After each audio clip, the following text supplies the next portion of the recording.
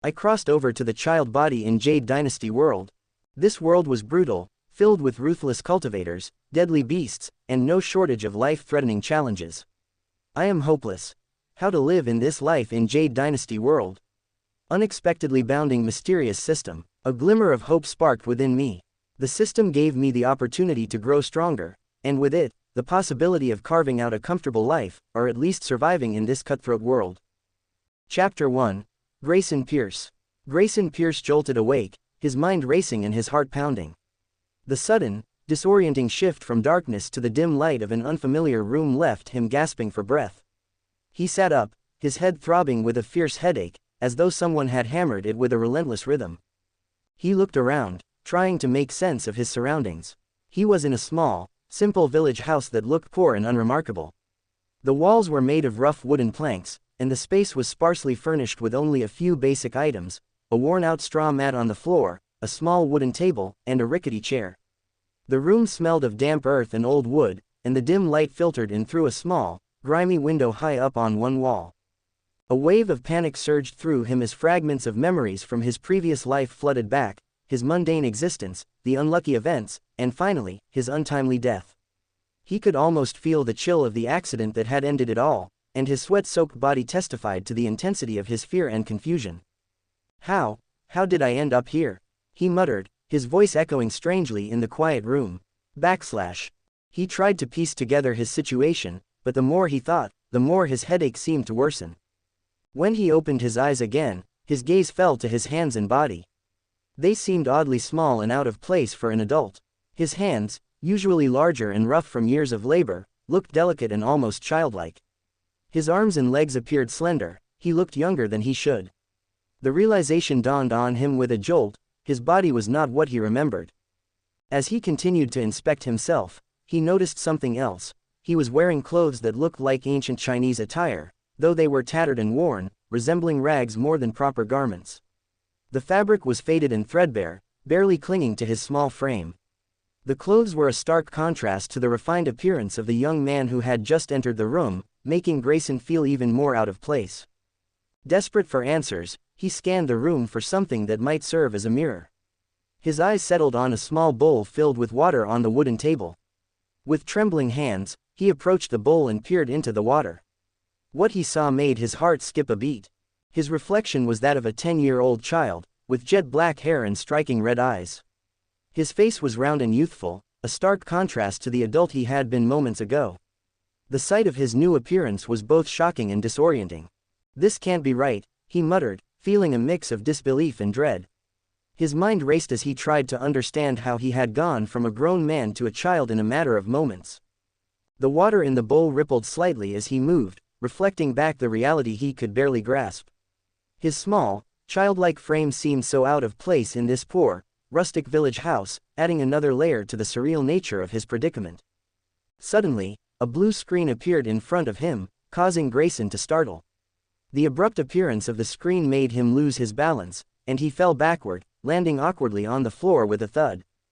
His eyes widened in shock as he stared up at the floating screen, which seemed to hover just in front of his face. The screen was filled with bright, pixelated text that was both mesmerizing and bewildering. The screen displayed a detailed status update, including an image of his new, youthful face along with various details. Opening square bracket. Name: Grayson Pierce. Age: 10-22 in previous life. Cultivation level: none. Comprehensive level: a weak little boy who can't even kill a chicken. World: Jade Dynasty. Closing square bracket. Grayson stood up, brushing off the dust from his clothes, and focused on the system window. He scanned the sections, finally settling on the World tab. As he did, a thought nagged at the back of his mind. Jade Dynasty, why does that sound so familiar? His musing was abruptly interrupted as the door to the small, dimly lit room creaked open. Grayson turned to see a young man entering, dressed in an ornate ancient Chinese immortal cultivation costume. The man exuded a refined and powerful aura, his presence commanding immediate respect. He wore a longsword at his side, which gleamed even in the dim light of the room. Following him were two children, who was almost same age as him. "Ah, you're awake," the young man said, his voice calm and measured. Grayson swallowed nervously, trying to process the sudden intrusion and the strange appearance of these new characters. As he took in the faces of the two children, an overwhelming realization struck him. His thoughts crystallized into one grim conclusion: I'm screwed. Chapter 2. Azure Cloud Sect 1. The next day, Grayson found himself walking alongside two young boys, Zhang Xiaofan and Lin Jingyu. The names sent a chill down his spine as he realized Xiao Fan was none other than the protagonist of the Jade Dynasty. Grayson had seen the series, and now, being in this world, he knew better than anyone that there was no such thing as a peaceful life here. When he first laid eyes on Xiao Fan, he felt an overwhelming urge to just curl up and die. This world was brutal, filled with ruthless cultivators, deadly beasts, and no shortage of life-threatening challenges. But as he checked his system and realized its potential, a glimmer of hope sparked within him. The system gave him the opportunity to grow stronger, and with it, the possibility of carving out a comfortable life, or at least surviving in this cutthroat world. That brought him to his present situation. He was now following Xiao Yikai, a disciple of the Azure Cloud Sect, who had saved him. According to Xiao Yikai, he had been found unconscious in a forest, likely exhausted and vulnerable to the dangers lurking around. Grayson was genuinely grateful to Xiao Yikai. If it weren't for him, he might have ended up as a meal for some wild animal. What surprised him even more was when Xiao Yikai told him he was suitable for cultivation and offered him the chance to follow him to the Azure Cloud Sect. Of course, Grayson accepted without hesitation. In this world, declining such an offer would be akin to signing his own death warrant. He knew all too well how cruel the world of cultivation could be to the weak, and joining a powerful sect like Azure Cloud was his best shot at survival. "Big brother, what is the Azure Cloud Sect like?" Grayson asked innocently, trying to gather more information. He had seen the sect in the series but remembered only the general plot. He couldn't be expected to recall every detail. Xiao Yikai, unfazed by the question, began to explain calmly as they walked. The Azure Cloud Sect is divided into 6 peaks, each with its own unique focus and responsibilities. Dragon Head Peak, the central and most important peak. It's where the sect's leader resides, and major decisions are made here. Sunset Peak, it's known for its beautiful sunsets. This peak is home to many talented disciples. It's said many prominent figures came from this peak. Big Bamboo Peak, this peak is celebrated for its tranquility and the abundance of bamboo. Of course it's famous for its special training, said Xiao Yikai as he thought of all the weird disciples on Big Bamboo Peak. Small Bamboo Peak is home to many female disciples and focuses on spiritual cultivation and refinement. It is considered one of the more serene and disciplined branches of the sect. Of course their strength is also great, don't underestimate them. Rising Sun Peak, known for its focus on fire-based cultivation techniques, Blazing Sun Peak is home to some of the most aggressive and formidable cultivators in the sect. So don't mess with those guys. And finally, Wind Blowing Peak. Each peak has its own distinct characteristics and plays a crucial role in the sect's overall structure and functioning, Xiao Yikai concluded, sharing the details with Grayson and Xiaofan and Jingyu. As Grayson thanked Xiao Yikai, they approached the main hall of the sect, crossing a shimmering river bridge. The bridge was composed of ethereal energy, looking like a transparent walkway with hues of rainbow colors swirling within it. The view from the bridge was breathtaking, with the serene river flowing below and the lush landscape of the Azure Cloud Sect stretching out around them. "Wow," Grayson muttered, unable to contain his awe. This place truly lived up to its reputation as one of the major sects in the cultivation world. It was both beautiful and intimidating, a reminder of the power and prestige that the Azure Cloud Sect commanded. As they approached the main hall, Grayson's thoughts drifted back to the information Xiao Yikai had shared about the various peaks within the sect. Each one had its own unique focus, and he couldn't help but wonder where he would end up. The peaks were more than just physical locations, they represented different paths within the sect, each with its own culture and challenges. Just as they neared the end of the bridge, the tranquility was shattered by a sudden disturbance. From the depths of the serene river, a majestic yet terrifying creature emerged, a Qilin, a legendary beast of immense power and grace. The sight of the Qilin was both awe-inspiring and fearsome. Its body was that of a deer, but it bore dragon-like features, including a flowing mane, sharp, gleaming horns, and scales that shimmered in a kaleidoscope of colors, mirroring the ethereal hues of the bridge beneath them. Qilin's presence was overwhelming. It descended upon them with a roar that echoed through the air, its eyes blazing with fierce intensity. The atmosphere crackled with energy as the beast unleashed a wave of destructive force. The radiant colors of the bridge flickered and wavered under the pressure, and the once peaceful river below now surged with turbulent waves, as if responding to Qilin's fury. Seeing this, Grayson's heart skipped a beat. Fuck, how could I forget about this thing? He thought, panic rising in his chest. Although he knew the Qilin wouldn't harm him, the sheer size and power of the creature were enough to make his legs feel like jelly. The thought of it swallowing him in one bite sent a shiver down his spine. Everything's going to be fine, everything's going to be fine. Grayson silently cheered himself on, trying to muster the courage to stay calm. Chapter 3. Azure Cloud Sect 2. Xiao Yikai, recognizing the threat, quickly moved to shield Grayson, Xiaofan and Jingyu. His expression was a mix of urgency and calm, he cultivation flaring as he prepared to see what is wrong with their sect guardian beast. Stay behind me. The Qilin landed gracefully in front of them, its majestic form casting a shadow over the ground. Xiao Yikai cupped his hands and bowed slightly in respect. Master Spirit Guardian, these are the future disciples the sect master ordered me to bring, Xiao Yikai said. The Qilin, a revered guardian of the Azure Cloud sect, was known for its wisdom and power.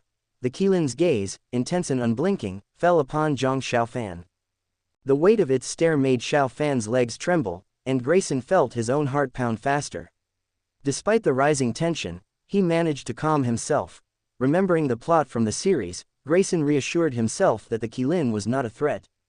Just as he recalled from the show, the Qilin took a thorough look at Xiaofan before turning and departing. The three of them sank onto the bridge, their legs giving out from the intensity of the moment. Xiaofan, visibly shaken, was particularly unsettled by the Qilin's intense gaze. Jingyu, noting his friend's distress, tried to offer some comfort. Grayson, meanwhile, felt a mix of fear and excitement churning within him. Xiao Yikai smiled reassuringly and said, "It's the guardian spirit of the Azure Cloud sect, the Water Qilin." He added, "So don't be too scared. The Qilin is a symbol of protection and guidance. Its attention is a sign of the sect's recognition of your potential." Grayson, hearing Xiao Yikai's reassuring words, couldn't help but sneer inwardly. That's all nonsense. The Qilin's interest isn't about potential, it's more likely because it sensed the dark energy of the Pearl Witches with Xiaofan. Potential, my ass, he thought, shaking his head slightly as he watched the scene unfold. You can fool those brats, not me, who knows the plot. After the Qilin's departure, Xiao Yikai led them to the main hall of the Azure Cloud sect. The hall was grand and imposing, with high ceilings and intricate carvings that spoke of the sect's long history and prestige. At the end of the hall, on a raised platform, sat 7 figures in ceremonial attire. At the center was the sect leader of the Azure Cloud sect, exuding an aura of authority and power. The sect leader's presence was commanding, and the other 6 figures flanked him, each with their own distinct air of influence and importance. 6 people representing 6 peaks. Same as in the plot, Jingyu was taken Dragon Head Peak and Xiaofan into Bamboo Peak. Now it comes his turn. Grayson, feeling the weight of the moment, stepped forward as Xiao Yikai nudged him. With a mix of nervousness and respect, he knelt before the assembled leaders and clasped his hands in a formal gesture.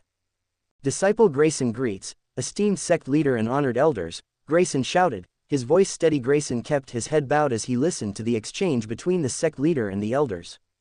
The weight of their gazes was almost palpable, and he could feel the intensity of their scrutiny. Despite his nerves, he forced himself to remain calm, determined to prove his worth. Xiao Yikai's voice was steady as he continued. Sect leader, elders, I have observed this child, and his aptitude is extraordinary. With proper guidance, he could become a valuable asset to our sect. The sect leader, Daoshuan Zhenren, nodded thoughtfully. His eyes, filled with wisdom accumulated over decades, lingered over Grayson. Potential, indeed, he murmured, his tone carrying a hint of intrigue. But potential alone is not enough. It must be nurtured and refined. The hall fell silent as Daoshuan Zhenren deliberated. The elders, each a powerful figure in their own right, exchanged glances but remained quiet, waiting for the sect leader's decision. Finally, Daoshuan Zhenren spoke, his voice carrying the authority of his position. I suggest we allow this child to join Bamboo Peak. While it may not be as prominent as some of our other peaks, it is a place where one can grow without undue pressure. There, his potential can be cultivated properly. Tian Buyi, the leader of Bamboo Peak, had been observing Grayson with a discerning eye. As the sect leader's words sank in, he slowly rose to his feet. His expression was a mix of seriousness and happiness. If that is the sect leader's wish, Tian Bui began, his voice deep and resonant, then Bamboo Peak will accept this child. His happiness at the prospect of gaining a promising disciple was quickly overshadowed by the sharp words of Kang Song, the leader of Dragon Head Peak. Kang Song's tone was firm as he spoke up. Sect Master, this child clearly has great potential. Wouldn't it be a waste for him to be sent to Big Bamboo Peak? With the right guidance, he could achieve much more under the tutelage of Dragon Head Peak. Tian Bui's face darkened with anger at the implication that his peak was somehow inferior. He stood tall, his voice booming with indignation. Kang Song, how dare you question my peak's ability to nurture talent? Do you think your Dragon Head Peak is the only one capable of producing exceptional disciples? Kang Song met Tian Bui's glare with an arrogant smirk. Talented disciples should be taught by the best, Tian Bui. It would be a disservice to this child if he isn't given the proper training, and Dragon Head Peak is where he would receive it. Tian Bui's temper flared as he reached for his sword, his anger evident in his eyes. Well, Kang Song. Are you trying to pick a fight with me? If it's a duel you want, I'm more than ready to oblige. The tension in the hall escalated as Tian Bui unsheathed his sword, the blade gleaming in cold light. Kang Song, unfazed, prepared to draw his own weapon, his posture equally defiant. Enough. The sect leader's voice cut through the rising conflict like a sharp blade. Daoshuan Zhenren waved his hand, his expression stern as he intervened. This is my decision. Grayson will be assigned to Big Bamboo Peak, and that is final. Both Tian Bui and Kang Song froze. The authority of the sect leader's voice brought an abrupt end to their quarrel. Tian Bui sheathed his sword, though his anger still simmered beneath the surface. Kang Song, too, withdrew, though not without a final, disapproving glance at Grayson. Daoshuan Zhenren's gaze swept across the hall, making it clear that the matter had been settled. There will be no further discussion on this. Grayson will receive his training at Big Bamboo Peak. I trust that under Tian Bui's guidance, he will reach his full potential. Grayson stood there, trying to process everything that had just happened. The argument between Tian Bui and Kang Song left him with a mix of emotions, doubt, confusion, and even a hint of disbelief. Is my potential really that great? Grayson wondered, his mind racing. Why are they fighting for me? Am I really that amazing? Why didn't I realize it before? Are their eyes blind, or did something about me change when I became a child? As the discussion concluded, Grayson knew it was his turn to speak. He took a deep breath, doing his best to keep his voice steady despite the whirlwind of thoughts and emotions swirling inside him. Thank you, sect leader, and honored elders. I will do my utmost to live up to the expectations of the sect. The hall, which had been filled with tension moments ago, now fell into calm silence. Tian Bui, who had been seething with anger, seemed to regain his composure. He looked at Grayson with a mixture of expectation and responsibility. Come, disciple, we have much work to do. Daoshuan Zhenren offered a slight nod, a rare smile playing on his lips. Very well, disciple Grayson. From this day forth, you are a disciple of the Azure Cloud sect. With that decision made, Grayson was officially assigned to Big Bamboo Peak.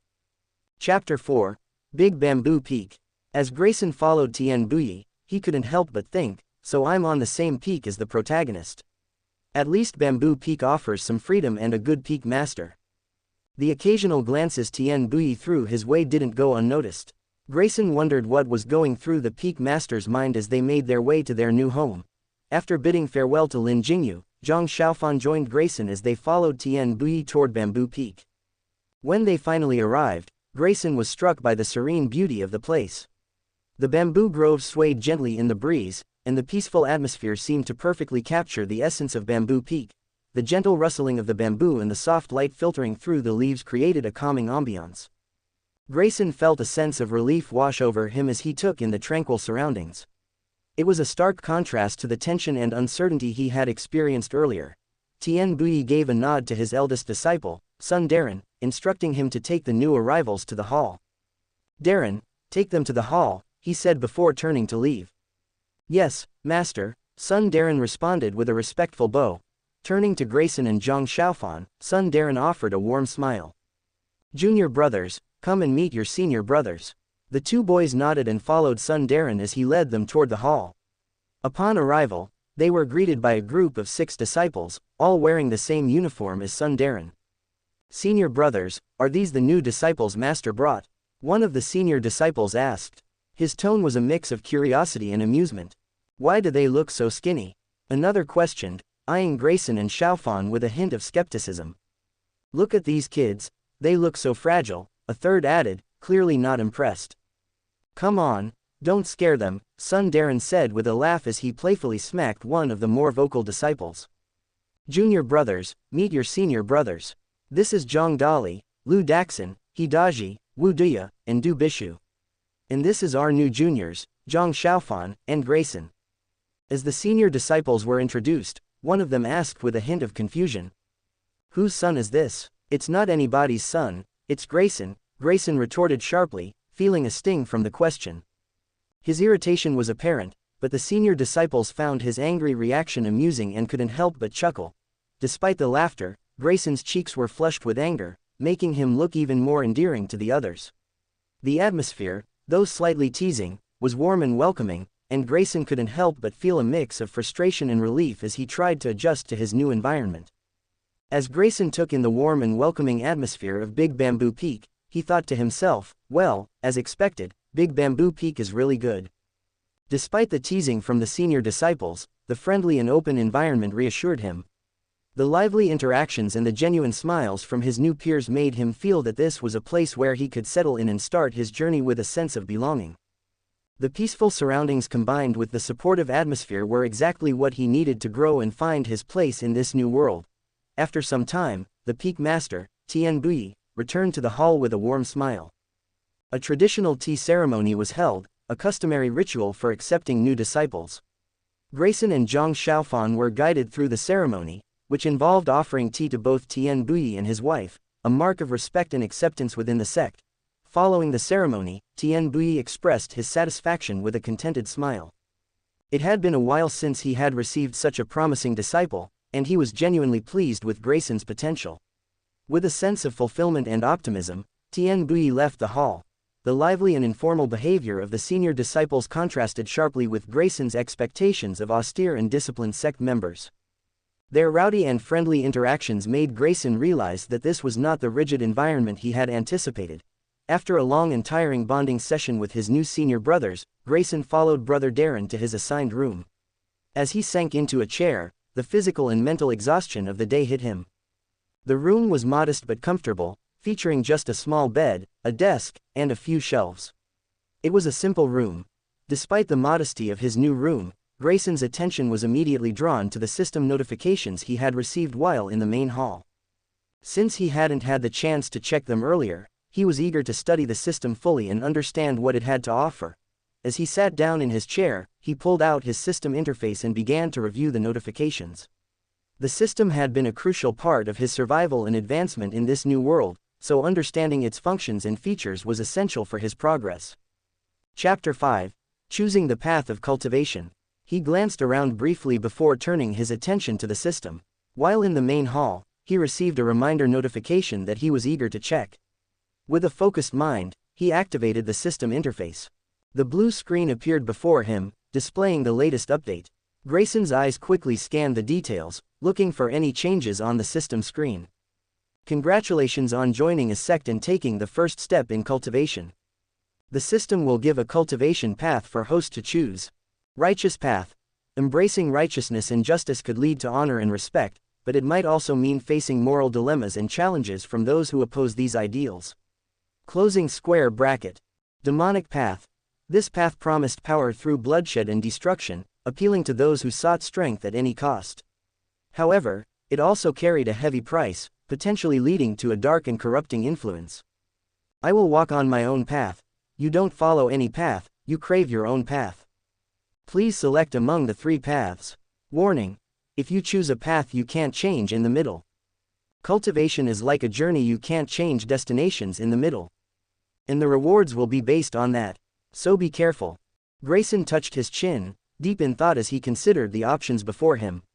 The righteous path had its appeal, promising honor and respect, but he knew it would come with moral constraints that could limit his freedom.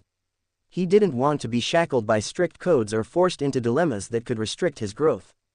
The demonic path, on the other hand, was immediately dismissed. While it offered immense power, the cost was too great. Grayson had no desire to become a bloodthirsty maniac, driven by dark desires and a corrupting influence. His gaze returned to the third option: I will walk on my own path. It was the most uncertain and challenging choice, but it resonated with him the most.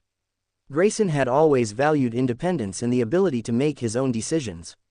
This path would allow him to carve out his own destiny, free from the rigid structures of the other two options. Finally, after a deep thinking, Grayson chose I walk on my own path. You chose I will walk on my own path. Congratulations on choosing your cultivation path. You have received the manual of heavenly demon cultivation. A bottle of chi gathering pills. Then he saw a manual appear in his mind, with a lot of information on how to cultivate it, and bottle with 10 pills in his hand. Cultivation technique. Heavenly demon cultivation. Rank X. Description: Heavenly demon cultivation is a formidable technique that harmonizes both chi and demonic energy, offering a unique blend of power and versatility.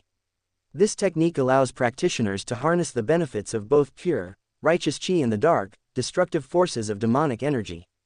Remarks: While the technique offers immense power, it requires careful management of both energies. The demonic aspect can corrupt the practitioner if not balanced properly, leading to potential risks of moral and physical degeneration. Closing square bracket. Grayson observed the information about the heavenly demon cultivation technique and noted its significant advantages, including its ability to harness both chi and demonic chi in harmony. He recognized the immense potential and high limits of the technique but also understood the inherent dangers it posed.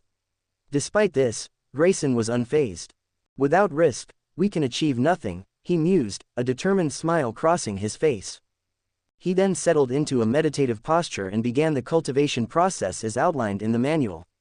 The first stage, chi gathering, required him to focus on drawing and refining chi from his surroundings. At this initial stage, Grayson concentrated on absorbing the ambient chi, channeling it through his body, and refining it to enhance his internal energy. As he immersed himself in the process, he felt a subtle flow of energy within him, gradually increasing his sense of control and connection with chi. Gray took one chi gathering pill and began to continue his training. The first stage of cultivation is chi gathering, which marks the initial step on the path of cultivation. This stage involves gathering chi within the body to strengthen it.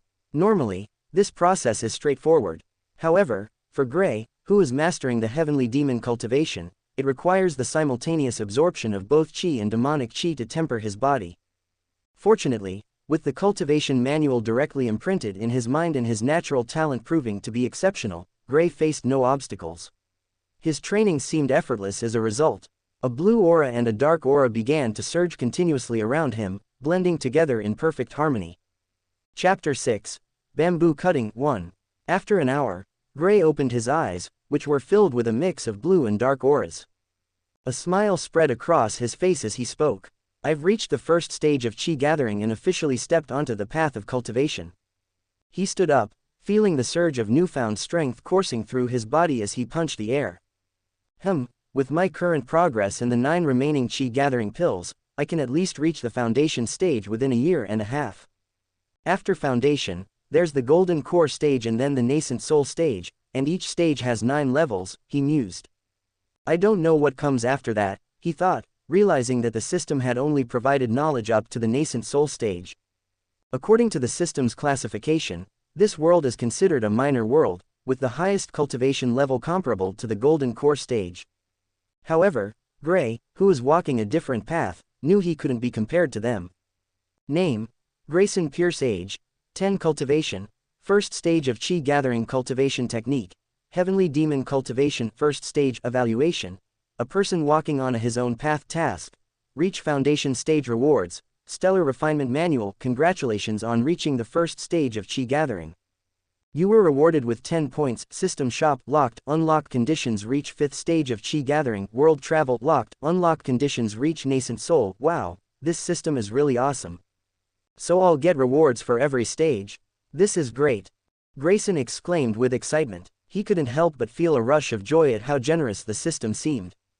Unlike the systems in the novels he'd read, where the hosts were often tortured and given only small rewards, this one was different. It had already granted him an X-rank cultivation manual, a treasure that could be considered one of the highest in the universe. The only disappointing aspect, though, was that the system didn't respond to his questions. It just provided instructions and then left him to figure things out on his own, as if it wanted him to grow and learn independently. In this shop, I'm really curious about the products available there, Grayson mused, his curiosity piqued by the possibilities. And what's with this world travel option? He wondered aloud, a spark of excitement in his eyes. Don't tell me I can travel to other worlds. A wave of excitement washed over him at the thought. Haha, this is going to be fun. I wonder if I can travel back to Earth. But then, he quickly dismissed the idea. There was no one for him on Earth, and that's why, when he arrived in this world, he didn't focus on returning. Instead, he concentrated on survival and left his past behind. Now, he was leading a new life, and he couldn't afford to be burdened by memories of his previous one. Afterward, Gray spent another half-hour studying the system before he finally gave in to his exhaustion from cultivation and drifted off to sleep. The next morning, Grayson was sleeping peacefully when the loud sound of the door opening started led him awake. Groggily, he sat up and saw his senior brother, Darren, standing in the doorway. Brother Darren, don't you think it's too early? Why are you making so much noise? Grayson grumbled, yawning before collapsing back onto his bed. Let me sleep, he muttered as he drifted off again. Darren's mouth twitched in annoyance. Without a word, he walked over to Grayson, hoisted him up like a sack of potatoes, and carried him out. Grayson, still deep in sleep, remained blissfully unaware of what was happening. 5 minutes later, Grayson felt a sharp sting on his butt and shouted, "Who dares to spank my?" He stopped mid-sentence, waving a small fist in protest, and noticed that he was no longer in his room. Instead, he found himself in the bamboo forest, with Darren standing right in front of him. Behind Darren stood Xiao Fan and a little girl. Brother Darren, why am I here? Grayson asked, quickly piecing together that the pain he felt was likely due to Darren dropping him on the ground. He silently vowed to take revenge for this in the future. Junior brothers, from today onwards, your training starts, Darren announced, looking at both Xiao Fan and Grayson. Training, here? Grayson asked, glancing around the bamboo forest. All he saw were rows of tall bamboo trees swaying gently in the breeze. There was no sign of any training equipment or anything remotely related to martial arts practice. Though he had seen the first season of the series, he couldn't recall the details of the training, as they weren't central to the main storyline. Chapter 7, Bamboo Cutting 2. From now on our MC name will be Gray, as Gray from Grayson. Yes, our Big Bamboo Peaks special training, Darren replied with a grin. These bamboo trees are the specialty of our peak. They're stronger and more resilient than normal bamboo. He then handed 2 woodcutting knives to Gray and Xiao Fan. For the next 3 months, you juniors will have to cut down 1 bamboo tree each day, Darren instructed. Xiao Fan, examining the knife, felt the training was pointless. After all, he was used to cutting wood in his village. He voiced his thoughts, Brother Darren, I'm used to cutting wood back in my village. Darren, his face smug, replied, then try cutting down one of these bamboos. If you can cut it, you can skip this training. He remembered his own experience when he first joined, thinking the task would be easy, only to discover just how tough these bamboo trees really were. Under everyone's watchful eyes, Xiao Fan approached the bamboo tree and slashed at it with all his might. To his surprise, there wasn't even a scratch on the tree, and the recoil was so strong that it sent him falling backwards. Haha, Junior, now do you understand? Darren said with a laugh. And this is your sister, Tian Linger, the master's daughter, Darren added, gesturing toward the little girl. HMPH, that's senior sister for you too, Linger said with a smug expression. Senior sister, my foot, Gray thought to himself, you're not even half my age. There's no way in hell I'm calling you my senior. Although his physical body was only 10 years old, his soul had lived for 21 years, and he wasn't about to start treating someone so much younger as his superior. Shaking his head, Gray walked over to a bamboo tree with the knife in his hand, determined to test his own strength. He mobilized the energy within his body and slashed at the bamboo. He focused on mobilizing the energy within his body, feeling it flow through his limbs, and then slashed at the bamboo. The bamboo tree was incredibly tough, far more resistant than it appeared, but with a firm grip and a strong swing, Gray managed to cut it down. It's not that hard, he mused, examining his hand. The effort had been significant, but he realized that the difficulty stemmed mostly from his lack of experience. With more practice, he felt confident that he could handle it with ease. Though cutting bamboo trees might not seem like serious training, Grayson understood that it was an essential exercise for beginners in cultivation, helping them build strength and focus. "Wow, junior brother, you really cut it down in one strike," Darren exclaimed, staring in disbelief at Grayson and the fallen bamboo tree. "Are you sure you didn't practice before?" he asked, still trying to process what he had just witnessed. "Nope," Gray replied casually. Xiao Fan, who had watched the whole thing, couldn't help but feel that Gray was better than him. They had joined at the same time, yet Gray had already shown greater skill. However, instead of feeling jealous, Xiao Fan was motivated. He knew that with practice, he could also improve his strength. "HMPH, I can do it too," Linger declared with a flourish, cutting through the bamboo with practiced skill while gliding effortlessly through the air. The pieces of bamboo fell neatly into the basket strapped to her back, which seemed to defy gravity itself. "Wow, senior sister is amazing," Xiao Fan exclaimed, his eyes wide with admiration. Linger beamed at the praise and turned her gaze toward Gray, eager to see his reaction. But Gray's expression remained deadpan, as if he was silently asking, "Is that really something to get excited about?" "Hey, brat, what's with that look?" Linger snapped, feeling insulted by Gray's indifferent gaze. "Oh, me, brat?" Grayson asked innocently. "Yes," Linger shot back. "Then aren't you also a brat? You and I are the same age, so that makes you a brat too," Gray said with a smirk. "A brat calling another person a brat doesn't make you any less of one." Linger's eyes widened in shock. You. Exclamation mark quote. Her face turned an impressive shade of crimson as she floundered for a retort. "How dare you, child, you're dealing with an adult. Your tricks won't work on me," Gray thought to himself, laughing inwardly. Darren, watching the exchange unfold, tried to stifle his laughter. He had seen his kids who behaved maturely for their age, but this was on a whole new level. He felt a pang of sympathy for Linger, who was now looking as if she had been caught in a trap. "I'm what?" Gray asked, playing the innocent act to perfection. "You, bad guy, I'm leaving," Linger huffed, her face still burning with embarrassment. She stomped off dramatically, her pride wounded and her confidence shattered, and Linger stormed away. Chapter 8. Training. Darren shook his head, a wry smile playing on his lips. "Well, Junior Gray, you certainly have a way with words. You might be the youngest troublemaker I've seen." Gray shrugged nonchalantly. "Just being honest. It's not my fault if some people can't handle the truth." "All right, let's get back to work," Darren said, trying to bring the focus back to their training. "We still have plenty of training to do." As they prepared to continue, Xiao Fan approached Gray, his voice waving slightly as he spoke for the first time.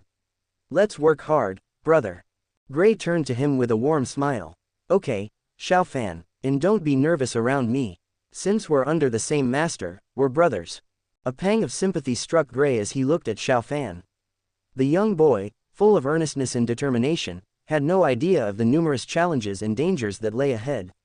Gray, with the wisdom and experience of an adult from his previous life, couldn't help but feel a protective instinct toward his junior. If he could, he would shield this kind-hearted child from all the hardships waiting in the future. But Gray knew that only time would reveal what the future held. If he became strong enough, perhaps he could help Xiao Fan navigate those challenges, but uncertainty lingered, leaving Gray to wonder if he could truly change what fate had in store. Meanwhile, high above the scene, Tian Bui observed with a thoughtful expression. He noted the budding bond between the two young disciples and the sincerity of Graywards. Good behavior and a solid foundation, Tian Bui mused to himself. And he is truly talented. With that, he turned away, satisfied with what he had seen, and left quietly, leaving his disciples to their training. After 2 hours of hard work, Gray had finally finished cutting down his bamboo tree. Exhausted but satisfied, he found a large rock in the middle of the bamboo forest and sat down, relishing the tranquil surroundings. He pulled out his lunch, 2 simple dumplings, and savored them slowly. The forest was enveloped in a serene atmosphere, with the gentle rustling of bamboo leaves and the soft chirping of distant birds. The environment was perfect for cultivation, rich in abundant natural qi. Gray closed his eyes and began to focus, drawing in the qi from the surroundings. There are still 5 years before the plot starts. I should just focus on my cultivation until then, he murmured to himself, setting his resolve. As he sat there, he channeled the gathered qi into his body, skillfully blending it with demonic qi. The two energies intertwined seamlessly within him, working together to temper and strengthen his body. The blue and dark auras swirled around him in harmony, a visual testament to his cultivation process. The peaceful environment, coupled with the rich qi, allowed Gray to cultivate effectively, enhancing his skills and fortifying his physique. As the hours passed, evening began to settle in. Gray finally concluded his cultivation session, feeling the calm and satisfaction of a day well spent.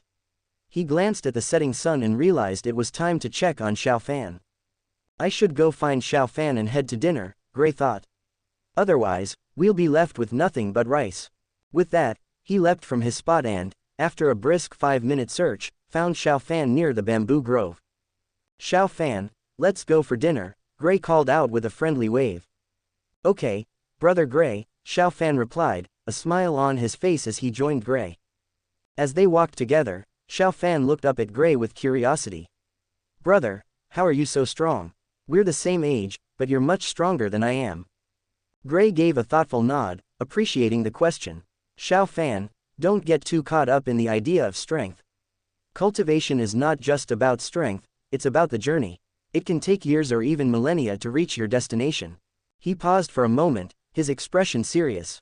If you focus only on the pursuit of strength, you might lose sight of your goals and falter along the way. Instead, think about why you're cultivating and what you truly want to achieve. This is my sincere advice, Gray added, drawing from his experiences and wisdom from his previous life. Understanding your purpose in cultivation will guide you better than just chasing power. Xiao Fan listened intently, absorbing Gray's words with a nod of understanding. As he processed the advice, he felt deep admiration for Gray. The calm and maturity in Gray's demeanor contrasted sharply with his own youthful uncertainty, and Xiao Fan couldn't help but feel inspired by his older brother's wisdom. When Gray and Xiao Fan arrived at the dining hall, they were met with a disheartening sight. Nearly all the dishes were empty, with only a few remnants left. Gray's eyes widened in disbelief, and he shouted, "You bastards! Seniors, can't you leave anything for your junior brothers? What kind of seniors are you?" Chapter 9. Daily Life on Bamboo Peak. Without waiting for a response, Gray swiftly moved to grab a bowl of rice and some chicken. Not having mastered the art of chopsticks yet, he simply gulped down the food, his frustration evident. "Oh, our junior is fighting for food," a senior teased from the sidelines. "Let's see who eats faster." Xiao Fan watched the scene unfold, bemused by the disparity between the wisdom Gray had imparted and his current desperate scramble for food. The senior's teasing only added to his confusion. Amidst the commotion, Linger stepped forward, holding out a bowl with rice and some seasonings. Her expression was a mix of pride and pity as she addressed Xiao Fan. "Junior brother, this is for you. As your senior sister, I can't just leave you out." She offered the bowl with a hint of smugness, clearly more interested in helping Xiao Fan than in acknowledging Gray's earlier antics. Xiao Fan accepted the bowl with a grateful smile, feeling touched by the gesture. Her kindness made Xiao Fan appreciate the support from his senior sister. After the frenetic battle for food, Gray let out a contented burp, patting his full stomach. Despite not being accustomed to rice in traditional Chinese cuisine, he managed to enjoy the meal. His experience with fast food like fried rice from his previous life made the transition easier, though he missed the cool, chilled Coke he was used to.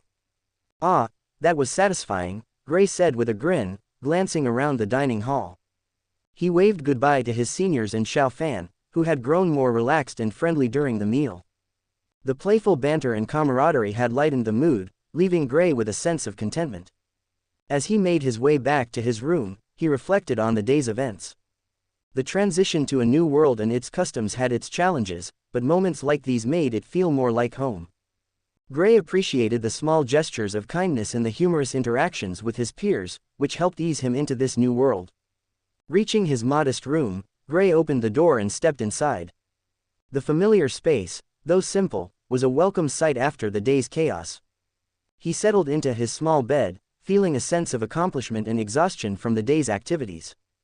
The next morning, as usual, Gray was rudely jolted awake by a bucket of water being dumped over his head. The shock of the cold water made him splutter and curse in every language he knew, from English to a few scattered phrases in other tongues he'd picked up over the years. "Why you?" Gray's groggy voice erupted in a mix of frustrated expletives and bewildered mutterings. "Who in their right mind?" Before he could finish his tirade, Darren, with a mischievous grin, gave him a swift smack on the head. "Good morning, junior brother. It's time to rise and shine." Gray rubbed his sore head, glaring daggers at Darren. He mentally added this incident to his ever-growing list of grudges. "Just wait, Senior Darren. I'll remember this. Next time, I'll make sure you get a bucket of cold water, too." He muttered darkly. A gentleman's revenge may be late, but it always comes, Gray vowed to himself, already plotting his payback. Darren chuckled, completely unfazed by the threat. Yeah. You can plot all you want, but don't be late for training. Or I might just make it a daily tradition." With a final glare and a resigned sigh, Gray dragged himself out of bed, drenched and shivering but with a newfound determination to get his revenge. He couldn't wait for the day when he'd get his chance to turn the tables.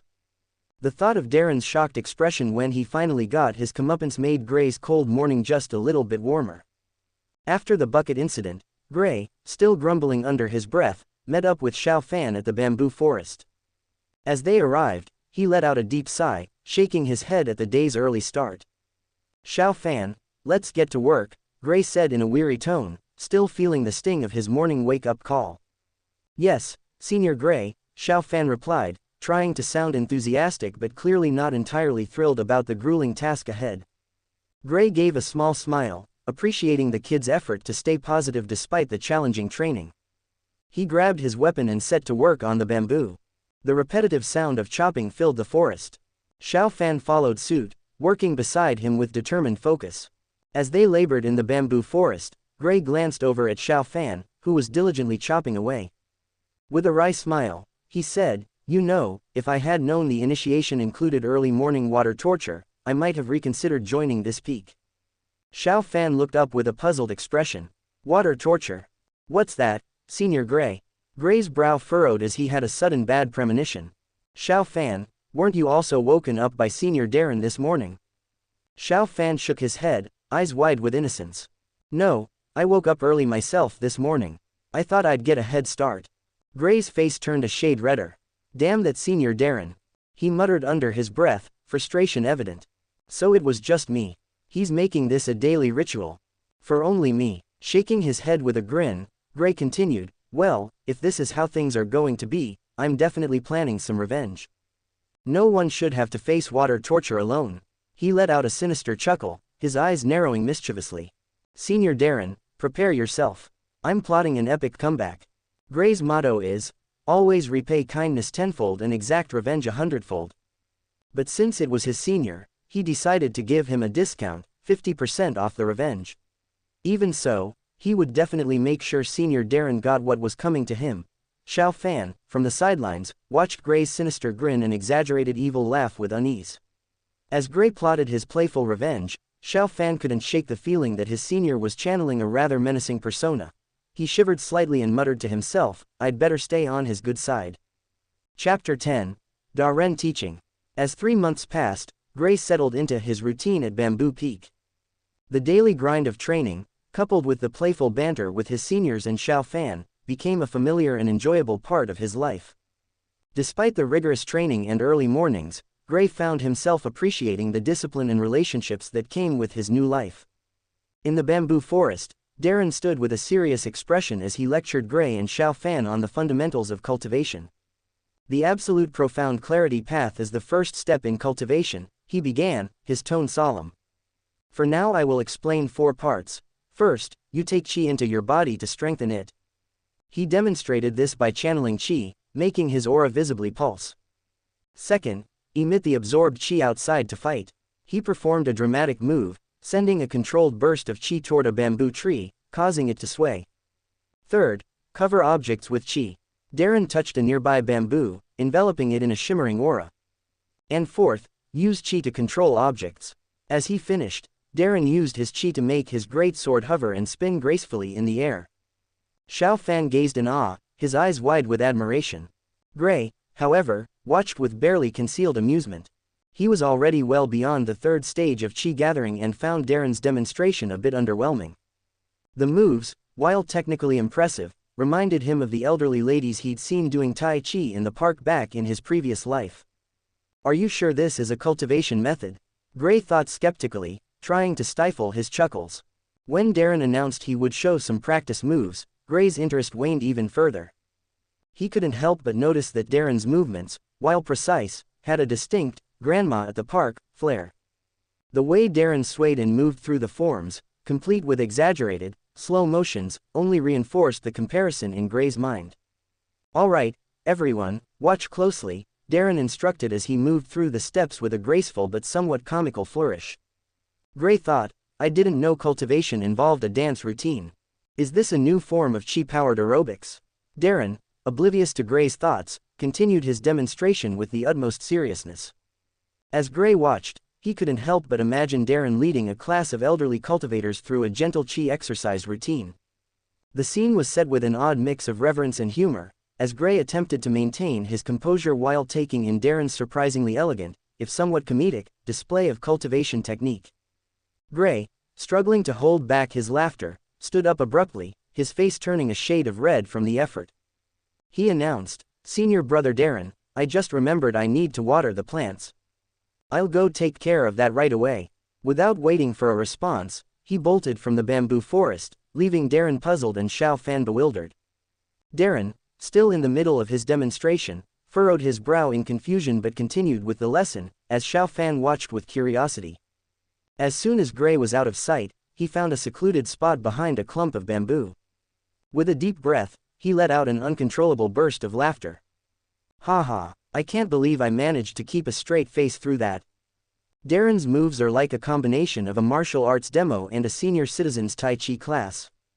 It's like he's going for the gold medal in cultivation for seniors. He doubled over, clutching his stomach as his laughter echoed through the forest.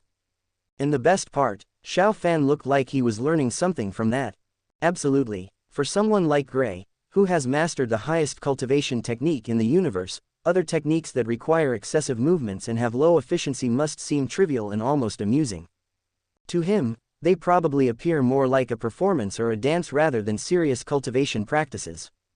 This contrast likely highlights just how far beyond the ordinary his abilities and understanding have become.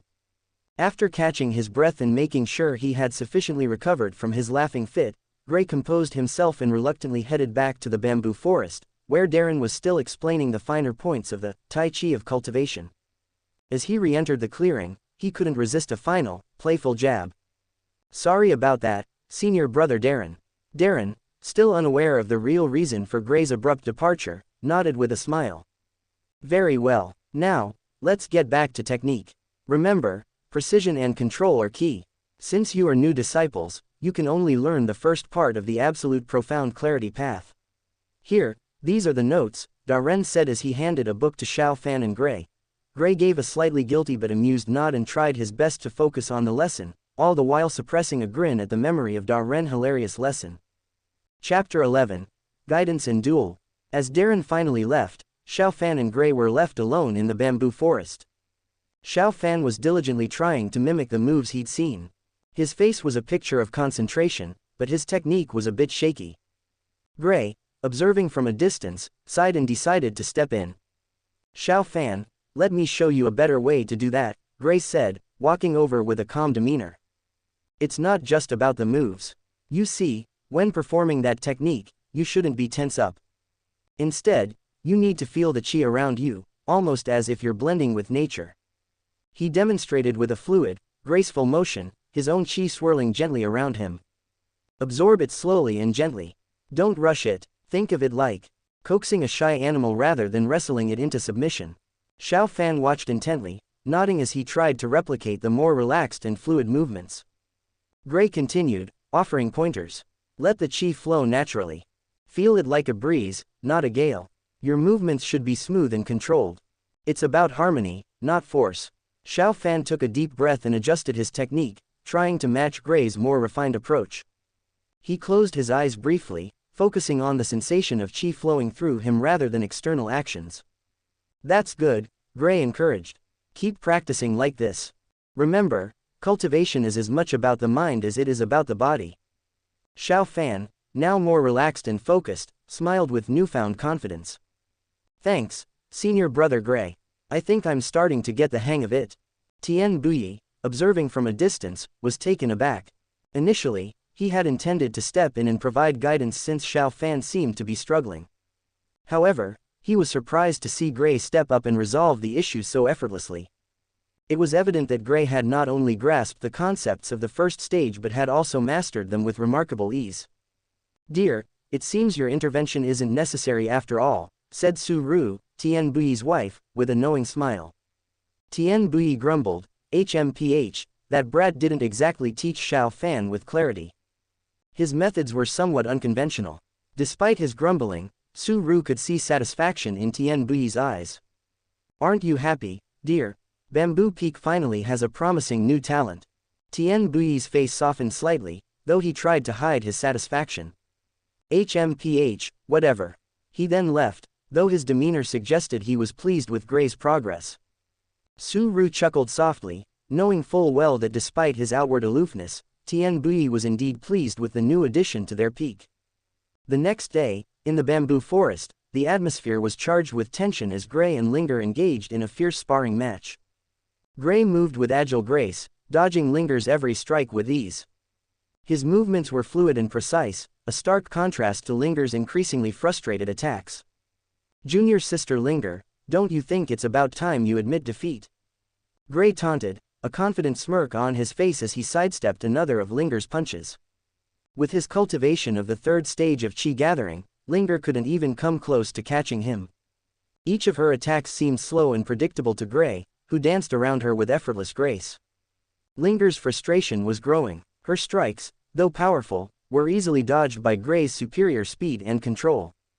Despite her best efforts, she couldn't seem to land a hit, and each failed attempt only fueled her determination to prove herself. How long are you going to keep this up? Gray continued, his voice light with amusement. If you can't catch me, maybe it's time to call it a day. Linger's eyes burned with determination as she pressed on, sweat dripping from her brow. She threw a series of rapid jabs, her movements becoming increasingly wild and desperate. Gray, with his superior skill, continued to evade her effortlessly, his movements smooth and fluid. You think you can outmaneuver me forever? Linger demanded, sweat trickling down her forehead. Well, it seems I'm quite good at it, Gray quipped, gracefully spinning away from yet another punch. He then executed a flawless backflip, landing gracefully on his feet as he taunted, maybe you should take a break and regroup. Linger gritted her teeth and aimed for a sweeping kick, but Gray anticipated it perfectly. With a swift sidestep, he was behind her in an instant. As Linger turned to face Gray, he raised an eyebrow and a mischievous grin spread across his face. In a blink, he vanished from sight, leaving Linger momentarily bewildered. Before she could react, she felt a sharp, unexpected pain on her forehead. Whirling around, she saw Gray reappear casually beside Xiao Fan, who was watching with wide eyes. You lost, Gray declared triumphantly, his grin widening. And from now on, your junior sister. Call me senior brother. Linger's face was flushed with irritation. HMPH, that doesn't count. She snapped, her frustration evident. She turned on her heels and stalked away, her anger palpable. Gray watched her storm off, a smirk playing on his lips. Women are always like that, never willing to admit defeat when things don't go their way, he mused aloud. Turning to Xiao Fan, who had been silently observing, he said, go follow your senior sister. Otherwise, she might start crying somewhere. Xiao Fan, trying to suppress a chuckle, nodded and hurried after Linger, eager to avoid further conflict and stay on her good side. Gray shook his head with a chuckle, his gaze following them as they disappeared into the distance. I should really match them up somehow, he thought. Ensure Xiao Fan stays at Bamboo Peak. He sighed contentedly, enjoying the light-hearted competition and his own scheming. As for him, he wasn't particularly interested in Linger. To him, she was still a bit of a brat. His preferences leaned toward mature, young, beautiful, and cute girls, qualities he felt Linger didn't quite embody. Chapter 12. System Shop. Gray's cultivation journey had been intense, with each day bringing him closer to the fourth stage of Qi refining. However, as he advanced, he noticed that the time required for each breakthrough was increasing. The sheer volume of Qi needed to progress to the next stage was growing significantly. Though his cultivation speed hadn't slowed down drastically, the increasing demand for qi made each breakthrough more challenging. Gray briefly considered using qi-gathering pills to expedite his progress but decided against it. He reasoned that it would be wiser to reserve these resources for the later stages, where the difficulty of advancement would be even greater. He was also keenly aware that reaching the 5th stage would unlock the shop in his system, potentially offering new tools and items to aid his cultivation. The anticipation of these new possibilities kept him motivated, even as the path became more arduous. His days were spent in the serene yet challenging environment of the bamboo forest, where rigorous training sessions filled his schedule. Every morning, Gray immersed himself in cultivation practice, pushing himself beyond his limits.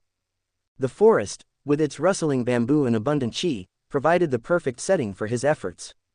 Despite the demanding nature of his training, Gray found enjoyment in the friendly competitions with Xiao Fan and Linger. For Xiao Fan and Linger, these matches were challenging, but for Gray, they were mostly entertaining.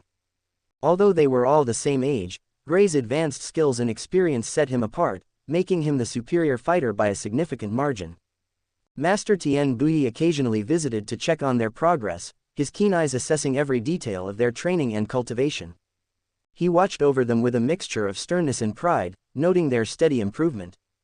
Each time he saw the earnest efforts of his disciples, particularly Gray, a contented smile would spread across his face before he departed. 3 months passed in what seemed like the blink of an eye. Gray had made steady progress, and the bamboo peak had become his sanctuary. Deep within the bamboo forest, Gray sat on a rock, deeply immersed in meditation. Swirling qi and a dark aura surrounded him, their energies intertwining harmoniously, creating an aura of both power and serenity. Suddenly, Gray's eyes snapped open, a wave of exhilaration coursing through him. Finally, I broke through to the 5th stage, he exclaimed, his voice ringing through the quiet forest. The surge of power he felt within was intoxicating. His qi was now flowing with greater intensity and clarity. Without hesitation, Gray leapt off the rock, landing gracefully on the ground. The anticipation was too much to contain, and he quickly opened the system interface, eager to see what new opportunities awaited him now that he had reached the 5th stage. Shop 1st stage unlocked, pills, weapons, skills. Gray opened the pills section. A bottle of qi gathering pills contains 10 pills. Cost 100 points. Qi burst pill cost 50 points. Description: increases the qi 3 times for 30 minutes without any drawback. Note: excessive use at the same time can damage the body. Foundation pill cost 100 points. Description: this pill is designed to help solidify and stabilize your cultivation foundation, enhancing the strength and stability of your qi base. It's particularly useful for ensuring a strong foundation as you advance to higher cultivation stages. Gray's excitement turned into frustration as he navigated the system interface. His initial joy of reaching the 5th stage was overshadowed by the harsh reality of his limited points. With only 50 points, earned slowly over his qi gathering stages, he found himself unable to afford any of the items he had hoped for. He hesitated for a moment before opening the weapons section, only to close it almost immediately. The prices started at a staggering 200 points, far beyond what he had. Disappointment gnawed at him, but he tried to shake it off. Next, he considered looking at the skills section, but the thought of seeing even more unattainable options only deepened his frustration. Better not, he muttered to himself, unwilling to subject himself to further disappointment. Being poor in the system wasn't just a setback, it was downright depressing. "Hey, system, is there another way to earn points?" Gray asked. His voice was tinged with hope. He waited, but no response came. Instead, a message appeared before his eyes. Reach the foundation stage to unlock more features of the system. Wait, there are more functions. Why didn't you show them to me before? Gray demanded, frustration creeping into his voice. But once again, the system remained silent, offering no further explanation. Gray sighed deeply, the realization that he was still so far from fully utilizing the system weighing heavily on him. The lack of response only added to his growing sense of annoyance. "Well, I guess I'll just have to push harder," he muttered, trying to shake off the disappointment as he steeled himself for the challenges ahead. To lift his spirits and shake off the lingering disappointment, Gray decided that the best way to do so was to engage in some training with his 2 adorable juniors, Xiaofan and Linger. "Yeah, that'll definitely help," he muttered to himself with a smirk, already envisioning how the session would go. The thought of training with them was just the distraction he needed. After all, nothing quite compares to the satisfaction of honing skills and pushing his juniors to their limits. Even if he knew it would mostly be a one-sided affair, with a newfound idea, Gray made his way to find Xiao Fan and linger, ready to turn his frustration into a productive and possibly amusing training session. La la la, here I come, my juniors. Gray sang cheerfully as he strolled through bamboo forest, his voice carrying a playful tone that contrasted sharply with his underlying intentions. Chapter 13. Training Devil.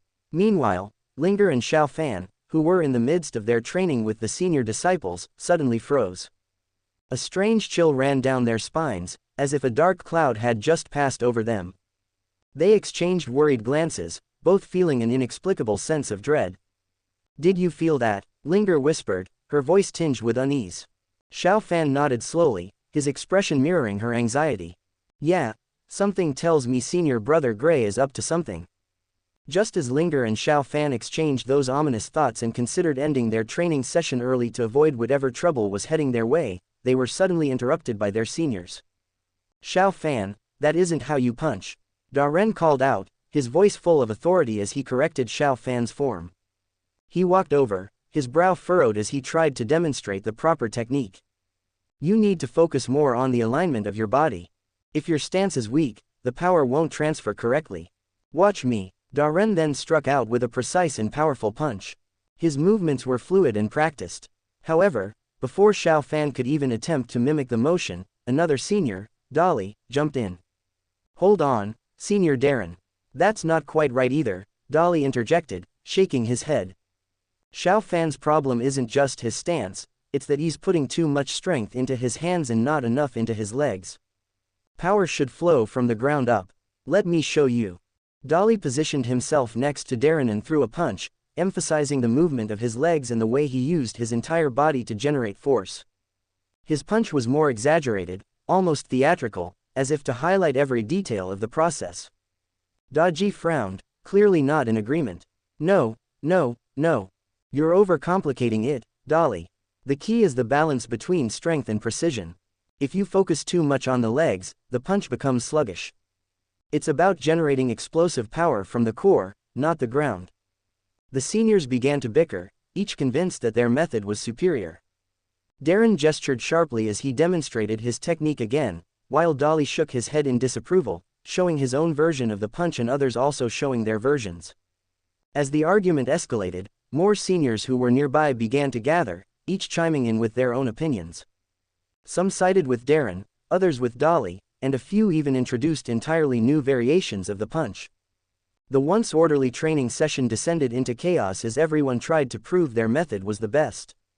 Xiao Fan and Linger stood there, wide-eyed and increasingly bewildered, watching their seniors argue back and forth. What had started as a simple training session had now turned into a full-blown debate, with punches being thrown more to prove points than to teach technique. Just as Linger and Xiao Fan were about to make their stealthy escape, a familiar voice echoed through the bamboo forest, causing both of them to freeze in their tracks. "My cute juniors, your senior brother has come to train with you." Gray's voice rang out, cheerful yet ominous, sending a shiver down their spines. The two of them exchanged a quick glance, their eyes wide with dread. They didn't need to say a word, they both knew exactly what that meant. The training devil had arrived. Without a second thought, they turned on their heels and bolted in the opposite direction. They dashed through the forest, darting between the tall bamboo stalks as fast as their legs could carry them, all the while silently praying that Gray wouldn't catch up. "Where are you going, my precious juniors?" Gray's voice called out again, closer this time, with a hint of playful menace. "Don't you want to improve your skills?" Linger and Xiao Fan's hearts raced as they pushed themselves to run even faster. They had learned the hard way that Gray's idea of training often involved grueling, endless exercises that left them exhausted and sore for days. It was a fate they were desperate to avoid. Behind them, they could hear Gray's footsteps closing in, his laughter echoing through the trees as he pursued them. He wasn't even running at full speed, just enough to keep the chase exciting. Chapter 14. Sparring with Juniors. Split up. Linger whispered urgently to Xiao Fan, and they each veered off in different directions, hoping to confuse Gray and buy themselves some time. But Gray, with his heightened senses and mischievous grin, was not so easily fooled. He watched them go with amusement, ready to make this game of cat and mouse even more entertaining. "Oh, you can run, but you can't hide," Gray called out, deciding which of his cute juniors to chase first. The thrill of the chase was all he needed to shake off his earlier depression. Now, it was time to catch his prey. As soon as Linger and Xiao Fan took off running, Gray's eyes locked onto Xiao Fan, who was just a bit slower. "Oh no you don't, Xiao Fan," Gray shouted, his grin widening as he launched himself after the fleeing boy. Xiao Fan's heart pounded as he darted through the bamboo trees, zigzagging to throw off his relentless senior. "Senior brother, have mercy," he cried out, but the only response was Gray's mischievous laugh echoing behind him. "Mercy? You want mercy after running away from your senior brother?" Gray called out, his speed increasing as he gained on Xiao Fan. The chase had turned into a full-blown game of cat and mouse, with Xiao Fan desperately trying to stay ahead. But with every turn, Gray seemed to close the distance effortlessly. Xiao Fan's face was a mixture of terror and laughter, knowing that if Gray caught him, he'd be in for the most intense training of his life. As he tried to speed up, he realized there was no escaping the inevitable. Gray was too fast, too determined. Finally, with a swift movement, Gray caught up and tapped Xiao Fan on the shoulder. "Gotcha," he exclaimed, grabbing Xiao Fan by the collar and spinning him around. "Now, let's start our special training session, shall we?" Xiao Fan's face fell as he caught his breath, while Gray gave a satisfied nod, already planning the tortuous, "Oh, sorry, beneficial, training session ahead." Gray's grin widened as he let go of Xiao Fan, who was still gasping for breath. He turned his gaze toward where Linger had run off to, his eyes narrowing playfully. "Now it's your turn, Linger," he said, his voice dripping with mock menace. Linger, who had thought she might have escaped, froze mid-step. She slowly turned around to see Gray already sprinting in her direction, his smile growing even more mischievous. "No, no, no. Stay away from me," she yelled, taking off at full speed. But Gray was relentless. "You can run, but you can't hide, junior sister," he called out, his voice filled with teasing glee. The chase was on, and Linger knew that the training devil was right on her heels. Despite her best efforts, Gray closed the distance quickly. Linger, trying to dodge him, zigzagged between the bamboo trees, but Gray matched her every move, clearly enjoying the chase. Finally, Linger found herself cornered against a large bamboo grove. She turned around slowly, panting, and raised her hands in surrender. All right, I give up. You win, senior brother." Gray smirked as he closed the distance, patting her on the head. "Good choice, junior sister. Now, let's start our training session. After all, we wouldn't want you to fall behind, would we?" Linger groaned, knowing that whatever Gray had planned would be anything but easy. Xiao Fan, who had managed to catch his breath, watched from a distance, silently grateful that it was Linger's turn this time. Xiao Fan and Linger unleashed their full power, launching a coordinated assault on Gray. Xiao Fan's punches were swift and precise, aiming at Gray's midsection, while Linger's kicks were aimed at his sides and legs. Despite their combined effort, Gray seemed to glide effortlessly through their attacks, dodging with an agility that left them both exasperated. As Linger's kick flew just inches from Gray's face, he twisted in midair, narrowly avoiding it. He countered with a playful swipe, knocking her off balance. Xiao Fan tried to capitalize on the opening, but Gray was already sidestepping, his movements so fluid it was almost like he was dancing. Gray's playful grin never faded. Every time Linger or Xiao Fan thought they had him cornered, he'd be somewhere else, barely touched by their efforts. He would occasionally toss a gentle counterattack, nudging them or tapping them lightly on the shoulder, further aggravating them. "Come on, give me something harder," Gray taunted, ducking a particularly fierce swing from Linger. "Is that all you've got?" Linger's frustration was palpable as she tried to land a decisive blow, only to miss again as Gray gracefully ducked and twirled out of the way. "Stop mocking us," she shouted, her cheeks flushed with exertion. Xiao Fan, sweating and panting, tried to regroup and anticipate Gray's next move, but every attempt was met with Gray's effortless dodging and playful jabs. Despite their frustration, the training had turned into an unexpected display of skill and amusement. After 15 minutes, eventually, Gray, seeing that they were giving their all but still unable to land a hit, decided to end the session. He raised both hands in a gesture of surrender, grinning from ear to ear. Alright, you two are improving, but you'll need to work on your teamwork if you want to catch me. Linger and Xiao Fan, though exhausted, couldn't help but laugh at the absurdity of their relentless pursuit. They collapsed onto the ground, panting and laughing, while Gray, still standing, watched with a mix of satisfaction and amusement. As the commotion continued, a new voice cut through the noise, calling out, "Gray." Gray turned to see Madame Su-Ru approaching with a calm but commanding presence. His playful demeanor shifted to one of respect. He quickly stood straight, offering a polite bow. Disciple Gray pays his respects to Madame Su-Ru. Madame Su-Ru acknowledged him with a warm smile before turning her attention to the scene. Linger, catching her mother's gaze, stomped her foot and complained, "Mom, this guy is bullying us." Gray, with a hint of mischief, defended himself. "That's called training, Linger. If Madame Su-Ru wanted to intervene, she would have done so earlier. Clearly, she's seen everything." Madame Su-Ru raised an eyebrow. Her expression was of amusement. "Indeed, I've been watching. Training often involves pushing your limits, even if it means some discomfort." Gray grinned, feeling a bit triumphant. "See, even Madame Su-Ru agrees with me." Linger huffed but managed a small smile. Alright, I guess we'll take a break then." Gray, with a playful smirk, called out, "Of course, after the break, there will be training again." Linger and Xiao Fan, catching the hint, quickly dashed off, their laughter echoing through the bamboo forest. "Hey, stop running, do your training," Gray shouted, chasing after them with renewed enthusiasm. Madame Su-Ru watched the scene with a mix of amusement and pride. "Did you see, dear?" Gray almost caught up with his seniors. Tian Bui appeared beside her, his expression a blend of skepticism and approval. "HMPH, that brat still has a long way to go.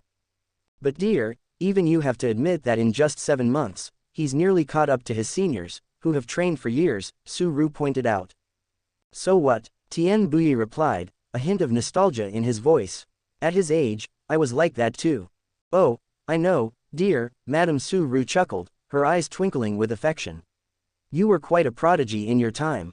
With that, the two continued to observe the energetic training session, their conversation drifting to other topics as Gray's playful pursuit of his juniors continued in the background. Chapter 15. Foundation Establishment 1. Gray tiptoed into the kitchen with the stealth of a seasoned ninja, his eyes gleaming with mischief. Today was the day he would get his long-awaited revenge on Senior Darren. It had been months since the infamous spanking incident, and Gray had been patiently waiting for the perfect moment to strike back. Now, with his strength and speed vastly improved, he felt it was time to settle the score. His laughter echoed through the kitchen, a sinister chuckle reminiscent of a cartoon villain as he reached for the chili powder. Xiao Fan, who had been peeking from outside the kitchen, watched the whole scene unfold. His eyes widened, and he gulped nervously. "I don't know who it's going to be, but someone's going to have a very bad day," he muttered to himself, bracing for the chaos that was about to ensue. After acquiring the ingredients, Gray embarked on his mission with a bucket of chili-infused water. He navigated through the bamboo forest with the precision of a master strategist, his eyes gleaming with mischief. Finally, he spotted his target, Senior Darren, engrossed in his solitary training session. Like he said he would never forget to take his revenge, now his strength is enough to take revenge on his senior. Although his strength is low compared to his senior, but SPPED is faster than his senior. Darren, with a devious grin, Gray carefully approached, making sure to stay hidden behind a cluster of bamboo. As Senior Darren executed his training moves, Gray seized the moment. He crept up behind him, and with a swift motion, he tipped the bucket over Darren's unsuspecting head.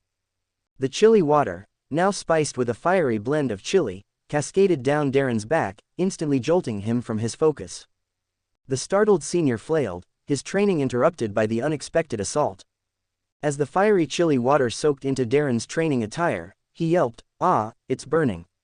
He desperately covered his eyes, nose, and mouth, trying to escape the intense sting.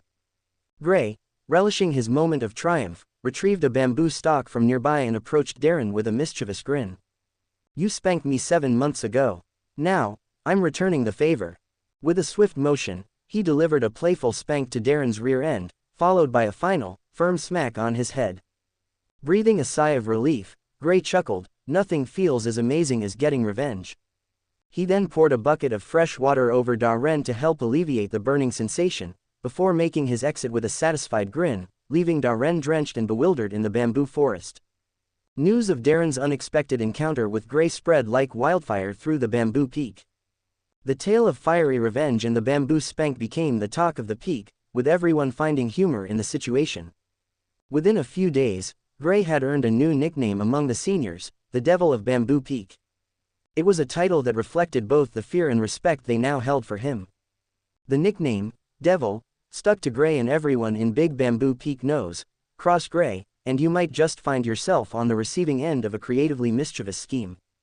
As the seasons changed and 10 months passed on Bamboo Peak, the once vibrant greens of the forest slowly gave way to the rich hues of autumn, then to the stark whiteness of winter, before the gentle thaw of spring brought new life once more. Each season painted the peak with its unique charm: autumn's crisp air and falling leaves, winter's silent snow-covered landscape, and spring's blossoming flowers and warming sunlight. During these 10 months, Grayson continued his cultivation with dedication. His growth was remarkable. Having advanced through the rigorous stages of chi gathering, he was now reached at the pinnacle of the 9th stage with the help of all the chi gathering pills. With only one step left to reach the foundation stage, his training had become more intense and demanding than ever before.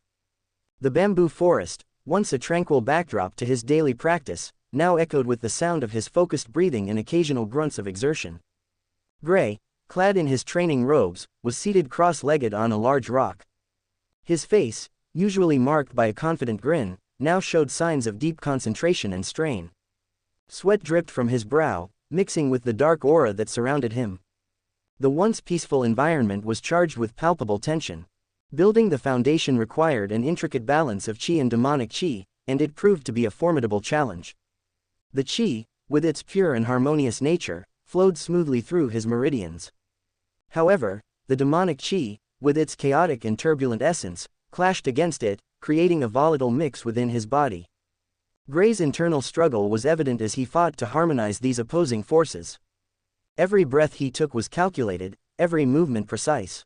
His body trembled with the effort of channeling the two types of chi simultaneously. The process was not just physically demanding but also mentally taxing. The constant battle to control and stabilize the swirling energies within him required an extraordinary level of focus and perseverance. The thought of achieving the foundation stage kept him going, pushing through exhaustion in the ever-present challenge of balancing chi and demonic chi. Chapter 16. Foundation Establishment 2. As Gray continued his intense cultivation, a dramatic change occurred in the skies above him. Dark, ominous clouds began to gather, swirling and churning as if responding to the immense energy being channeled below. The tranquil bamboo forest was soon overshadowed by a foreboding storm brewing in the heavens. The once clear sky darkened, and streaks of lightning began to crackle through the clouds. The lightning arced and danced, casting eerie shadows across the forest floor. The storm seemed almost sentient, as if it were a living entity reacting to Gray's efforts. The air crackled with static energy, adding to the tension of the moment. The storm above Gray roared in fury as if it were enraged by his defiance. Dark, tumultuous clouds twisted and surged, and jagged lightning bolts cracked violently across the sky. It seemed as though the heavens themselves were waging a battle against Gray's will, unwilling to let him proceed with his audacious quest to build his foundation. As the storm reached its zenith, a powerful blue lightning bolt descended from the churning clouds, striking Gray with a blinding flash. The force of the lightning seared through his body, causing agonizing pain and making his skin burn with intense heat. His muscles convulsed uncontrollably, and the air around him crackled with residual energy. Yet, even as lightning ravaged his form, Gray's resolve remained unshaken. Despite the agony, Gray's resolve remained unbroken. He clenched his teeth, every muscle in his body taut in the effort to withstand the torment. His eyes, though filled with pain, burned with unyielding determination. This trial, this tribulation, was just another obstacle in the path he had chosen. Gray gritted his teeth and with a face set in unwavering determination, he shouted into the storm, "This is the path I chose. Even if heaven tries to stop me, I will forge my own way." His voice, though strained, echoed with defiance despite the excruciating pain that racked his body. With a fierce clapping of his hands, Gray forced his chi and demonic chi to merge, igniting a dazzling display of light and power. The two energies, once chaotic and separate, began to blend and intertwine in a breathtaking spectacle. The swirling energy around him was a vivid testament to the shaping of his foundation, a visible manifestation of his progress. The storm, sensing the monumental shift, retaliated with an even more intense lightning strike. Gray felt the searing pain intensify, as if the heavens themselves were attempting to tear him apart. The sensation was nearly unbearable, pushing him to the brink of death. Each bolt seemed to challenge his very existence, but his determination burned fiercer than the storm's wrath. Through the blinding pain, Gray gritted his teeth and continued to channel his energy, his focus unwavering amidst the relentless assault from the skies. Every fiber of his being was strained to its limits as he fought against the storm's unrelenting fury. His body, already covered in wounds, blood, and scorched skin, was on the brink of collapse. One more lightning bolt, and he knew he might not survive. Yet, even as the storm's rage threatened to overwhelm him, his mind remained a singular force of will, refusing to yield. The storm's fury was a mere shadow compared to the resolve that drove him forward. With his life hanging by a thread, Gray summoned every ounce of his remaining strength. His determination burned brighter than the storm's rage. His voice, though hoarse and strained, rang out with a final, thunderous cry. Foundation complete. The words carried across the tumultuous skies with a fierce echo of triumph and defiance. As he declared his victory, his entire body was enveloped in a blinding aura of chi. The sheer force of his breakthrough erupted from him, a radiant surge that pierced through the storm. The energy from his successful cultivation cut through the dark clouds, unraveling the tempest with explosive brilliance. The storm, overwhelmed by the intensity of his aura, began to dissipate. The once furious and chaotic clouds were driven away, revealing a clear, serene sky. The blinding light of Gray's breakthrough illuminated the heavens, casting away the storm's malevolent grip and leaving behind a tranquil expanse. Gray's body underwent a profound transformation, reshaping and solidifying to accommodate the harmonious blending of both chi and demonic chi. The once chaotic and separate energies within him now flowed together seamlessly, enhancing his strength and fortitude. His entire being radiated with newfound power and stability, marking the culmination of his breakthrough. With a triumphant roar, Gray shouted, "Ha ha, finally, I did it." His voice echoed with exhilaration as he reveled in his achievement. The storm clouds had dissipated, and the once menacing sky now lay clear and serene above him. He tilted his head back, looking up at the open sky with a sense of satisfaction and victory. "And you, Lightning," Gray began, his gaze shifting to the remnants of the storm. With a defiant grin stretching across his face, he extended his middle finger toward the heavens. "Fuck off." Chapter 17. New Features and Rewards. Just then, Gray glanced down and realized with a shock that he was completely naked. The intense lightning that had struck him not only seared his body but also burned away all of his clothes, leaving him exposed in the aftermath of his monumental breakthrough. "Seriously?" Gray exclaimed, his previous confidence faltering as he took in the situation. He looked around in a panic, hoping against hope that no one had witnessed his impromptu display. The triumph he had felt moments ago was suddenly tinged with a mix of irritation and embarrassment. With a groan, Gray quickly moved to find some cover, his victorious mood slightly dampened by his sudden lack of attire. The powerful, awe-inspiring scene of his breakthrough had taken an unexpected turn, leaving him scrambling to maintain what little dignity he had left. As he hurried to cover himself, he couldn't help but mutter under his breath, of all the things to happen, the spectacle of lightning and its aftermath did not go unnoticed by anyone on the peak. Tien Bui, who had been observing the unusual storm from a distance, watched with a keen eye as the tempest raged. He knew better than to confront the lightning directly, aware of the immense power it held. So, he waited, biding his time until the storm had finally subsided. As the sky cleared, Tien Bui made his way to the source of the disturbance. The closer he got, the more evident the storm's ferocity became. The ground was scorched, the earth charred and cracked from the intense energy that had been unleashed. Debris lay scattered, and the very air seemed to hum with the residual power of the lightning that had struck. The scene was one of both awe and destruction, as if nature itself had been forced to bow before the event that had transpired. Tien Bui stood at the edge of the clearing, his gaze sweeping over the devastation with a mixture of awe and concern. Who could have caused such a colossal incident? He wondered aloud. His brow furrowed as he tried to make sense of what he was seeing. The sheer magnitude of the destruction spoke of a significant breakthrough, something far beyond the ordinary bounds of cultivation. Yet, the identity of the culprit remains a mystery. As Gray wrapped himself in a makeshift cloak of bamboo leaves, he sprinted towards the safety of the forest.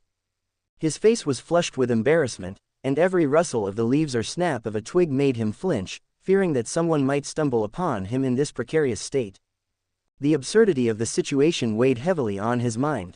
He could already picture the scene, the entire big bamboo peak erupting in laughter, with him as the butt of every joke. Gray couldn't help but cringe as he imagined what might happen if anyone saw him in his current state. The very thought made him want to dig a hole and jump in, hiding from the world until the embarrassment faded. The idea of being caught, wrapped in nothing but hastily gathered bamboo leaves after such a monumental breakthrough, was almost too much to bear. Determined to avoid such a fate, Gray moved as quickly as he could, zigzagging through the trees with a newfound urgency. Each step was carefully calculated. His senses were heightened to pick up any sign of movement that might indicate an onlooker. As Gray finally made it back to his room, he quickly threw on his clothes, his face still flushed with embarrassment. He muttered to himself, "Next time, I'll definitely be more prepared. A spare set of clothes would have saved me a lot of trouble." He then turned his attention to the system interface, still feeling a mix of frustration and exasperation. And as for those lightning tribulations, he grumbled, "Why didn't the system at least give me a heads up? A little warning would have been nice." The system, as usual, remained silent, leaving Gray to shake his head in annoyance. He let out a deep sigh, trying to calm his nerves. Despite the ordeal, he was relieved to have completed his breakthrough, and he knew he'd need to brace himself for whatever came next, prepared, of course, with extra clothes. "Congratulations on breaking through Foundation stage successfully, you were rewarded with 1000 points, item recycler is unlocked, inventory unlocked, you gained stellar refinement technique S, you successfully forged the body of creation and destruction X, you were rewarded with 1000 points for achieving something impossible against the law of the universe, what the hell?" Gray shouted, eyes wide as he scanned through the notifications that filled the system screen. The new information stunned him, and he couldn't help but feel a wave of disbelief wash over him. Name: Grayson Pierce. Age: 11. Cultivation: First stage of Foundation establishment. Cultivation technique: Heavenly Demon Cultivation. First stage. Physique: Body of creation and destruction, body of chaos. First stage. X, a body reforged to accommodate the two primordial laws of the universe. Evaluation: a person who forged his own path, a unique existence across universes. Points: 2100. Gray blinked, trying to make sense of what he was seeing. What the hell is going on?" he muttered, a mix of awe and confusion in his voice. He knew that cultivating both chi and demonic chi was a rare and dangerous path, one that few dared to tread. But this, a body of creation and destruction, a body of chaos, it was far beyond anything he'd expected. His mind raced, trying to grasp the implications. "I know cultivating chi and demonic chi is hard and nearly impossible for most," Gray continued, pacing around the room, "but what the hell is a body of creation and chaos? This feels more like I'm becoming something completely different from other cultivators." The weight of these revelations sank in, and for a moment, Gray felt a mix of excitement and trepidation. The path he had chosen was fraught with danger and uncertainty, but it was also one filled with unimaginable potential. He expected his journey to be challenging, but he never imagined it would lead to something this special. Still, the thought of possessing such a unique power stirred something deep within him, a sense of destiny, perhaps, or simply the thrill of the unknown. His thoughts settled into a quiet resolve. Whatever this transformation meant, it was his to embrace. More power meant more safety and, ultimately, the peaceful life he sought. But it also meant greater responsibilities and challenges, ones that would test him in ways he had never imagined. With a deep breath, Gray clenched his fists, determination flaring in his eyes. "Whatever this means, I'll face it head on. If I'm meant to be different, then I'll embrace it. No matter what challenges lie ahead, I'll keep moving forward, on my own path." Chapter 18. Stellar Refinement. The next day, in a hilly area of Bamboo Peak, Gray was determinedly testing his newfound strength. He stood amidst a field of massive boulders, each one more intimidating than the last. His face was set in a determined grimace as he lifted a particularly enormous boulder, his muscles straining under the weight. "Ugh, so heavy," he grunted, his voice echoing through the hills as he struggled to hold the boulder above his head. Sweat glistened on his forehead, and he was breathing heavily, but his resolve remained unshaken. With a final heave, he threw the boulder away, sending it crashing into the ground with a resounding thud. Gray wasn't wearing a shirt, exposing his well-defined six-pack abs and muscular body. While he wasn't excessively buff, every fiber of his muscles spoke of strength far beyond what one would expect from someone his age. At just 11 years old he is 150 centimeters tall, his physique made him appear closer to 15. Now my physical strength is close to 20,000 kilograms, Gray thought, feeling a sense of accomplishment. Back when he was at the chi gathering stage, his strength had only reached about 5,000 kilograms.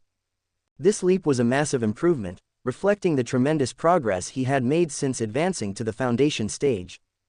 Gray realized that his physical training was not even his primary focus.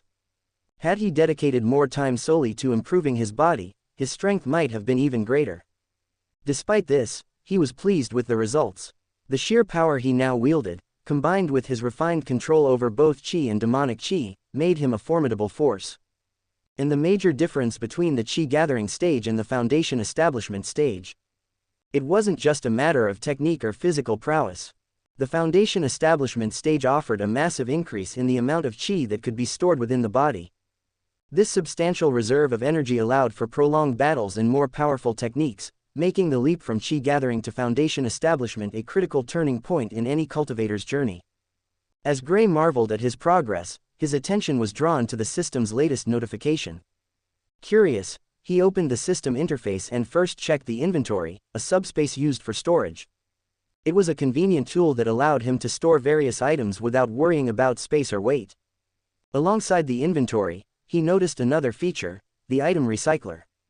The recycler had the ability to break down treasures and other valuable items in exchange for points, but there was a catch: it only accepted items of sufficient quality.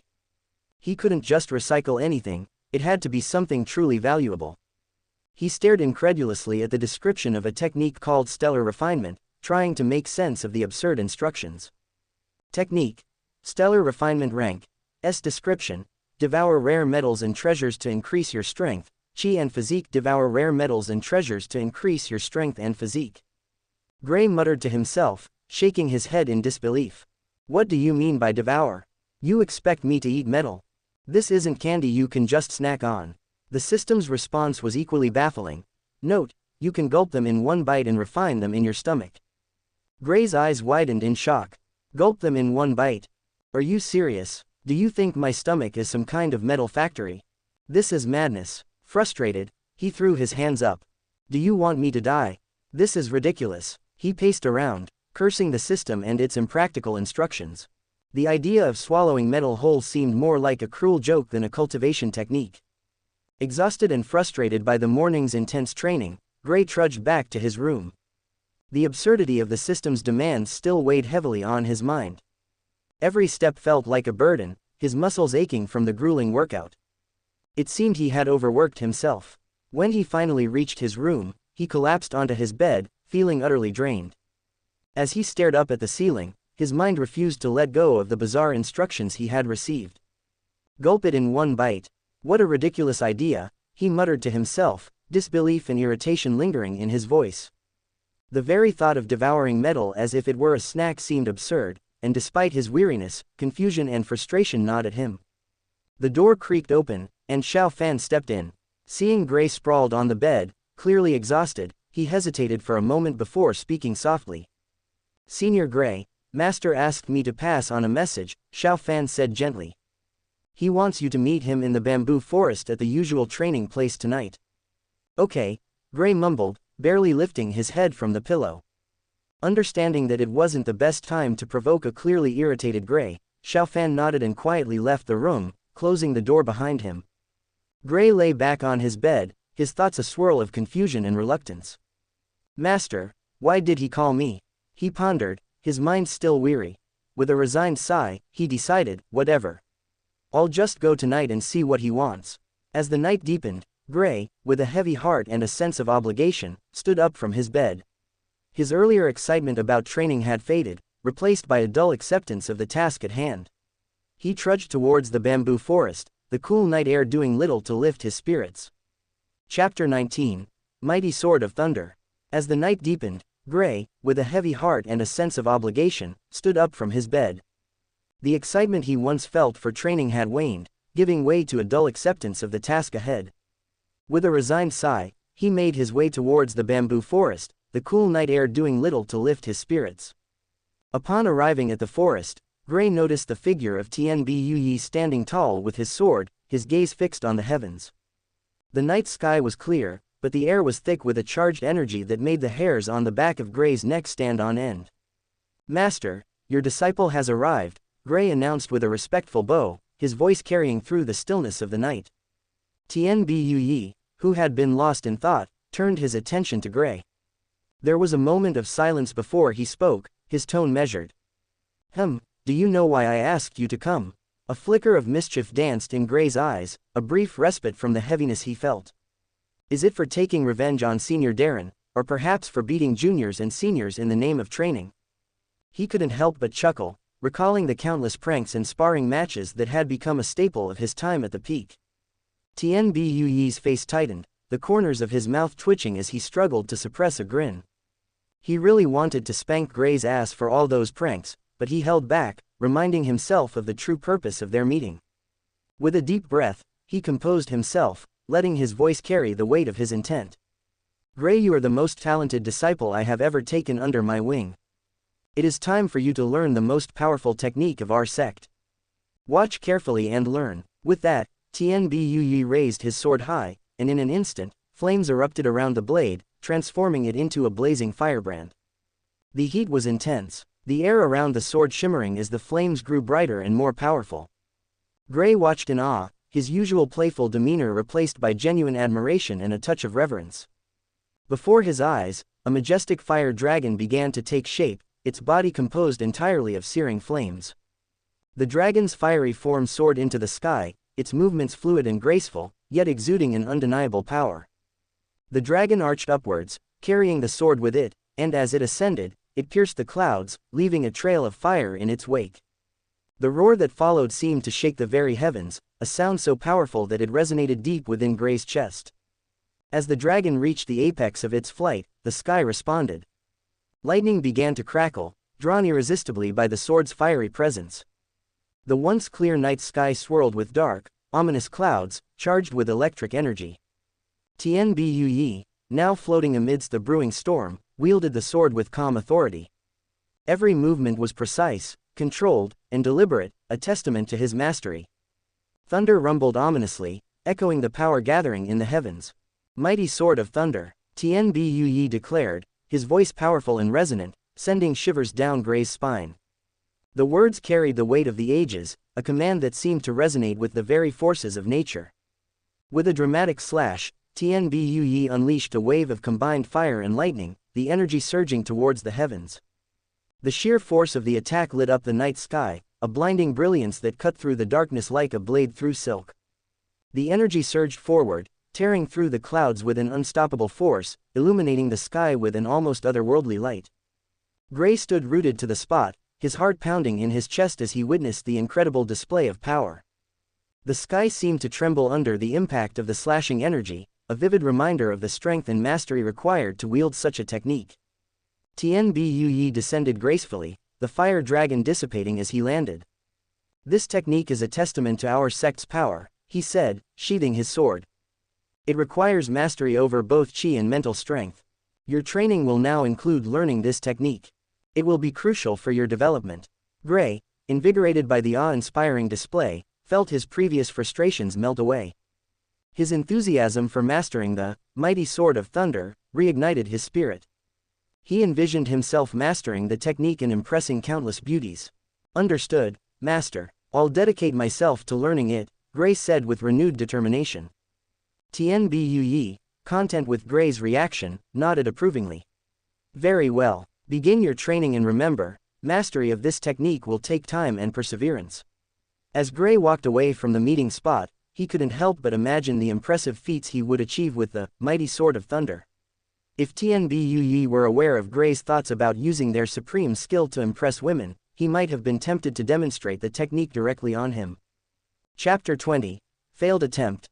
The next morning, Gray woke up with renewed determination to master the mighty sword of thunder. After a quick breakfast, he made his way to his seniors and kindly borrowed a sword. They were more than willing to lend him one, knowing his dedication to mastering the techniques of their sect. With the sword in hand, Gray made his way to his usual training space on Bamboo Peak, a secluded area surrounded by towering bamboo stalks. The tranquil surroundings were perfect for his intense focus. The rustling leaves and the gentle breeze provided a calm backdrop, allowing him to fully concentrate on the task ahead. Although he possessed immense physical strength and a chi reservoir that rivaled the elders of the sect, Gray lacked mastery of attack techniques. The mighty Sword of Thunder was not just a skill, it was a potential game-changer for him. Learning it would provide him with the offensive power he had long needed. Upon arriving at his chosen spot, Gray carefully settled down, planting his sword firmly in the ground beside him. He crossed his legs and began his meditation, closing his eyes and allowing his mind to drift back to the demonstration he had witnessed earlier. The memory of Tianbi Yuyi's powerful display was still fresh in his mind, the seamless fusion of fire and thunder, the precision required to control such immense forces, and the sheer power that the technique embodied. Understanding the principles behind the mighty Sword of Thunder was crucial. Gray knew that without a deep comprehension of the technique, any attempt to use it could easily backfire, leading to disastrous consequences. As he meditated, he focused on the essence of the technique, the way Tianbi Yuyi had wielded the sword with such calm authority, summoning a fire dragon and commanding a thunderstorm with a single slash. But Gray also knew that he needed to make the technique his own. The fire dragon, as awe-inspiring as it was, felt more like his master's specialty than something that resonated with him. Instead, Gray focused on the thunder aspect of the technique, deciding to set aside the dragon for now. He recalled Lu Xueqi, one of the heroines of the series, who had mastered the technique using only lightning. Her precise control over the lightning aspect had left a deep impression on him, and he aspired to achieve similar mastery. Determined to make progress, Gray slowly stood up, gripping his sword tightly. He could feel the energy coursing through him, his chi responding to his determination. With a deep breath, he began to channel his chi into the sword, concentrating on the thunder element. His goal was to summon lightning, to control it as his master had done, but in a way that felt natural to him. He soared into the air, sword in hand, attempting to attract lightning. Unfortunately, his efforts led to a comical disaster. Instead of lightning striking the sword, it struck Gray himself. The lightning bolt sent his hair into an electrified, spiky mess. Failure is the mother of suck, Gray started to say, trying to maintain a positive attitude, but was interrupted as another lightning bolt hit him, further enhancing his new spiked hairstyle. "You fucker, I didn't even summon you," Gray shouted, his frustration mounting as he was hit again. Each bolt seemed to have a mind of its own, targeting him rather than the sword. With renewed resolve, he continued his practice, determined to refine his control and avoid becoming a permanent lightning rod. As night fell, Gray finally ended his training session, but not before becoming an unfortunate casualty of his own practice. His body was charred black, and his hair stood out in wild, spiky clumps, giving him a rather comical appearance. Exhausted and frustrated, he decided to call it a day and head to the dining hall to grab something to eat. When Gray walked into the hall, he was met with an immediate and unmistakable reaction. Everyone's eyes were glued to him. A mix of shock and barely contained amusement flickered across their faces. Linger, in particular, struggled to suppress her laughter, her cheeks puffing out as she tried to keep her composure. The room couldn't hold it any longer. As one, the entire hall burst into laughter, the sound echoing off the walls. "Haha, Junior Gray, why do you look like a chicken that just got roasted?" one of the disciples exclaimed, their voice barely audible through their laughter. Finally, Junior Gray suffering from training. "I guess the devil isn't so perfect after all," another added, unable to stop the fits of giggles. "Haha, I can't laugh anymore," someone else gasped between chuckles. "Our Junior got fried like a chicken," yet another disciple chimed in, and the laughter intensified, filling the hall with a mix of amusement and camaraderie. Gray, completely unfazed by the raucous laughter, ignored the commotion. He calmly walked to his usual spot, sat down and began to eat his meal. With each bite, he tried to focus on the food and not the laughter directed at him. "I'm just here for dinner," Gray muttered to himself, trying to maintain his dignity despite his singed appearance. "Let them laugh, I'll be the one mastering the technique while they watch, and the first one to receive will be you guys." As he ate, the laughter gradually subsided, but a few chuckles and amused glances continued to follow him. Chapter 21. Successfully mastered. Gray immersed himself in the art of meditation to master the mighty sword of thunder. Each day, he spent hours focusing intently, analyzing every aspect of the technique. He experimented with various methods to summon and control lightning, learning from each failure and gradually refining his approach. His determination was unwavering, despite the occasional jolt of lightning that would spark a new bout of comedic chart appearances. As the week passed, Gray's efforts began to pay off. His technique grew more precise, and he started to wield lightning with increasing control.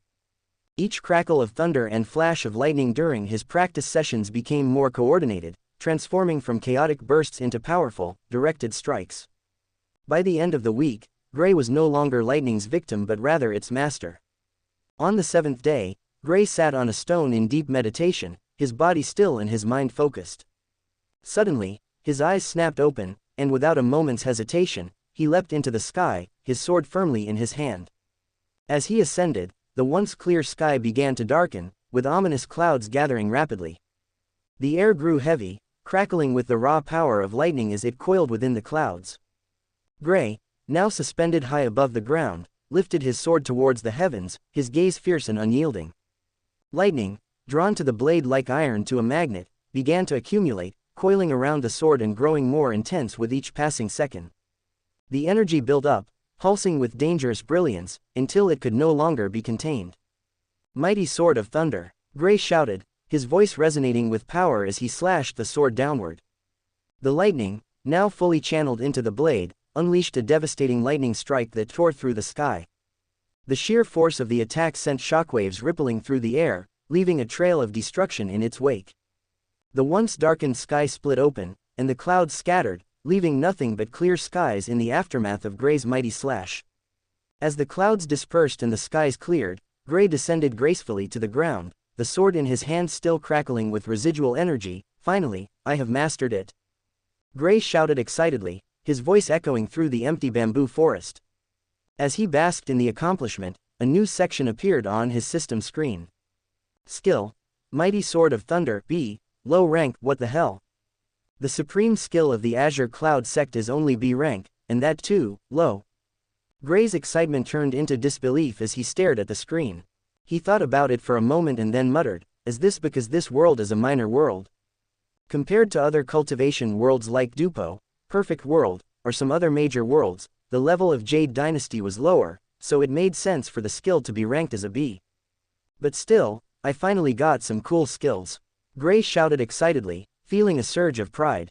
Despite the lower rank, the mighty Sword of Thunder was a significant boost to his abilities.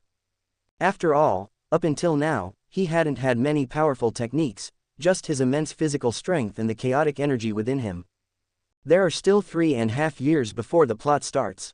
Before that, I should reach the peak of the foundation stage, Gray thought, setting a clear goal for himself. He knew that once the plot kicked off, a torrent of challenges would come his way, and he needed to be strong enough to face them head-on. Gray clenched his fist, determination burning in his eyes. "I have to be strong enough to tear them all apart," he resolved. With the mighty Sword of Thunder under his belt and his newfound abilities, he was more motivated than ever. He then opened his current mission. Mission: Reach Golden Core Stage Reward, Chi Manifestation. It seems the reward this time isn't a skill or technique. Gray mused. This looks more like a talent. He decided not to dwell on it further. Regardless of what the reward was, his goal remained clear: reach the peak of the foundation stage within 3 years. Reaching this milestone in such a short time would be no easy feat, but Gray was no ordinary cultivator. He had talent, a system, and now, a clear target to aim for. The next 3 years will be a period of intense training and growth. Tianbu Yi, who had been observing Gray from a distance, nearly dropped his jaw in shock. He had expected Gray to take at least a year to master the mighty Sword of Thunder, and that too under his careful and repeated guidance. The technique was notoriously difficult, requiring not just power but a deep understanding of both lightning and swordsmanship. It wasn't something that could be learned in just a few attempts, let alone mastered in such a short time. Yet, there was Gray, effortlessly executing the skill with precision and power that left no doubt he had fully grasped it. Tianbu Yi's initial astonishment slowly turned into a knowing smile. I thought I had accepted a genius disciple, he mused to himself, but it seems I've taken in a monster. Despite the shock, Tianbu couldn't help but feel a swell of pride. Gray's performance had shattered his expectations, proving that his young disciple was far beyond ordinary. With a quiet chuckle, Tianbu turned and left, content in the knowledge that Gray's future would be nothing short of extraordinary. A master would naturally be proud of his disciple's progress, and Tianbu was no exception. As he walked away, his initial shock gave way to a deep sense of satisfaction and pride. Gray had not just met his expectations, he had exceeded them in ways Tianbu hadn't imagined. In the world of cultivation, a master's greatest joy is seeing his disciples grow and achieve greatness. Tianbu felt a warmth in his heart, knowing that all the time and effort he had invested in Gray were bearing fruit. The boy was special, and his rapid mastery of the mighty Sword of Thunder was proof of his incredible potential. Tianbu smiled to himself, thinking, this boy will go far, much farther than I ever dreamed. With that comforting thought, he headed back to the peak, already considering the next steps in Gray's training, eager to see how much more his extraordinary disciple could achieve. Chapter 22. 1 year later. As time passed, Gray became increasingly absorbed in his training. His days were filled with relentless practice, honing his chi and physique to their limits. He secluded himself from his seniors and juniors, focusing solely on his cultivation with a determination that bordered on obsession. Despite his intense focus, Gray was wise enough not to rush his progress. He understood that true cultivation required patience and precision. He took his time, carefully tempering his body and refining his chi, ensuring that each stage was mastered fully before moving on to the next. This methodical approach allowed him to build a solid foundation, one that would support his future growth and ensure his success in the long term. Gray's single-minded dedication transformed him into a training machine. Every day, he pushed himself to the brink, his only goal being to reach the peak of the foundation stage. His hard work began to pay off, and the results were evident in the increasing strength of his aura and the growing power within him. A year passed in the blink of an eye, and Gray's relentless dedication bore fruit. He had successfully reached the peak of the third stage of the Foundation realm, a significant milestone on his path to power. His once normal physique now radiated strength and energy, and his chi was refined to a level that many cultivators could only dream of. Throughout this year, Gray had remained as focused as ever. His days were filled with meditation, rigorous physical training, and careful study of his techniques. The once difficult, mighty Sword of Thunder had become second nature to him, and his mastery of chi had reached a point where his every movement seemed to resonate with power. In his usual cultivation spot, Gray found himself lost in thought. This won't do, he muttered. Although my cultivation speed is fast, it's not enough. Gray's cultivation progress was indeed impressive, but as he advanced, he faced a growing challenge. The chi required to break through each stage was becoming exponentially larger. The amount of energy needed to push past the barriers of each stage seemed increasing, and Gray could feel his progress becoming slow. With each breakthrough, the reservoir of chi within him expanded, but so too did the demands of his cultivation. The days of relatively swift progress were behind him, replaced by the harsh reality that every new stage would require an more amount of energy, far more than what had been sufficient in the earlier stages. He knew that cultivation wasn't just about talent, it also required external resources like pills and rare treasures to truly accelerate his progress. Unfortunately, the pills provided by his master, while effective for ordinary disciples, were of little use to him. Buying more potent resources from the system was an option, but Gray had been carefully saving his points for the future, specifically to purchase the golden core pill that would be crucial to his breakthrough. The need to balance his current progress with his future goals weighed heavily on him. Gray sat on the cold stone, his mind in a swirl of frustration and determination. He had two options to address his current challenge: the item recycler, a system function that would provide him with points to purchase foundation training pills, or the stellar refinement technique, which allowed him to devour rare metals and treasures to enhance his strength, chi, and physique. The major hurdle with the stellar refinement technique and item recycler was finding such rare materials and treasures. Despite his efforts, rare treasures were elusive, and Gray felt his options were dwindling. He sighed deeply, letting himself fall back onto the stone and closing his eyes in exasperation. Then, a memory flashed in his mind, and his eyes shot open with excitement. Wait a minute, the soul-devouring stick. This was no ordinary stick. In the plot, it was revealed to be a powerful treasure with the ability to absorb and refine souls, a treasure that would surely contain the kind of energy the stellar refinement technique could utilize. Or he can item recycler to earn points. How could I forget about such a thing? Gray shouted, filled with renewed energy. Chapter 23. Soul-devouring stick. Gray, who had set his goal, leapt up and began making his way towards the location of the soul-devouring stick, remembering every detail of the plot. But luck didn't seem to be on Gray's side. Bamboo Peak, known for its vastness, proved to be a more formidable challenge than he had anticipated. The dense bamboo groves stretched endlessly in every direction, with each path looking deceptively similar to the last. What Gray thought would be a quick search turned into a grueling, days-long quest. The days dragged on, and Gray began to feel the weight of exhaustion on his mind. His clothes were dirtied from the endless trekking, and his energy waned as he wandered through the seemingly endless maze of bamboo. This peak is so damn huge. It's like the bamboo is intentionally trying to keep me from finding it, Gray muttered to himself as he pushed through yet another dense thicket. I've been searching for days. How can one stick be this hard to find? As Gray wandered through Bamboo Peak, cursing his luck for the endless search, he suddenly felt a chill in the air. The temperature seemed to drop, and an eerie, gloomy atmosphere settled around him. It was as if the very environment had shifted from the usual vibrant greenery to something darker, more foreboding. Gray stopped in his tracks, a smile creeping onto his face. This has to be it, he murmured to himself, the cold air giving him a sense of anticipation. The treasure he was searching for, the soul-devouring stick, was known to be an evil artifact, and it made perfect sense that the place where it is had a gloomy atmosphere around tea.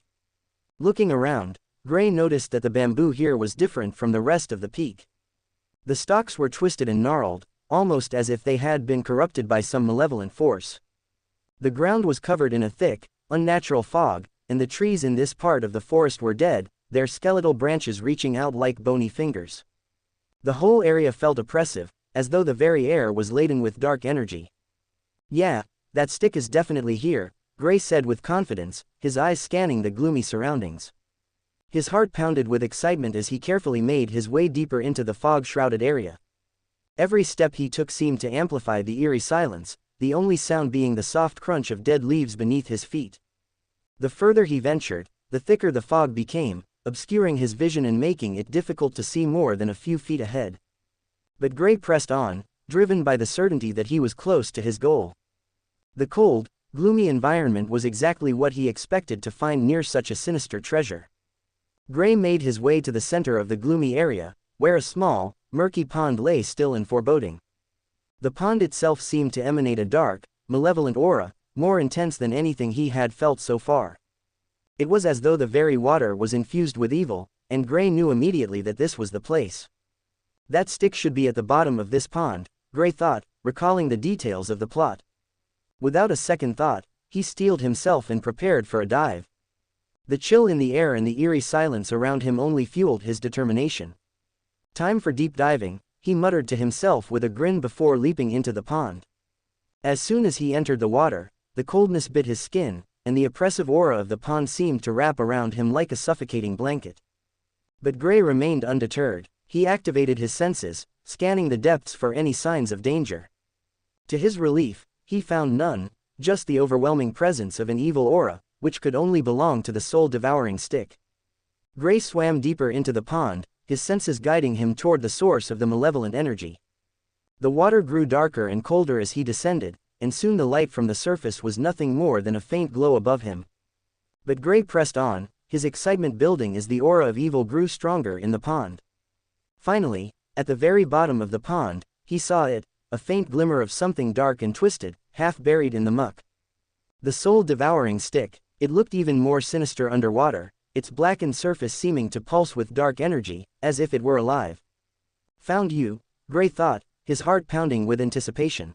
Ignoring the oppressive aura, he reached out and grasped the stick, feeling its cold, rough texture against his skin. The moment he touched it, a surge of malevolent energy coursed through him, sending a shiver down his spine. But Gray held on, refusing to let go. With a powerful kick, Gray pushed off from the bottom and began to ascend. The soul-devouring stick was clutched tightly in his hand. As he broke through the surface, he took a deep breath, feeling the heavy aura of the pond begin to lift slightly. The dark energy surrounding the stick still pulsed ominously, but Gray was no longer intimidated. Chapter 24. Sixth Stage of Foundation. Gray sat down, holding the soul-devouring stick, and began to run the stellar refinement technique as best he could. The energy from the stick started to interact with the technique, and Gray felt a peculiar sensation in his stomach. Without warning, the soul-devouring stick seemed to be pulled into his mouth, as if his mouth had turned into a black hole. It vanished in an instant, and Gray stared in disbelief. What the fuck? He cursed, still confused by the sudden and bizarre turn of events. The system had hinted at a one-bite devouring process, but he hadn't expected it to be quite so literal. That nasty system, if it was like this, you should have at least notified me. Despite his irritation, he set aside his frustration and focused on the task at hand. The stick was now inside him, and he could feel the new energy stirring in his stomach. Refinement starts, he commanded, beginning the refinement process. He concentrated on channeling the energy through his body, making sure that the strength of the soul-devouring stick was absorbed effectively. As Gray sat at the edge of the murky pond, his body felt different, stronger, more attuned to the energies that now surged through him. The refinement process had been an intense ordeal, one that tested not just his physical endurance but also his mental fortitude. The dark energy from the soul-devouring stick was powerful, almost overwhelming, as it tried to assert its dominance over him. But Gray had faced it head-on, channeling his demonic chi with a precision and control that belied his years of training. The initial mingling of energies had been a strange, almost alien sensation. The malevolent force from the stick was unlike anything he had encountered before. Its dark, twisted nature sought to corrupt and consume, to dominate his will. But Gray's focus was unwavering. He knew that this dark energy was both a threat and an opportunity, and it was up to him to harness it, to bend it to his will. As the energies intertwined, Gray could feel his body reacting.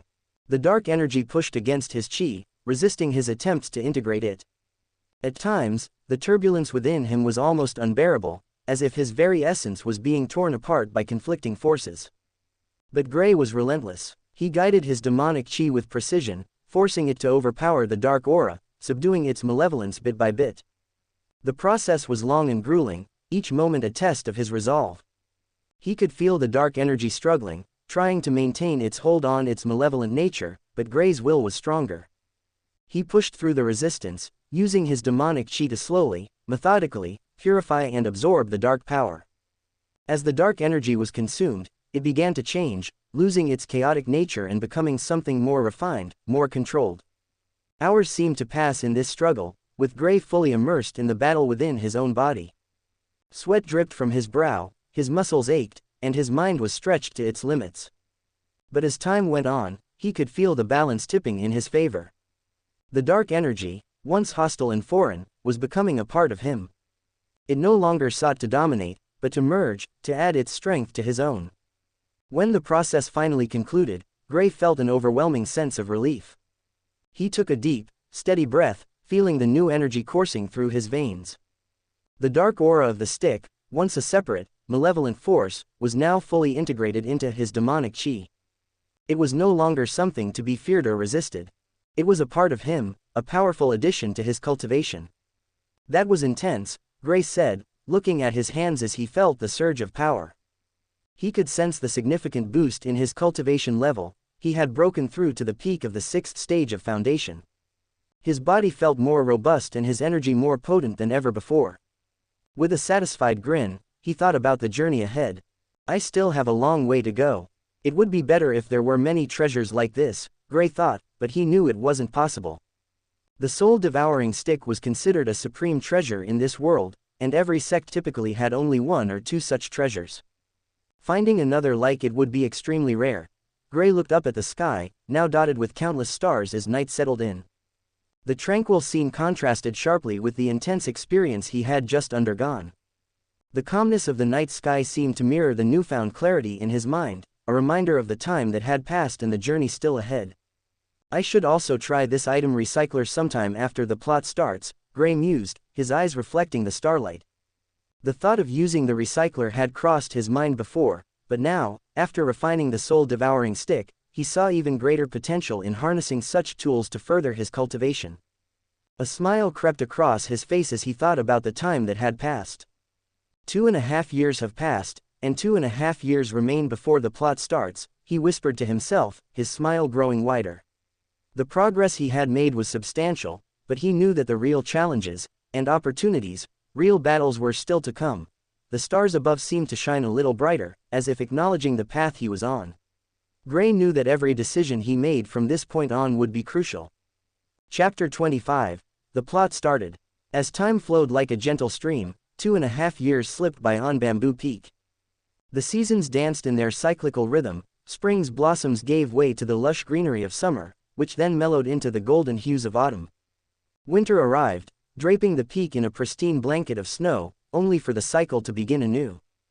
Gray's transformation over the past 2 years has been nothing short of remarkable. His once youthful appearance has matured into that of a striking, formidable figure. Standing tall at 6 feet with a chiseled 8-pack, his physique exudes power and discipline. His handsome features now carry a maturity that belies his age, making him appear far older than his 15 years. The intensity of his red eyes, coupled with his long black hair, adds an air of mystery and strength to his presence. It's no wonder that those who see him now would never guess his true age.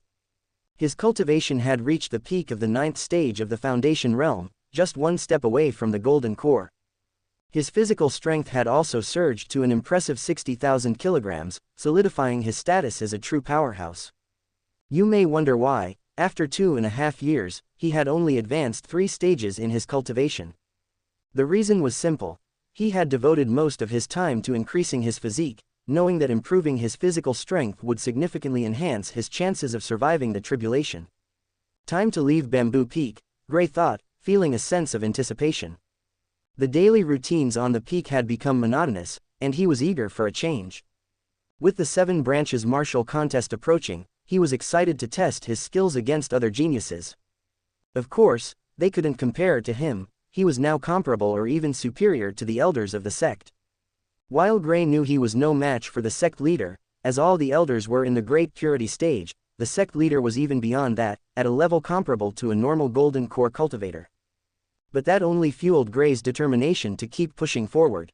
He knew that once he reached the golden core stage, he would be even more powerful than the sect leader, as his cultivated chi combined with demonic chi would significantly increase his chi reserves. This unique combination would make him a force to be reckoned with, surpassing even those at the top of the sect. At the same time he checked his status in the system. Name: Grayson Pierce. Age: 15. Cultivation: 9th stage of Foundation establishment. Physique: body of creation and destruction. Body of chaos. 1st stage, a body reforged to accommodate the 2 primordial laws of the universe. Evaluation: a person who forged his own path, a unique existence across universes. Skills: Mighty Sword of Thunder. B. Sword from Sword of Destruction. B. Incomplete. Flame Dragon Burst. C. Ice Sword Array. C. Chi Sword. C. Points: 2000. Gray had also picked up some new skills from his master. Among them was a second B-ranked skill he acquired from the system, which seemed to be of a higher rank and was divided into many parts. This single move cost him 1000 points, but he felt it was worth every bit. The technique's destructive power surpasses even the Mighty Sword of Thunder, making it a valuable addition to his arsenal. He saved those 2000 points to buy the golden core pill, which is useful for his next breakthrough. Brother Gray, Master asked me to fetch you, Xiao Fan called out, interrupting Gray's thoughts. Gray looked up, his gaze falling on Xiao Fan, who now appeared every bit the teenager he was at 15 years old. A small smile tugged at Gray's lips as he observed the young man before him. The plot had taken a significant turn, with Xiao Fan and Linger now a couple, a change for which Gray took full credit. He had been the one to push Xiao Fan, helping him become more manly in Linger's eyes. Without that nudge, it would have been a difficult path. Since Gray had taken the soul-devouring stick, Xiao Fan's life had been far more normal than it would have been in the original plot. Now, he was strong, almost on par with Linger. Gray had to admit, Xiao Fan deserved to be the protagonist. Even though his cultivation talent was average, his intelligence and talent for understanding techniques were remarkable. Under Gray's training, Xiao Fan had reached the same level as Linger. Gray sighed inwardly, proud of the progress Xiao Fan had made under his guidance. Chapter 26. Meeting at Main Hall 1. Gray looked up from his meditation spot, one eyebrow raised. Xiao Fan, didn't I say not to call me for useless things? Xiao Fan, a bit flustered, replied, no, brother. This time it's important. Master said it was about the 7 branches martial contest. If you don't come, he said he'll break your legs. Gray smirked. To do that, Master would have to catch me first. He made a show of stretching lazily. But he paused, considering the significance of the 7 branches martial contest. Fine, since it's about the contest, I'll come. Let's see what Master wants this time.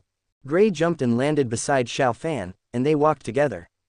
So, why the hurry? You look like someone's about to take away your favorite pet. Gray asked. Master's orders, Xiao Fan said, trying to keep a straight face. And you know how he gets when he's impatient.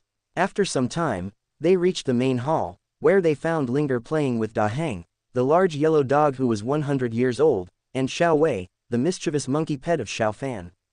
The scene was surprisingly domestic. Brother Fan, you've arrived. Linger greeted with a radiant smile, her affection for Xiao Fan evident as they began to show it openly in front of Gray. Gray's expression darkened as he observed the loving scene. Great, just what I needed. A live demonstration of your affection. You two dare to flaunt your romance right in front of me, who's been single for 2 lifetimes. How wonderful, he cursed inwardly. Linger and Xiao Fan's smiles faltered slightly as they noticed Gray's increasingly ominous expression. Xiao Wei, sensing the change in mood, chattered nervously and clung tighter to Xiao Fan. Da Heng, the old dog, simply sighed as if resigned to the inevitable drama. Gray's smile turned sinister as he approached. You know, it's not easy to watch 2 lovers' affection when you're a single man. I've seen enough romantic scenes to last me an eternity. Do you two mind? Linger and Xiao Fan exchanged a quick, nervous glance. We didn't mean to, Xiao Fan started, but his words were cut off by Gray's eerie chuckle. Suddenly, Gray's expression changed to a mix of feigned sorrow and exaggerated drama. Oh, woe is me. The agony of being single while you two indulge in your cutesy romance. Why must you torture me so? Linger and Xiao Fan slowly edged away, their movements cautious as they tried to avoid provoking Gray further. Linger's cheeks were flushed with embarrassment, and she shot a worried glance at Xiao Fan. Noticing the escalating situation, Xiao Fan decided it was best to make a swift exit. He grabbed Linger's hand, and together, they began to back away, inching away from Gray's increasingly intimidating presence. We should probably get going, Xiao Fan suggested nervously, his tone betraying his eagerness to escape the situation. Linger nodded vigorously, her eyes darting between Gray and the path leading out. Yes, let's give Brother Gray some space. Without waiting for a response, they quickened their pace, practically running away from Gray. Xiao Wei, sensing the commotion, chattered in confusion but quickly scampered after them, leaving Da Heng to lazily watch the retreating figures. Gray, watching their hasty retreat, let out a hearty laugh. Run along, you two. No need to rush, I'll catch up eventually. He shook his head with a bemused smile and turned towards the main hall, feeling a sense of amusement at how easily he had unsettled the cute little lovebirds. Gray strolled into the main hall with a deliberately measured pace, making sure to project an air of casual nonchalance.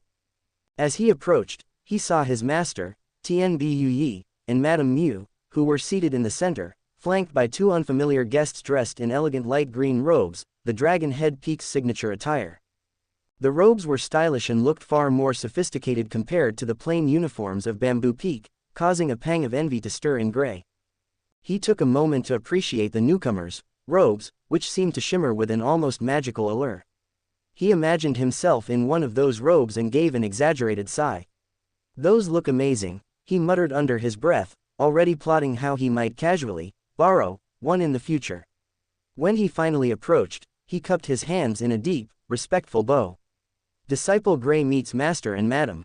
Chapter 27, Meeting at Main Hall 2. Tianbu Yi eyed him sternly, a habitual expression of mild irritation on his face. Why are you late, Gray?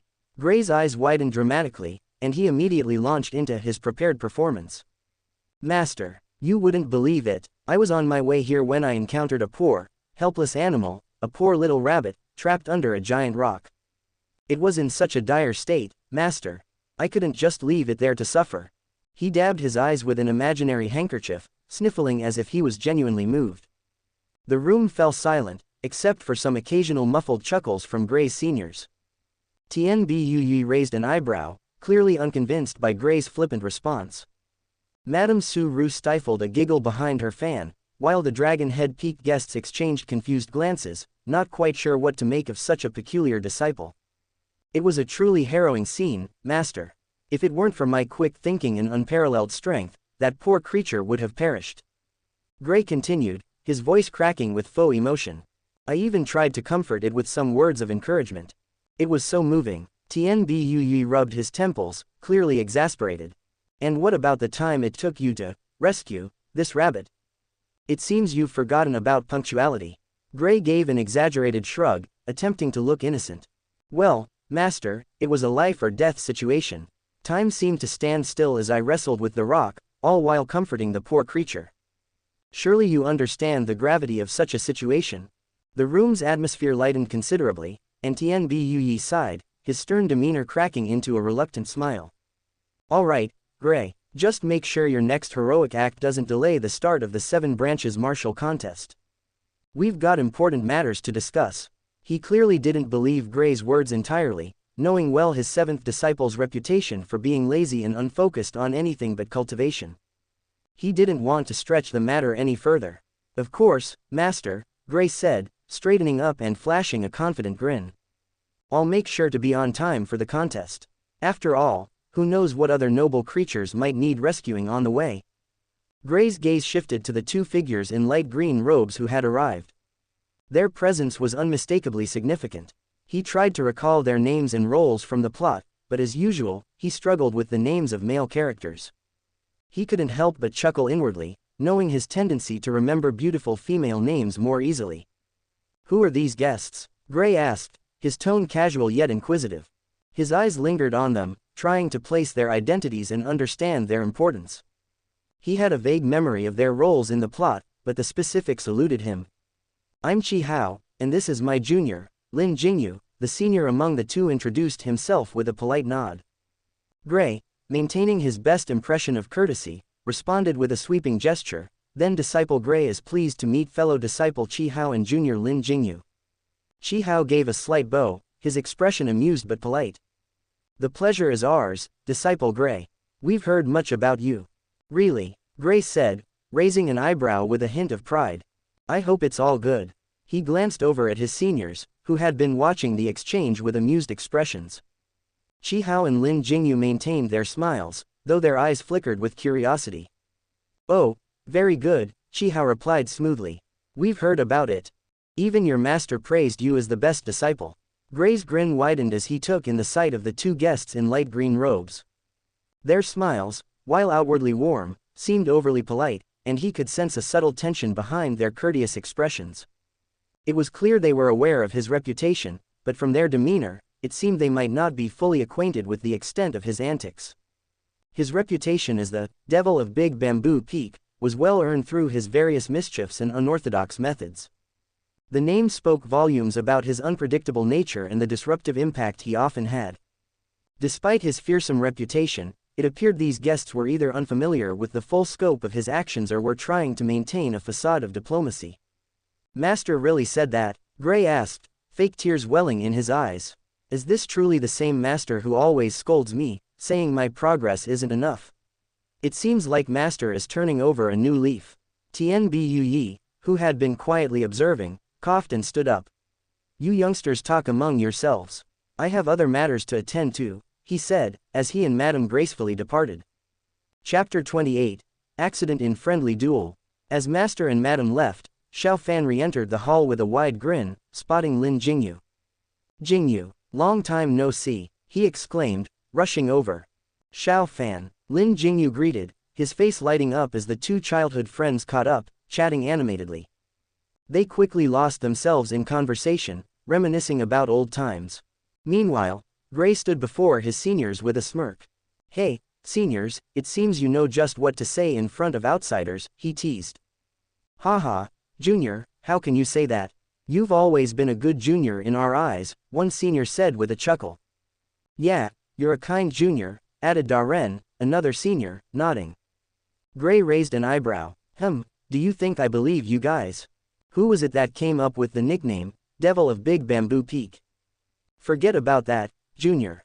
That's Chi Hao has the highest chances of winning this year, Dali said quickly, trying to steer the conversation away.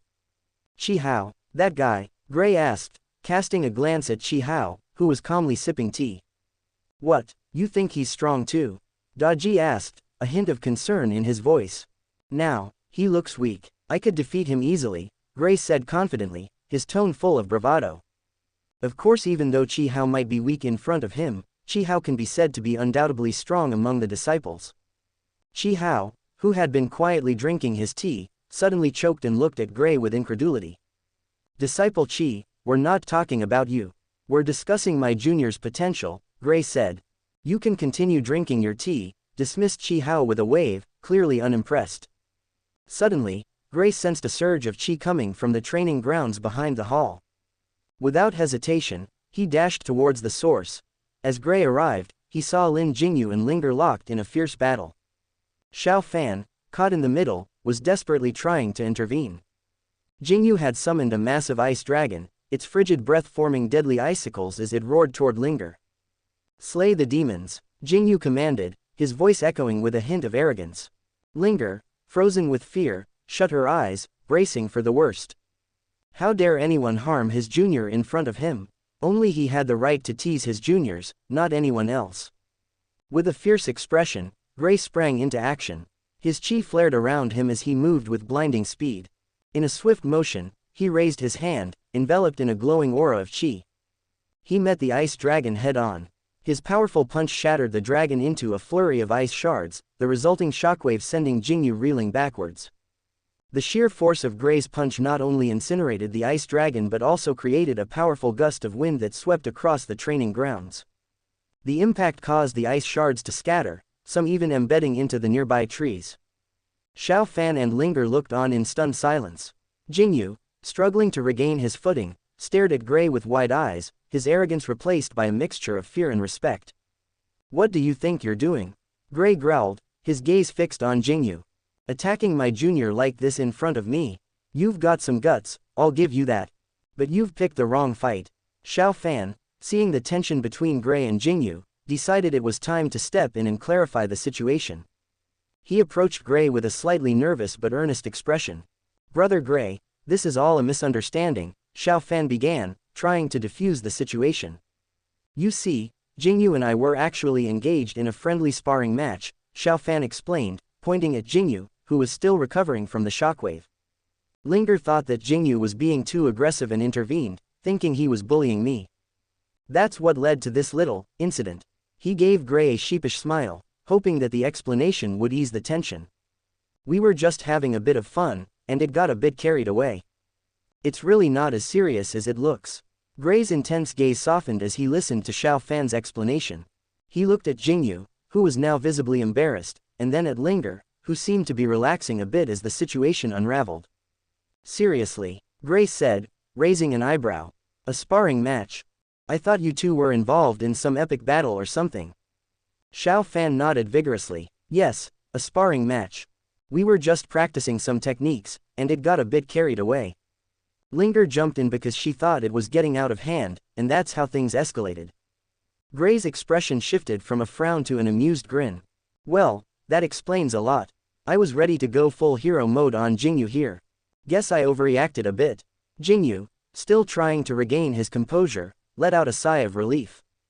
I'm also sorry for using such a dangerous skill. I didn't mean to cause this much trouble. Apology accepted, Gray said with a nod. But next time, maybe keep the epic duel battles in a more controlled setting. I don't want to have to rescue anyone from an overzealous ice dragon again. Linger, who had been watching with wide eyes, finally let out a nervous laugh. I'm also sorry, I thought he was bullying Xiao Fan and got carried away. Gray's grin widened as he saw the tension ease. No harm done. Just remember, if you're going to have epic battles, maybe give me a heads up first so I can avoid any more surprise dragon slaying. The group chuckled, the mood lightening as they gathered themselves. With the misunderstanding cleared up and everyone back to a more relaxed state. Jingyu, still in awe, looked at Gray with newfound respect. Senior, I didn't expect you to be this strong. You cancelled my move with just one punch. My skill is powerful enough to smash boulders to pieces, but Senior shattered it effortlessly. Gray grinned, clearly enjoying the praise. Senior, huh? I like the sound of that word, he said, his smug smile growing even wider. Gray's eyes sparkled with a mischievous glint as he held Jingyu by the shoulder. You have potential. How about a personal training session with me? It'll be good for you. Xiao Fan, seeing the look in Gray's eyes, immediately sensed that Jingyu might be in for a rough time. He quickly stepped in, grabbing Jingyu's hand. Sorry, Senior Gray, but we have something important to discuss. I'm afraid we'll have to postpone the training session. Before Gray could protest, Xiao Fan began to drag Jingyu away, whispering urgently, trust me, it's better this way. You don't want to go through his training. Jingyu, caught between confusion and relief, glanced back at Gray, who was still smiling, though with a hint of disappointment. Linger, sensing the opportunity to escape, stepped forward. I'm afraid I have to go as well. Mom called me. Bye, she said quickly, hurrying off before Gray could offer any additional training. Gray watched them go, a playful frown on his face. HMPH, all running away from a little training. What's the world coming to? He shook his head, chuckling to himself. Well, maybe next time. In the meantime, I'll have to find other ways to entertain myself. Chapter 29. 7 Branches Martial Contest Start 1. The next day, the excitement in the air was palpable as the 7 Branches Martial Contest was about to begin. Disciples from each peak gathered, and the competitive spirit was high. Each peak had sent their top disciples, resulting in a total of 64 participants vying for the top spot. At Bamboo Peak, Gray stood before his fellow disciples, his expression serious and determined. The atmosphere was tense as he addressed the gathered seniors and juniors. Seniors and juniors, Gray began, his voice carrying authority. You should know why I've gathered you all here before the competition. Everyone listened intently, knowing that Gray's words carried weight. Unlike usual behavior, now he is serious. This time, I don't want any disciple from our peak to lose in the first round, Gray continued. I need each of you to pass at least one round. The responsibility for securing first place falls squarely on my shoulders. He paused, letting the gravity of his words sink in. This competition isn't just about individual achievement, it's about respect and honor for our peak and our master. So don't embarrass us. Gray's voice grew serious as he added, if you don't meet these expectations, I'll have to put you through my special training. A collective shiver ran through the group at the mention of his special training. The thought of enduring Gray's intense and unconventional methods was enough to make anyone nervous. Before anyone could react, Master Tien Bui arrived, his presence commanding attention. Gray, stop scaring your fellow disciples, Tien Bui chided, though there was a hint of amusement in his eyes. Winning isn't everything. What matters more is what you learn from the experience. Gray shot a sideways glance at his master, his eyes glinting with determination. I understand, Master, but there's a treasure for the first place winner. I can't afford to miss it. Indeed, Gray's goal for the 7 Branches Martial Contest is to secure the top-tier treasure, which is just one rank below a supreme artifact. His plan is to either recycle it with the system for valuable points or devour it to significantly boost his cultivation. His comment elicited a chorus of skeptical looks from his peers. It was clear that Gray's motives were more focused on the treasure than on peak prestige. Tien Bui's eyes narrowed, and he stepped forward.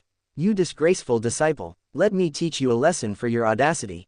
Before Tien Bui could act, Gray's body was enveloped in a shimmering aura of qi. With a smirk, he leapt into the air, leaving a trail of energy in his wake. I'm off to the venue. See you there, Master. Gray called out with a cheeky grin, disappearing into the sky. The seniors and juniors watched in stunned silence as Gray soared away. Tien Bui shook his head, a mix of exasperation and amusement on his face. Why do I have a feeling that this competition is going to be anything but ordinary? Tien Bui muttered, as he turned to address the remaining disciples. Make sure you give it your best effort. The true test is in the journey, not just the destination. Gray, having arrived at the arena, took a moment to survey the grand spectacle from the sky. The arena was a vast, circular expanse, designed with the elegance and precision characteristic of cultivation traditions. 8 distinct dueling spaces, each marked by intricate, glowing runes, radiated outward from a central platform. This central area was reserved for the elders and the sect leader, providing a prestigious vantage point to oversee the matches. The arena was abuzz with excitement, filled with disciples from various peaks who eagerly awaited the competitions. The crowd's anticipation was palpable, as such a high-profile event, featuring 64 participants, drew considerable attention. It was a rare opportunity to witness duels between some of the most talented geniuses in the sect. Gray landed in the arena, surveying the myriad of uniforms worn by the disciples from different peaks. The colorful array of garments, each symbolizing the peak's unique style and prestige, made his own plain attire feel rather lackluster in comparison. With a thoughtful expression, Gray muttered to himself, "Looks like I might need to get some new clothes after this." After some time, his seniors and juniors also arrived. Gray noticed his usually stoic senior, Darren, engaged in a conversation with a woman. The sight left Gray puzzled. His senior, who was typically as unyielding and silent as a rock, was actually talking with a woman. It was a scene Gray couldn't quite imagine. Curiosity piqued, he quickly ran towards them. "Our elder brother really misses you, Senior Wen," teased Dali, a mischievous grin on his face as he glanced at the woman in front of them. She wore the uniform of Small Bamboo Peak, and the smile on her face as she looked at Darren made it clear that there was something more between them. No, it's not like that," Darren quickly protested, his usually stoic demeanor faltering as a hint of embarrassment colored his face. "Oh, so, you didn't miss our senior sister then?" another woman teased, this time who was with the senior Wen. "That's not it," Darren stammered, clearly caught in a dilemma, unsure how to respond without digging himself deeper. Just then, Gray suddenly appeared behind him, his curiosity having gotten the better of him. "Senior Darren, who is this?" he asked. His unexpected arrival nearly startled Darren out of his wits. "Why didn't I know Senior Darren knew such a beautiful senior sister?" Gray asked, raising an eyebrow with a teasing grin. Darren opened his mouth to respond, but before he could say anything, Xiao Wei, the mischievous monkey, suddenly leapt onto Gray's head, causing chaos as it danced wildly on his hair. "Xiao Wei, come down, or else I'll feed you to Da Huang," Gray shouted, struggling to catch the nimble monkey while it tangled itself in his hair. It seems Xiao Fan wandered off leaving this monkey alone and now it's messing with him. Xiao Wei, sensing the seriousness of Gray's tone, quickly scampered away in fear. Gray, however, was not amused.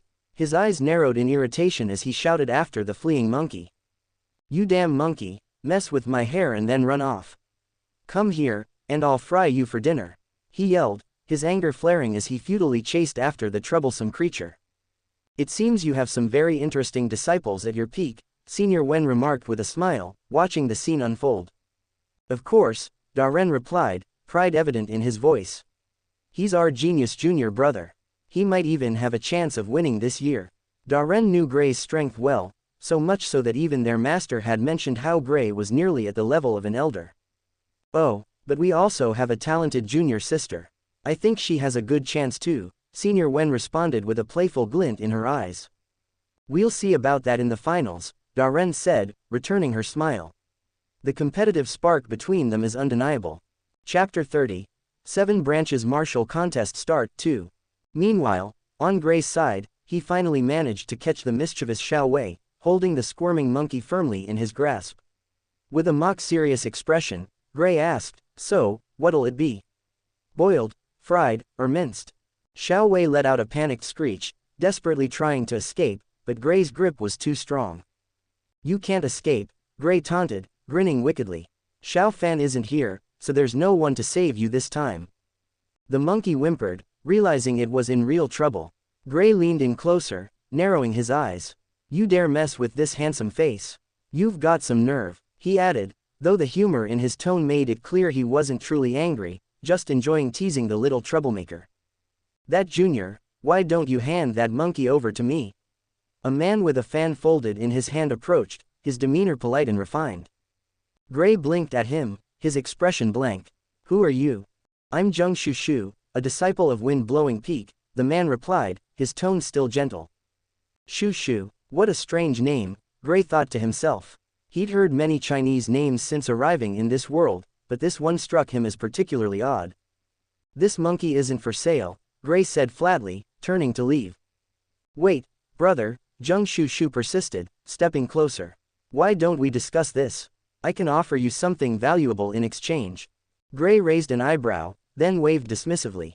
Listen, Shu Shu, I'm not interested in any animals, and I'm definitely not selling this monkey. Now, Shu Shu Shu, he said, waving his hand as if shooing away an annoying pest, clearly unimpressed by Zheng Shu Shu's offer. Zheng Shu Shu, hearing Gray's dismissive words, felt an urge to smack him with his fan but restrained himself, keeping his composure. Brother, this is no ordinary monkey. This is a three-eyed spiritual monkey, Zheng Shu Shu insisted, trying to appeal to Gray's interest. Gray paused, glancing down at Xiao Wei, turning the little creature in his hands to examine it from all angles. To him, it looked like any other mischievous, ordinary monkey. Now that this guy mentioned, he remembered a scene from the plot about this scene, and this guy should be the son of some peak master. Spiritual monkey, Gray repeated skeptically, narrowing his eyes as he inspected Xiao Wei once more. There is nothing special about this monkey. He then looked back at Zheng Shu Shu with a mixture of confusion and disbelief, wondering if this guy had some kind of brain damage to make such a claim. I know it might seem like an ordinary monkey, Zheng Shu Shu persisted, but when it opens its third eye, it will be incredibly useful. Are you sure? Gray asked, still skeptical. This guy doesn't seem all that special to me. You can trust me, Shu Shu said with a proud expression. Our peak knows all about these kinds of things. Then, brother, are you, Shu Shu began to ask, hoping to make a deal.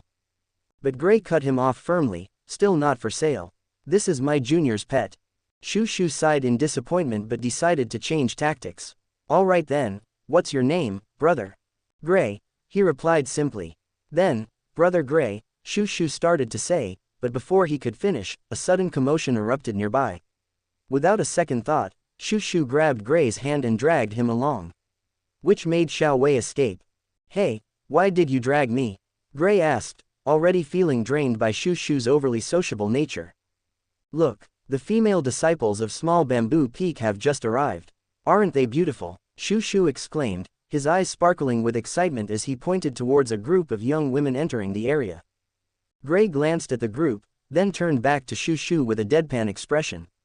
Brother, you know me too well, he said with a smile, placing a hand on Shu Shu's shoulder as they both watched the female disciples. I knew it, Shu Shu said, grinning. I can already tell we're going to be great friends.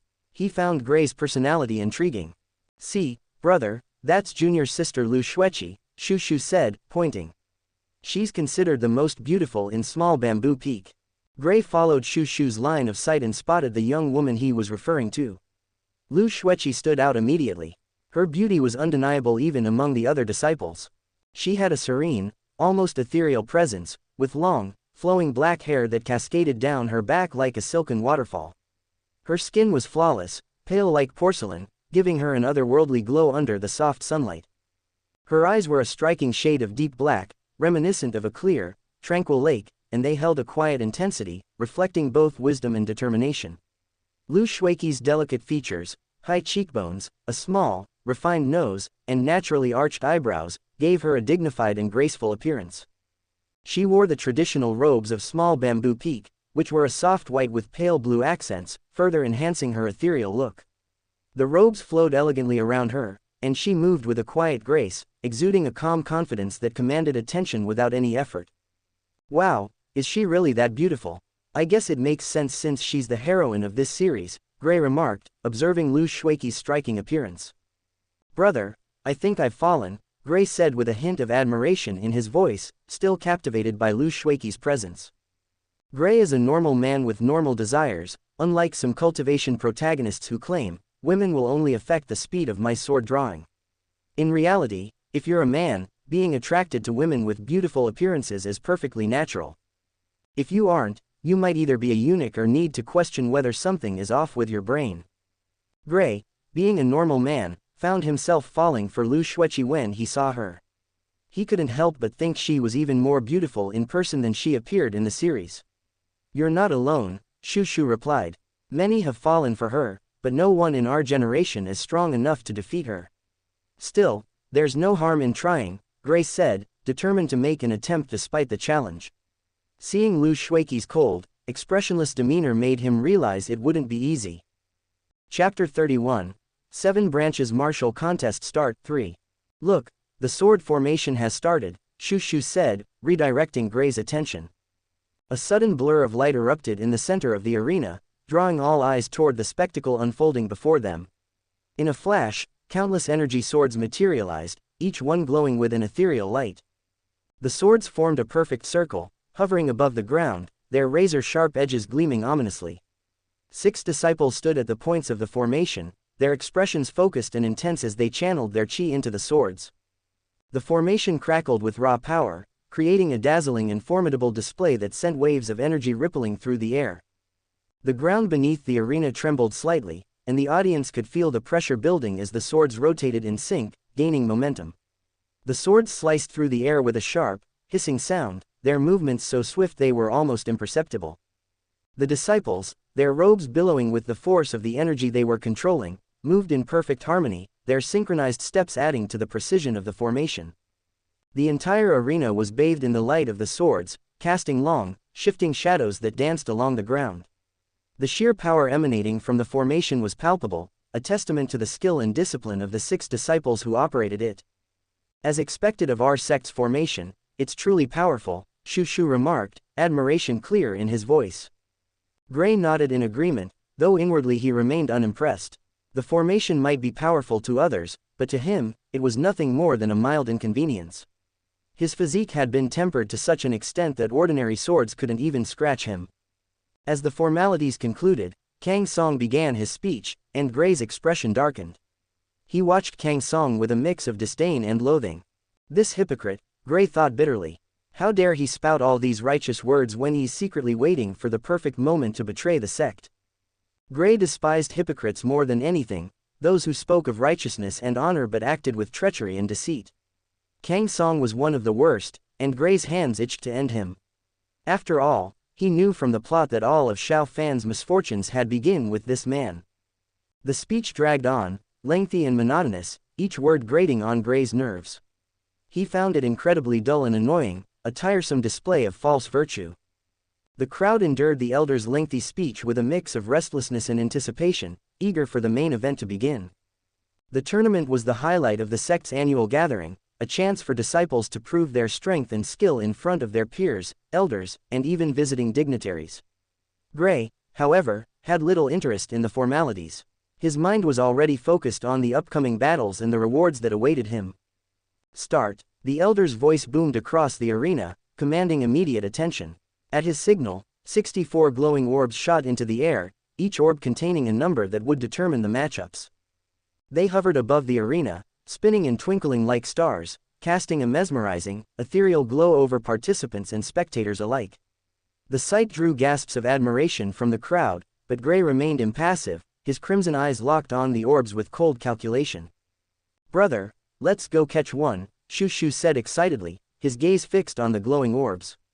His voice was filled with the eager anticipation of a young disciple looking forward to testing his mettle against his peers. Gray, however, was unmoved. "No need," he replied, his tone calm and controlled, as if the whole spectacle was beneath him. With a mere flick of his wrist, 2 of the orbs broke away from the swirling mass and floated toward him, as if drawn by an invisible force. The movement was so smooth and effortless that it seemed almost magical to the onlookers. Shu's eyes widened in surprise as Gray casually extended one of the orbs toward him. "Here, take yours," Gray said, tossing it lightly in Shu's direction. Shu caught the orb. His expression was a mix of awe and admiration. "Brother, your control is truly remarkable," Shu said, still marveling at the ease with which Gray had summoned the orbs. He opened his slip and saw the number 31 etched on it in glowing script. Gray glanced at his own slip, revealing the number 12. He allowed himself a small, satisfied smirk. The number didn't matter much to him, he was confident that no matter who his opponent was, they would fall before him. The elder's voice rang out again, announcing the matchups. The first match will be between the person with number 1 and number 64. The second match will be between number 2 and number 63, and so on. The arena buzzed with excitement as disciples checked their numbers, some exchanging nervous glances while others squared their shoulders, determined to face whatever challenge lay ahead. "Brother, it looks like your match will be among the first. Don't worry, I'll be here to cheer you on," Shu said, his tone warm with brotherly affection. Gray glanced at Shu, appreciating the gesture but knowing it wasn't necessary. There's no need, he replied calmly, already striding toward the platform where the matches would take place. His movements were fluid and unhurried, like a predator with absolute confidence in its strength. Chapter 32, Instant Victory. In the arena, tension crackled in the air as Gray stood at one end, his expression calm and composed. On the opposite side, Wang Peng, a brawny disciple from Dragon Head Peak, flexed his muscles, radiating confidence. Disciple Gray from Big Bamboo Peak vs. Disciple Wang Peng from Dragon Head Peak, the announcer's voice boomed, echoing through the arena. The spectators buzzed with chatter, most of them skeptical about Gray's chances. Who do you think will win? Isn't it obvious? Dragon Head Peak is known for its strength. Yeah, Big Bamboo Peak is considered one of the weakest peaks. Shu, overhearing the comments, simply smiled as he toyed with his folding fan. He looked at Gray with a sense of confidence, fully aware that the match would be more interesting than the spectators anticipated. Junior, why don't you surrender? Wang Peng asked with an arrogant smirk, his disdain evident in his voice. Gray remained silent, his expression calm and unreadable. HMPH, a disciple from Big Bamboo Peak. Let's see how good you really are, Wang Peng sneered, his confidence unwavering. Start, the announcer's voice cut through the air. Wang Peng burst into laughter, preparing to boast about his victory. Haha, I'm going to punch, but his bravado was abruptly cut short as he felt a sudden, intense pain in his stomach. His mind couldn't even register what was happening. One moment, he was brimming with confidence, and the next, he was gasping for breath, his vision blurring as pain radiated through his body. Gray had moved faster than the eye could follow, appearing before Wang Peng with a speed that defied belief. His fist, charged with a terrifying amount of power, struck Wang Peng with the force of a falling mountain. The impact wasn't just physical, it was as if Gray's punch carried the weight of the very heavens, crushing any resistance within Wang Peng. Wang Peng's expression shifted from smug arrogance to wide-eyed terror in an instant. His eyes bulged as the realization hit him, he was completely outmatched. His mouth opened in a silent scream, but no sound came out, the air having been knocked from his lungs. The sheer force of the blow lifted him off his feet, sending him flying across the arena like a ragdoll caught in a hurricane. Time seemed to slow as Wang Peng soared through the air. His mind raced, trying to comprehend how things had gone so wrong so quickly. He had entered the arena certain of an easy victory, and now he was on the brink of unconsciousness, hurtling toward the arena wall. The last thing he saw was Gray standing where he had been, his expression calm and unbothered, as if he hadn't just shattered Wang Peng's pride and body in a single strike. The sound of Wang Peng's body crashing into the wall echoed through the arena like thunder. The wall cracked under the force, dust and debris falling around the limp form of Wang Peng, who lay crumpled at its base. The once proud disciple of Dragon Head Peak was now reduced to a heap on the ground, groaning weakly as pain coursed through his shattered body. The audience, who had been so vocal just moments before, fell deathly silent. Shocked gasps filled the air as everyone tried to make sense of what they had just witnessed. The sheer speed and power of Gray's attack left them all speechless, their minds struggling to reconcile the image of the quiet disciple from Big Bamboo Peak with the monstrous strength he had just displayed. Did you see that? A voice finally broke the silence, barely a whisper, filled with awe. I don't even know what happened, another voice stammered, eyes wide with disbelief. He was just gone, and then Wang Peng's already gone. Someone else muttered, still in shock. The words hung in the air, echoing the disbelief that had settled over the crowd. On the other side of the arena, Shu continued to toy with his folding fan, a knowing smile playing on his lips. He had expected nothing less from Gray, but even he couldn't help but be impressed by the sheer efficiency with which Gray had ended the match. He glanced at the other disciples around him, most of whom were still staring at the arena in stunned silence, and chuckled softly to himself. The announcer, still reeling from the spectacle, finally snapped out of his daze. Disciple Gray wins, he announced, his voice trembling slightly, unable to hide his own astonishment. As the words left the announcer's mouth, a wave of realization swept through the spectators. The once dismissive murmurs about Big Bamboo Peak were replaced with awed whispers. No one had expected such a display of dominance from a disciple of the supposedly weakest peak. Too much yapping, Gray said in a dismissive tone as he jumped down from the arena, his expression still calm. The crowd's murmurs continued as they processed the swift and decisive end to the match. After his swift victory, Gray exited the arena to join the crowd, eager to watch the matches of his fellow disciples from Big Bamboo Peak. On the elders' side, the atmosphere shifted as the attention turned toward Gray's performance.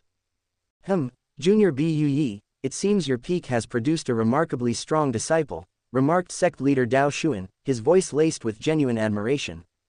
He had been thoroughly impressed by Gray's precise execution, one powerful punch, no excessive movement, just a calculated strike that had ended the match in a heartbeat. Tian Buyi's chest swelled with pride. It's all thanks to the sect leader's guidance. As you mentioned 5 years ago, this disciple is incredibly talented, he replied, his tone filled with satisfaction. The corners of his mouth lifted into a warm smile as he added, I'm very happy to be his teacher. While most of the elders exchanged approving nods, recognizing Gray's potential, not all shared the same sentiments. Kang Song, who had been quietly observing the conversation, kept his expression neutral, his thoughts carefully concealed behind a mask of indifference. Yet, his gaze lingered on Gray longer than necessary, revealing a subtle hint of ulterior motives. As the first round concluded, the tournament continued to heat up. A total of 32 participants had been eliminated, leaving 32 remaining to advance to the next round. Gray stood once again in the center of the arena, his expression calm and composed, waiting patiently for his next opponent. Chapter 33, Chi Hao vs. Gray. When the announcement of his match came, Gray's eyes settled on Chi Hao, who walked into the arena with a confident smile. Though Gray was somewhat surprised to see him as his next opponent, he wasn't overly shocked. He knew that sooner or later, he would face someone of Chi Hao's caliber. Do you think he'll win again? One disciple whispered, still in awe of Gray's previous performance. No way, another replied, shaking his head. Even though he was strong, this time it's Chi Hao, the leader of the Dragon Head Peak disciples. Gray has no chance against him. As the murmurs of doubt spread through the crowd, Chi Hao approached Gray with an air of camaraderie. Junior, it seems we are really fated to meet here, Chi Hao said, his smile genuine but with a hint of competitive spirit. Likewise, Senior, let's do our best, Gray responded courteously, a hint of respect in his tone. He could sense the friendly, yet determined, demeanor of Chi Hao, and it seemed only right to reciprocate. Gray's eyes gleamed with calculated focus as he silently assessed the situation. Given the earlier exchanges, he realized that using just 30% of his strength would be sufficient to match Chi Hao's abilities while keeping his true power in reserve. Disciple Gray from Big Bamboo Peak versus Disciple Chi Hao from Dragon Head Peak. The announcer's voice boomed across the arena, heightening the tension. Battle start. With the signal, both combatants readied themselves. The atmosphere crackled with anticipation as the audience eagerly awaited the clash between these two formidable contenders. From Gray's first match, they knew he was strong, but now they were about to witness a true test of his abilities against Chi Hao. 1,000 ice swords, Chi Hao announced, his voice resonating with authority. Instantly, 10 gleaming swords formed from pure ice materialized in the air. They flew toward Gray with chilling swiftness, their edges sharp and glinting menacingly under the arena lights. Gray, agile and focused, evaded the onslaught of ice blades with a series of quick, fluid movements. The swords crashed into the arena, leaving holes in their wake, but Gray skillfully dodged them. His eyes locked onto Chi Hao as he began to charge forward, closing the distance with impressive speed. Chi Hao, observing Gray's approach, prepared for the impending confrontation. He gripped his sword firmly and slashed it through the air. A powerful wave of chi accompanied the swing. The sword, imbued with potent energy, met Gray head-on as he arrived in front of Chi Hao. The collision was explosive. Gray's punch, covered in chi, struck the incoming sword with a resounding impact, and Chi Hao's slashing sword met Gray's fist in a clash of raw power. The shockwaves generated by their collision rippled through the arena, shaking the ground and causing the spectators to gasp in awe. The arena erupted in a chorus of gasps and murmurs as the air crackled with energy. The sheer force of their clash sent tremors through the surroundings, causing the audience's eyes to widen with excitement. Ice bind, Chi Hao shouted, his voice echoing across the arena. Instantly, the ground beneath Gray began to freeze, spreading a thick layer of ice that sought to entrap him. The chilling tendrils of ice stretched out like grasping hands, aiming to immobilize him. Without hesitation, Gray lifted his leg and brought it down with tremendous force, smashing through the ice with a thunderous crash. The impact was so powerful that the arena itself seemed to tremble, the surrounding spectators jolting in their seats from the shockwave. Chi Hao, seizing the moment, didn't relent. He swung his sword with a sweeping motion, sending a blade of chi slicing through the air. The sword, glowing with potent energy, headed straight for Gray. With a determined look, Gray met the attack head-on, bracing himself as his fist collided with the blade. The clash was spectacular. Sparks erupted from the point of impact, dancing through the air like a storm of embers. Each strike resonated with a sharp, metallic clang that echoed through the arena. The force of their blows created shockwaves that rippled outward, sending the surrounding spectators back. Gray and Chi Hao were locked in a fierce exchange, neither willing to give ground. Gray's powerful strikes infused with Chi and Chi Hao's precise, energy-infused slashes created a dazzling display of combat prowess. The arena was filled with the sound of their fierce engagement, the clang of metal, the whoosh of energy, and the roar of the crowd, all combining to create a thrilling spectacle. Finally, both combatants were sent reeling backwards from the force of their clash. Chi Hao, with a confident smile, addressed Gray, "Junior, you may be the strongest of the younger generation, but I am not weak either." He began to channel even more chi into his sword, the blade gleaming with a deadly aura as he prepared for his next move. "Slay the demons," Chi Hao shouted, his voice booming with determination. An imposing ice dragon, shimmering with cold blue energy, began to manifest behind him. The dragon roared, its breath chilling the very air around it, and lunged forward with terrifying speed. Chi Hao, gripping his sword tightly, followed the dragon's charge, his expression fierce and unyielding. Gray's eyes narrowed, his fighting spirit blazing. "Don't think you're the only one with a dragon," he retorted, his body erupting with brilliant red chi. A massive flame dragon roared to life, its fiery form spiraling around him like a living inferno. With a powerful thrust of his fist, Gray unleashed the dragon, sending it hurtling toward Chi Hao with unstoppable force. The two dragons collided in midair, and the resulting explosion was cataclysmic. A blinding flash of light accompanied by a deafening roar shook the arena to its core. The shockwave was so intense that the ground trembled, and the audience could feel the raw power of the clash in their very bones. The thick smoke that followed obscured the battlefield, leaving the spectators holding their breath in anticipation. As the smoke began to clear, two figures could be seen soaring high into the sky. Gray and Chi Hao, undeterred by the earlier explosion, continued their battle with even greater intensity. They clashed in midair, each strike a testament to their incredible skill and unwavering resolve. Gray's mind was laser-focused, his instincts honed to a razor's edge. He watched Chi Hao's every move, waiting for the slightest misstep. When Chi Hao overextended for a moment, Gray seized the opportunity. With a swift and brutal kick to Chi Hao's waist, he sent him crashing down to the arena floor with a thunderous impact. Chi Hao hit the ground hard, the force of the blow leaving a deep crater beneath him. But Gray wasn't done. He gathered his strength, his muscles coiling with the power of a coiled spring, ready to unleash a decisive blow. His eyes locked onto Chi Hao, who lay vulnerable on the ground. With a fierce battle cry, Gray swung his leg forward with all the force he could muster. At the last possible moment, Chi Hao's instincts flared to life. With a desperate burst of agility, he rolled to the side, narrowly avoiding the full brunt of Gray's devastating kick. The ground where Chi Hao had been moments before was left shattered. The force of the attack created a deep indentation that radiated raw power. Chi Hao scrambled to his feet, his heart pounding in his chest. He could feel the weight of the battle bearing down on him, but his fighting spirit refused to waver. His eyes burned with determination as he faced Gray, who was already preparing for another assault. Chapter 34. Gray Victory. Chi Hao, recognizing the gravity of the situation, quickly assessed his options. Realizing that Gray's physical strength and close combat skills were overwhelming, he knew that engaging in a direct contest of power was futile. To gain an advantage, Chi Hao needed to rely on technique and strategy. "Junior, try this move." Gray noticed Chi Hao's intense focus as he prepared his next move. As Chi Hao leapt into the air, he executed a series of intricate hand movements. The temperature around the arena began to drop noticeably, and dark clouds gathered ominously in the sky above. The temperature in the arena plummeted, the sudden coldness biting into the skin of the spectators.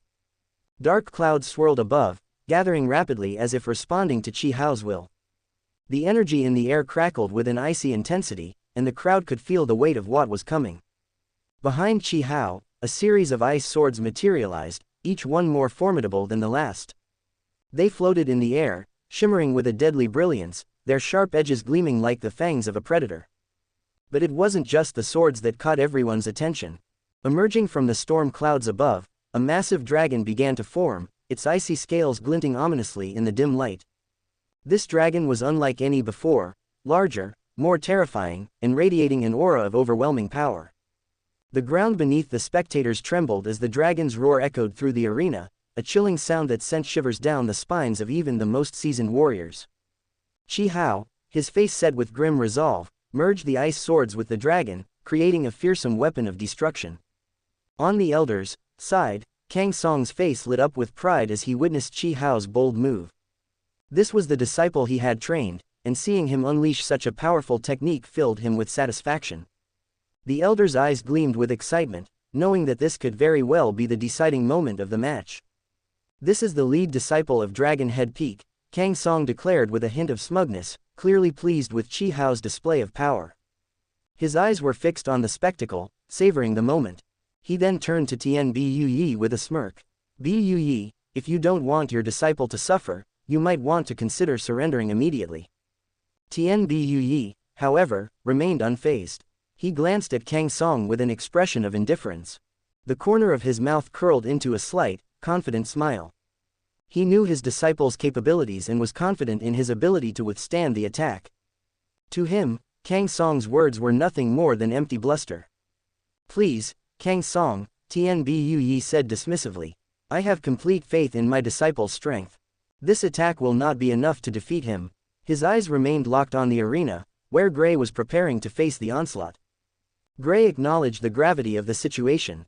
Chi Hao's move was undeniably powerful, and he knew that his fire dragon wouldn't stand a chance against it. However, that didn't mean he was out of options. His eyes gleamed with determination as he considered his next move. Since Senior has unleashed his full strength, it would be disrespectful if I didn't at least use one of my skills, Gray said, his voice calm and steady despite the tension in the air. Gray extended his hand, and the atmosphere shifted as if the world itself had held its breath. The surrounding chi, once dispersed, rushed toward him with a ferocious intent, swirling and crackling with raw energy. The air grew heavy, vibrating with anticipation as the energy condensed, spiraling faster and faster until it ignited in a dazzling display. In an instant, the chi transformed, erupting into a sort of pure, radiant blue light that blazed with the fury of a newborn star. The blade shimmered with an ethereal brilliance, its edges razor-sharp, cutting through the frigid air with a sizzling hiss. Gray closed his eyes, feeling the rhythm of the sword. He connected with the aura surrounding him, compressing the gathered chi into a massive burst of destruction, a technique designed to annihilate everything in its path. This move demanded not only immense power but also an unparalleled mastery of chi. Opening his eyes, calm and resolute, the chi around him stilled, like the eerie calm before a storm. Sword form, sword of destruction, Gray murmured, his voice barely audible as he swung his sword with deadly precision. The moment his words left his lips, a massive surge of energy erupted from his blade, forming a brilliant blue slash that crackled with power. Chi Hao, not to be outdone, unleashed his own formidable technique. Ice Dragon Formation, he cried out, his voice laced with determination. In response, a colossal ice dragon materialized, its scales glistening with an otherworldly frost. The dragon roared, a bone-chilling sound that sent shivers down the spines of the spectators. It lunged toward Gray with its jaws wide open, its icy breath freezing the very air as it surged forward, ready to annihilate everything in its path. Alongside the dragon, countless ice swords materialized, each one shimmering with lethal intent, all converging on the incoming blue slash. The moment the two supreme techniques collided, the arena was engulfed in a cataclysmic explosion of power. The ground beneath them quaked violently, unable to withstand the sheer magnitude of their clash. The air itself seemed to shatter, sending shockwaves rippling through the arena, nearly knocking spectators off their feet. The clash of energy was so intense that it momentarily blinded everyone, the brilliant blue of Gray's slash and the icy white of Chi Hao's dragon illuminating the battlefield with a dazzling light. Gray's blue slash surged forward with unstoppable momentum, an embodiment of sheer, unrelenting power. As it collided with the ice dragon in the formation of swords, it met fierce resistance, but it was not to be denied. The ice dragon's mighty form began to crack, its once impenetrable scales shattering into countless sparkling fragments. The shards of ice scattered across the arena, a glittering testament to the dragon's destruction. The ice swords fared no better.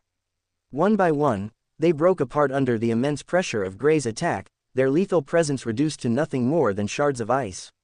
The power of Gray's sword slash continued to carve through the battlefield, cutting through the air with terrifying precision and leaving a trail of destruction in its wake.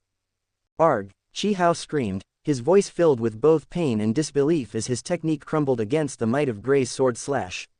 The dragon, once fierce and indomitable, was cleaved in two, its remains dissolving into mist as they were consumed by the overwhelming force. The arena, which had been a scene of intense combat just moments before, was now littered with the remnants of Chi Hao's shattered technique. But Gray's attack did not stop there. The blue slash, still brimming with energy, soared into the sky with unyielding momentum. It cleaved through the dark storm clouds that had gathered above the arena, splitting them apart as if they were nothing. The once turbulent skies were left clear and serene, a stark contrast to the devastation below. The arena, once pristine, was now marked by the devastation of their battle. The ground was scarred with deep gashes, and the air was filled with the lingering echoes of their clash. The audience, stunned by the sheer magnitude of the confrontation, could only watch in awe as Gray's attack continued to press forward, leaving nothing but ruin in its path. As the last remnants of Chi Hao's technique were obliterated, the audience gasped collectively, the sound like a wave washing over the stands. Gray's sword slash, now a brilliant streak of energy, continued its relentless advance until it finally dissipated into the sky, the storm clouds slowly beginning to close the divide left by his attack. The battlefield was silent, the only sound being the faint whisper of the wind as it blew through the remnants of the arena. Gray stood tall, his sword still glowing faintly with residual energy, as he surveyed the destruction he had wrought. As the dust settled and the arena was bathed in the aftermath of their clash, Chi Hao, panting heavily and with visible exhaustion landed on the arena, raised his hands in surrender. "I lost," he admitted, his voice betraying his fatigue. He glanced at Gray, who, despite the intensity of the battle, showed no sign of exhaustion or strain. Gray's effortless composure only highlighted the gap between their strengths. Chi Hao, though disappointed, couldn't help but feel a sense of awe. He had not anticipated facing such a formidable opponent from the younger generation. Gray's display of power and endurance was nothing short of extraordinary. It seems this time also he didn't have a chance to win this contest. The audience erupted into applause, recognizing Gray's power in the match. The crowd's excitement was palpable, with whispers and exclamations filling the arena. "Is this really a match between disciples?" One spectator marveled. "I knew a match between dragon and sword slash would be impressive," another said. "But this is on another level." The audience buzzed with astonishment, unable to hide their admiration for Gray. "I didn't expect such a genius to emerge from the younger generation," they said in disbelief. On the sidelines, Darren beamed with pride. "As expected of Junior Gray," he said. "He didn't disappoint our peak. Truly, our junior is a monster," Dali added, shaking his head in awe. Xiao Fan, eyes wide with admiration, couldn't contain his excitement. "As expected of Senior," he said, his voice filled with wonder. The entire arena was electrified, the atmosphere charged with energy as the audience continued to cheer. Even those still in their matches paused to watch the impressive display, captivated by the spectacle of Gray's final move. The cheers and applause echoed throughout the arena, a testament to the extraordinary performance that had just unfolded. On Elder's side, Kang Song, who had confidently predicted Chi Hao's victory, found himself staring in shock at the aftermath of the battle. His usual air of superiority was shattered, replaced by a look of disbelief as he tried to process the outcome. The arena, once a place of certain victory for his favored disciple, now bore the unmistakable mark of Gray's overwhelming power. Tian Bui, however, remained composed, his expression serene as a satisfied smile played on his lips. He stroked his chin thoughtfully, nodding in approval. "Good, good," he murmured, genuine admiration coloring his voice. "As expected of my disciple. He even exceeded my expectations." Sect Master Dao Zan, who had observed the entire match from his elevated seat, watched with a mix of surprise and pleasure. The display of skill and power by Gray, a disciple who had joined the sect only 5 years ago, was nothing short of extraordinary. That Gray had bested a veteran like Chi Hao was impressive, a clear testament to his innate talent and potential. The sect master's initial shock quickly melted into a proud smile, knowing that such a remarkable talent belonged to his sect. However, as he analyzed the technique Gray had used, a hint of curiosity crept into his thoughts. The technique, while undeniably powerful, stood out to Dao Zan for its raw and unrefined nature. It was a pure move for destruction, lacking the sophisticated intricacies and balance typical of the sect's more advanced techniques. There was no doubt in Dao Zan's mind that this was not a technique inherited from any of the major sects, nor was it rooted in any traditional forms of cultivation. It was a creation born of sheer force, harnessed by Gray's own understanding and instinct. Kang Song, his shock giving way to suspicion, narrowed his eyes as he addressed Tian Buyi. Bu Yi, what kind of technique was that? It didn't originate from our sect's teachings. Isn't it treason for disciples to learn techniques outside of our doctrine? Tian Buyi, his expression turning dismissive, waved a hand as if brushing away Kang Song's concerns. Kang Song, my disciple didn't learn that technique from anywhere else. He created it himself. There was a note of pride in his voice, but also a hint of disdain as he glanced at Kang Song, clearly unimpressed by his accusations. Kang Song's disbelief was palpable. Impossible. How could a mere disciple like him invent such a powerful technique? His suspicion growing, he turned to Sect Master Dao Zan, his voice tinged with urgency. Sect Master, please investigate this matter. I suspect there's something amiss here. Dao Zan, observing the situation with a calm and measured gaze, responded evenly, Kang Song, there is no need for an investigation. Bu Yi's claim is sufficient, and can't you see that this disciple is a genius? Kang Song began to protest, but Sect Master, Kang Song, Dao Zan interjected firmly, his tone leaving no room for dissent. Don't embarrass yourself. The abilities of this disciple are clear for all to see. There's no reason to question his achievements or his integrity. The Sect Master's decisive tone left little room for further argument, and Kang Song's protests faded as he grappled with the unexpected outcome. Chapter 35, Linger Match. After Gray's match concluded, he regrouped with his seniors and junior before heading to the arena to watch Linger's upcoming battle. In the ring, Linger stood poised to face Lu Shuiyi, the prodigious genius of Small Bamboo Peak. The tension was palpable as Gray and his companions settled down, anticipation buzzing in the air. Junior, what do you think are Linger's chances of winning? Darren asked, his gaze fixed on the arena. Gray, serious and thoughtful, shook his head. No chance. Linger is strong, but not strong enough to beat Lu Shuiyi. Hearing this, Xiao Fan's expression darkened with worry. Senior, is there really no chance for Senior Sister to win? Gray glanced at him, acknowledging the concern but remained firm in his assessment. Not against someone like Lu Shuiyi. The match began, and Linger fought with all her might, skillfully wielding her red amber silk, its crimson strands lashing out like serpents in the air. She moved with grace and precision, pushing her abilities to their limits. Yet, it quickly became clear that Lu Shuiyi was on an entirely different level. She remained composed, effortlessly parrying Linger's attacks, her sword still sheathed, a silent testament to the gulf between them. Despite Linger's relentless efforts, the match ended swiftly. The moment Lu Shuiyi finally moved, it was over. Linger was defeated without her opponent even needing to draw her sword. The disparity in their strength was painfully apparent. Gray watched Linger, noting the frustration and disappointment that clouded her expression. Her eyes glistened with unshed tears as she struggled to accept the loss. And now our junior sister is crying, Gray remarked with a playful smirk, his tone tinged with amusement.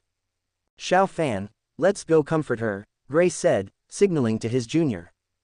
The two made their way to Linger along with his seniors. Gray's grin widened, looks like someone's touchy today. Xiao Fan, sensing the growing tension, stepped in with a nervous chuckle.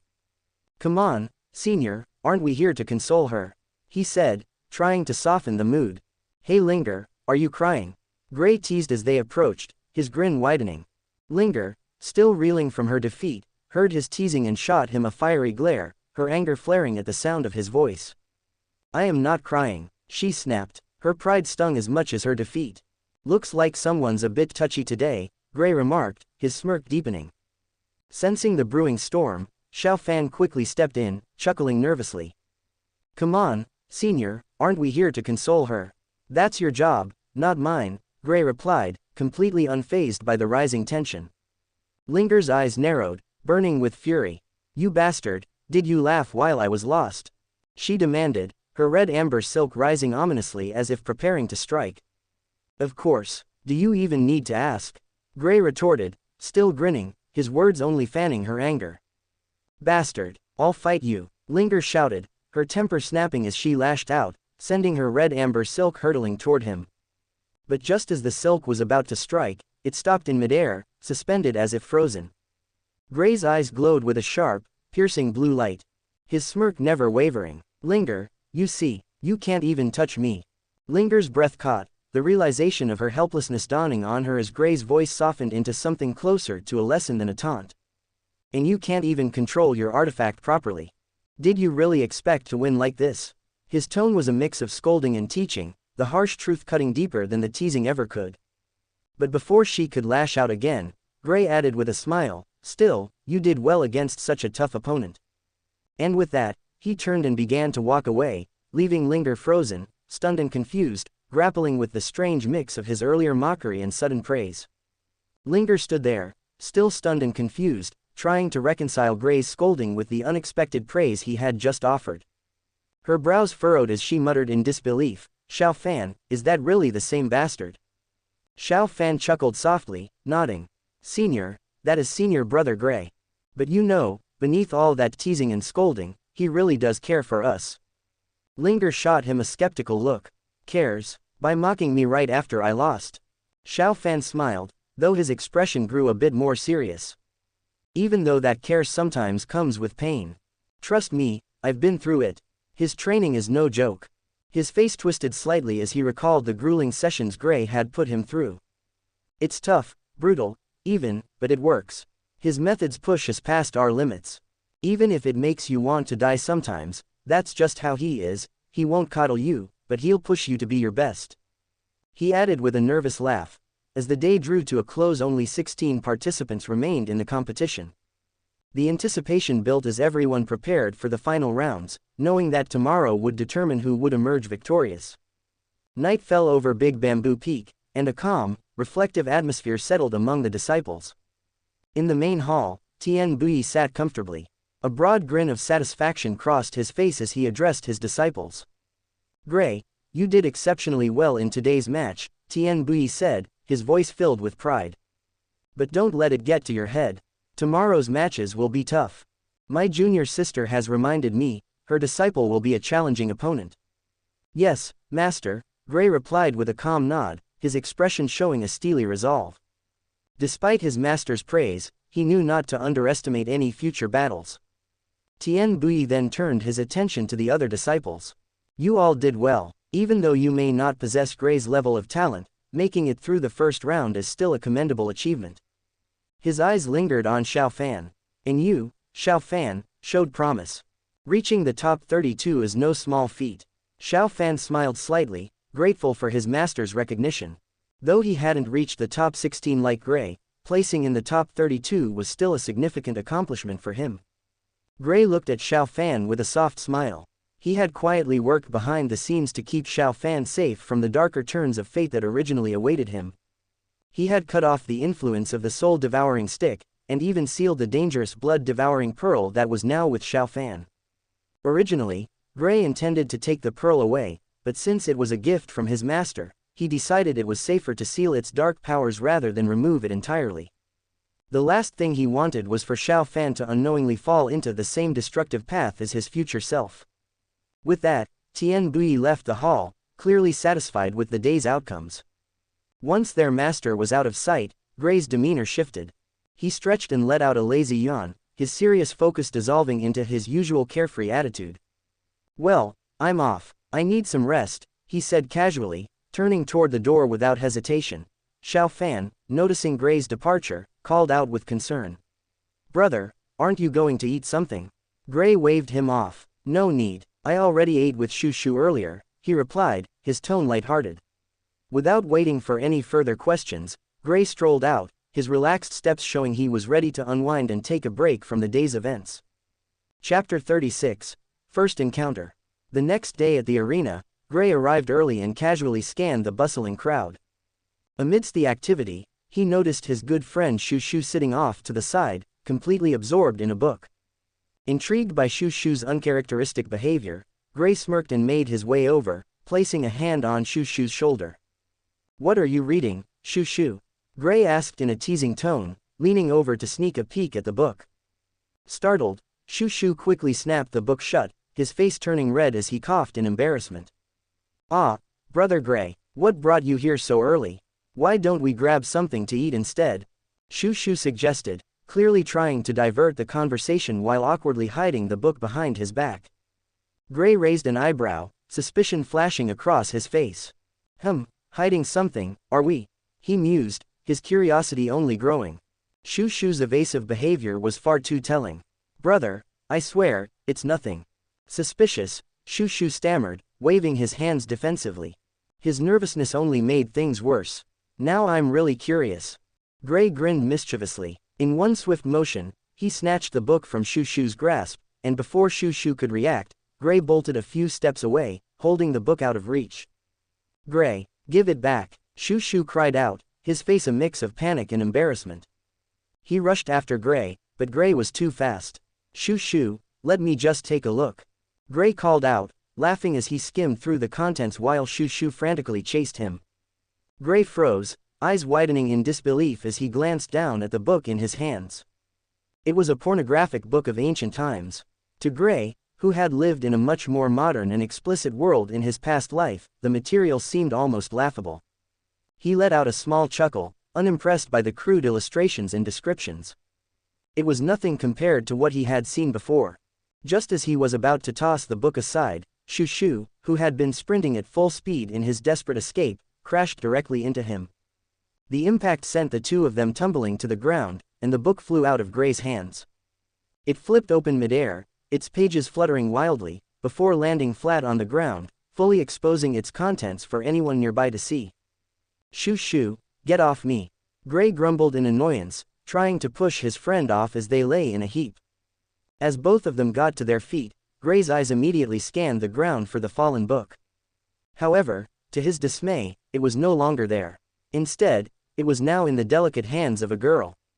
Gray's gaze slowly traveled upwards, and when he finally locked eyes with her, he was struck speechless, frozen as though time had stopped.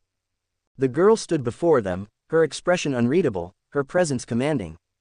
She held the book with an unsettling calm. Gray could only stare in shock, unable to process what was happening. Shushu, noticing the sudden shift in Gray's demeanor, turned to him with a confused expression.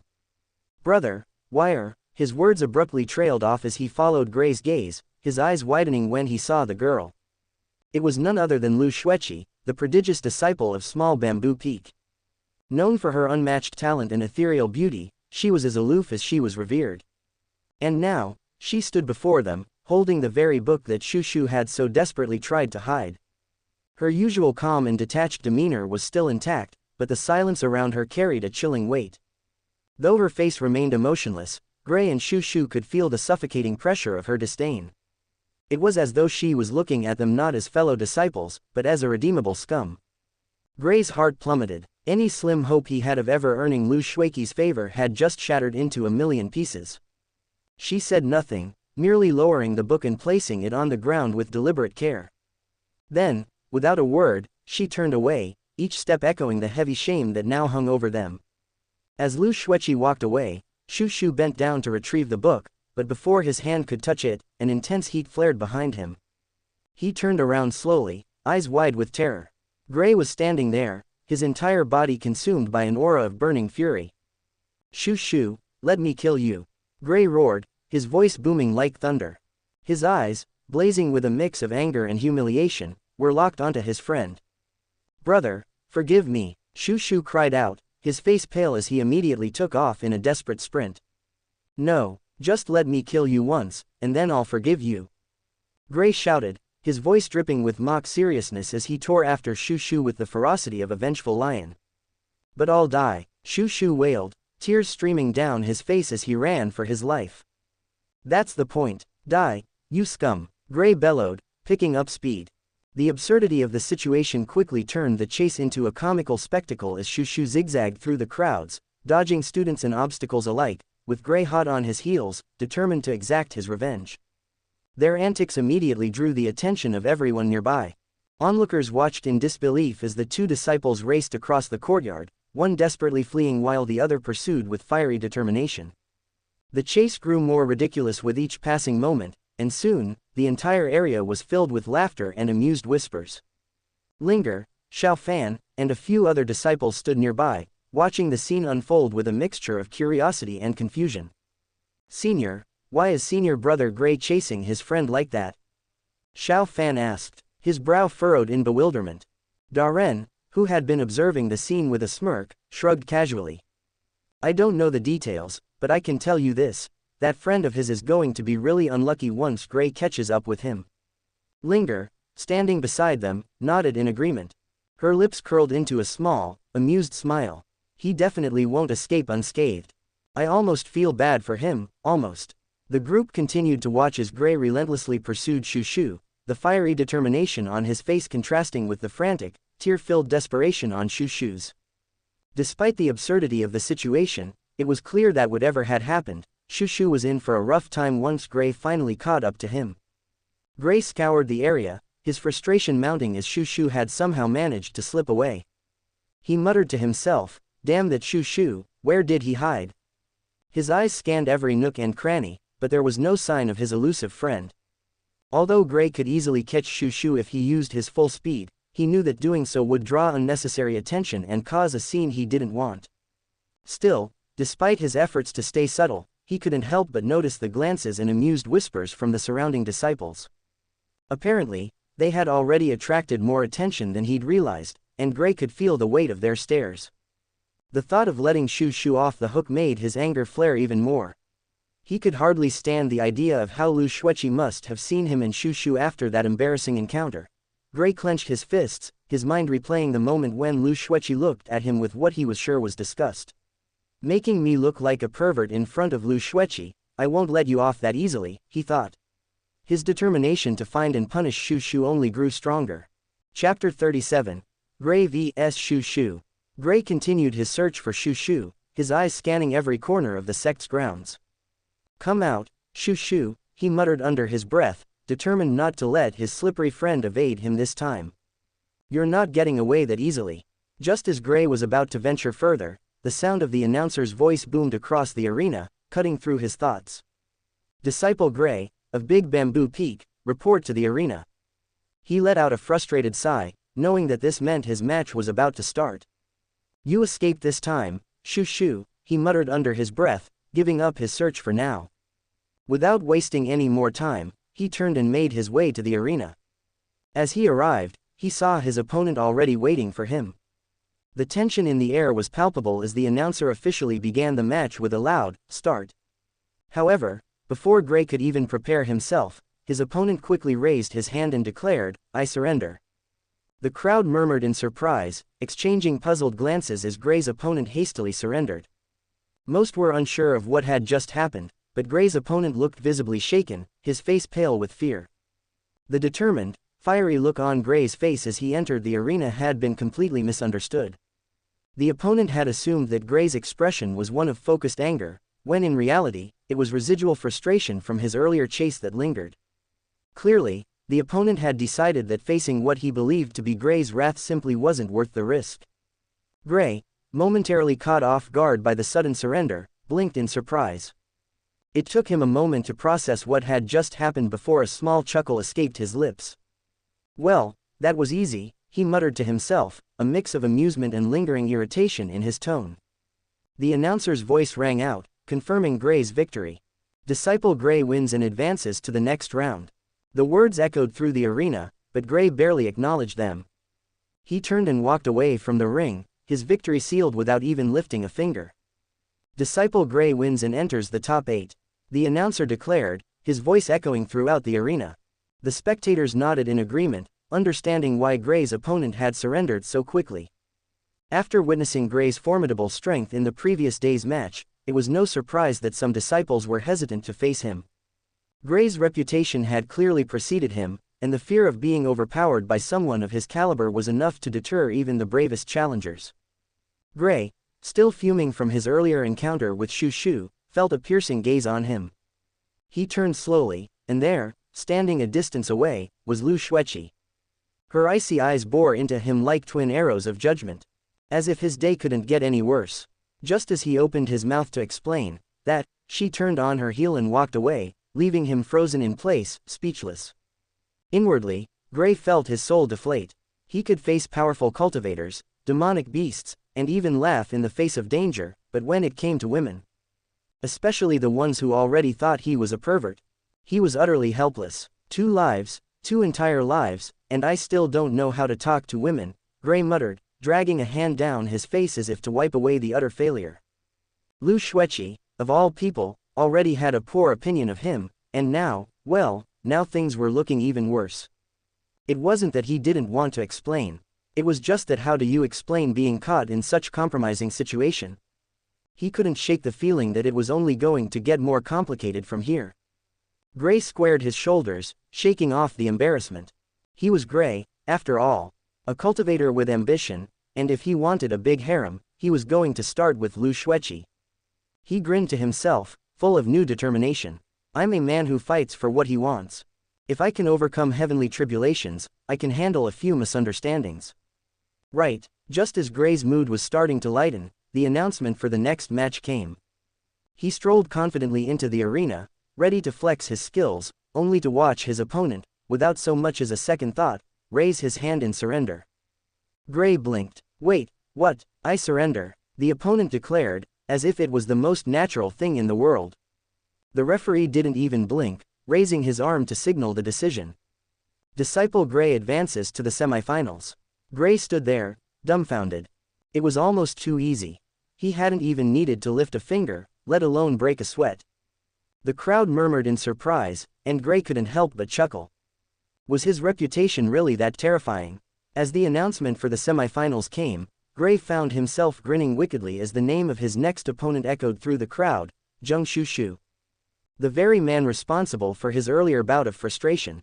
The universe was clearly on his side today. This was his golden opportunity for payback, served on a silver platter. Shu Shu, his former friend turned nemesis, was about to become the key to making his day right. Across the arena, Shu Shu stood trembling. His legs felt like jelly, and sweat drenched his face once again. It seemed the universe wasn't as kind to him as it was to Gray. Why him? Why now? Gray, on the other hand, practically radiated with glee. His eyes locked onto Shu Shu like a predator eyeing its prey. The gods are too kind, Gray thought to himself, his grin turning downright malicious. Shu Shu was about to pay. Disciple Gray from Big Bamboo Peak vs. Zheng Shu Shu from Wind Blowing Peak. The announcer boomed. Shu Shu swallowed hard, his nerves visibly getting the better of him. He glanced at Gray, whose sadistic smile made his stomach flip. This was a nightmare. Should I just surrender? Shu Shu muttered to himself, barely loud enough to hear. He looked at Gray, whose grin had only grown more menacing. It was clear that this wasn't going to be a simple match. This was personal. Gray took a step forward, his eyes gleaming with mischief. Shu Shu, I highly recommend you give up any idea of surrendering. His grin stretched unnervingly wide. Because if you do, well, let's just say, I'll still find a way to make you regret it. Shu Shu's eyes widened like saucers. What do you mean, brother? His voice cracked with desperation, his feet shuffling back instinctively. Gray's eyes narrowed playfully. Let's just say, I've got a long memory when it comes to grievances. And I'm a creative guy. Before Shu Shu could beg for mercy, the announcer, completely oblivious to the growing tension in the air, called out, "Start."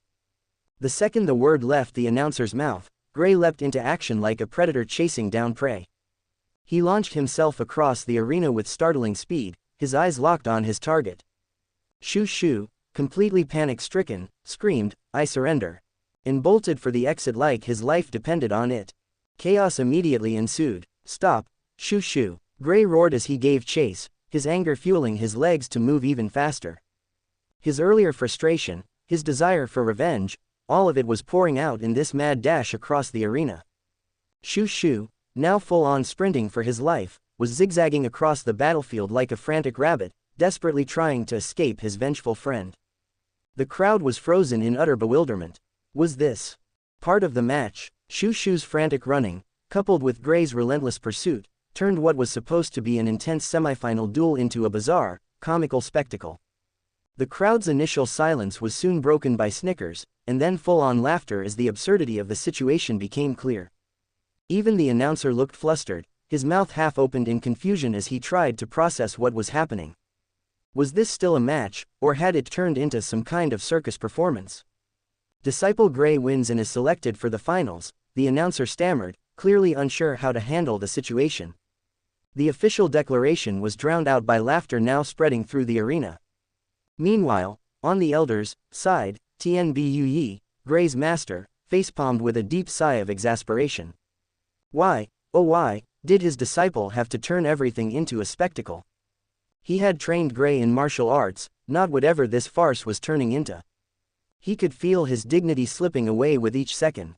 At the opposite end of the elder seats, Zheng Shukang, Shu-Shu's father, stared with a mixture of bewilderment and concern. Was his son really being chased out of the arena in front of everyone?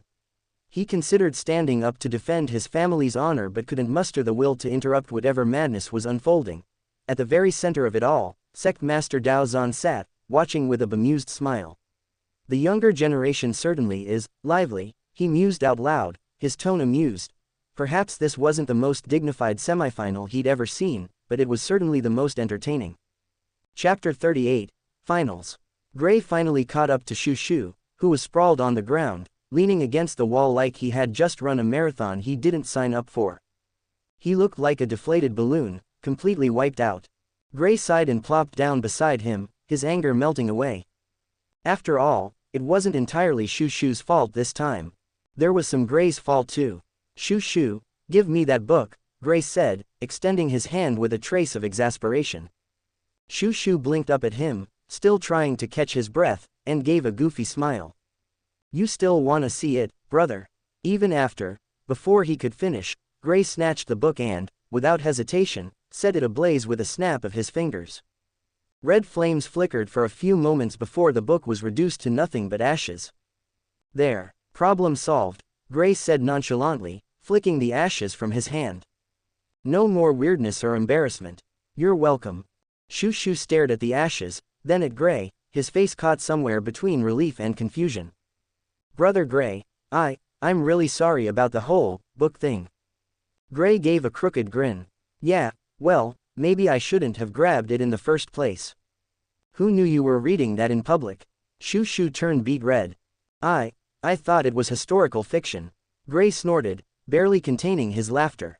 Sure, historical fiction, with diagrams, I bet. Shu-Shu waved his hands frantically. It had a lot of footnotes. I thought it was educational. Well, I learned something today, Gray said, standing up and brushing off his robes. Never, ever borrow books from you again.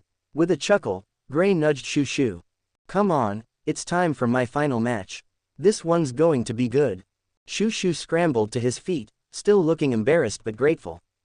The two made their way back to the arena, their friendship somehow stronger after surviving yet another awkward chapter.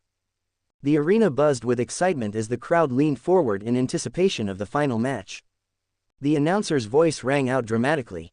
Disciples of Azure Cloud Sect, we have reached the final match of the Seven Peaks Martial Contest. The crowd erupted in cheers as the announcer continued. The winner of this match will receive the prestigious artifact, the legendary Six Directions Mirror. Gray puffed out his chest a little at the mention of the prize. I definitely want that. It'll look great on my shelf and it's a bunch of system points.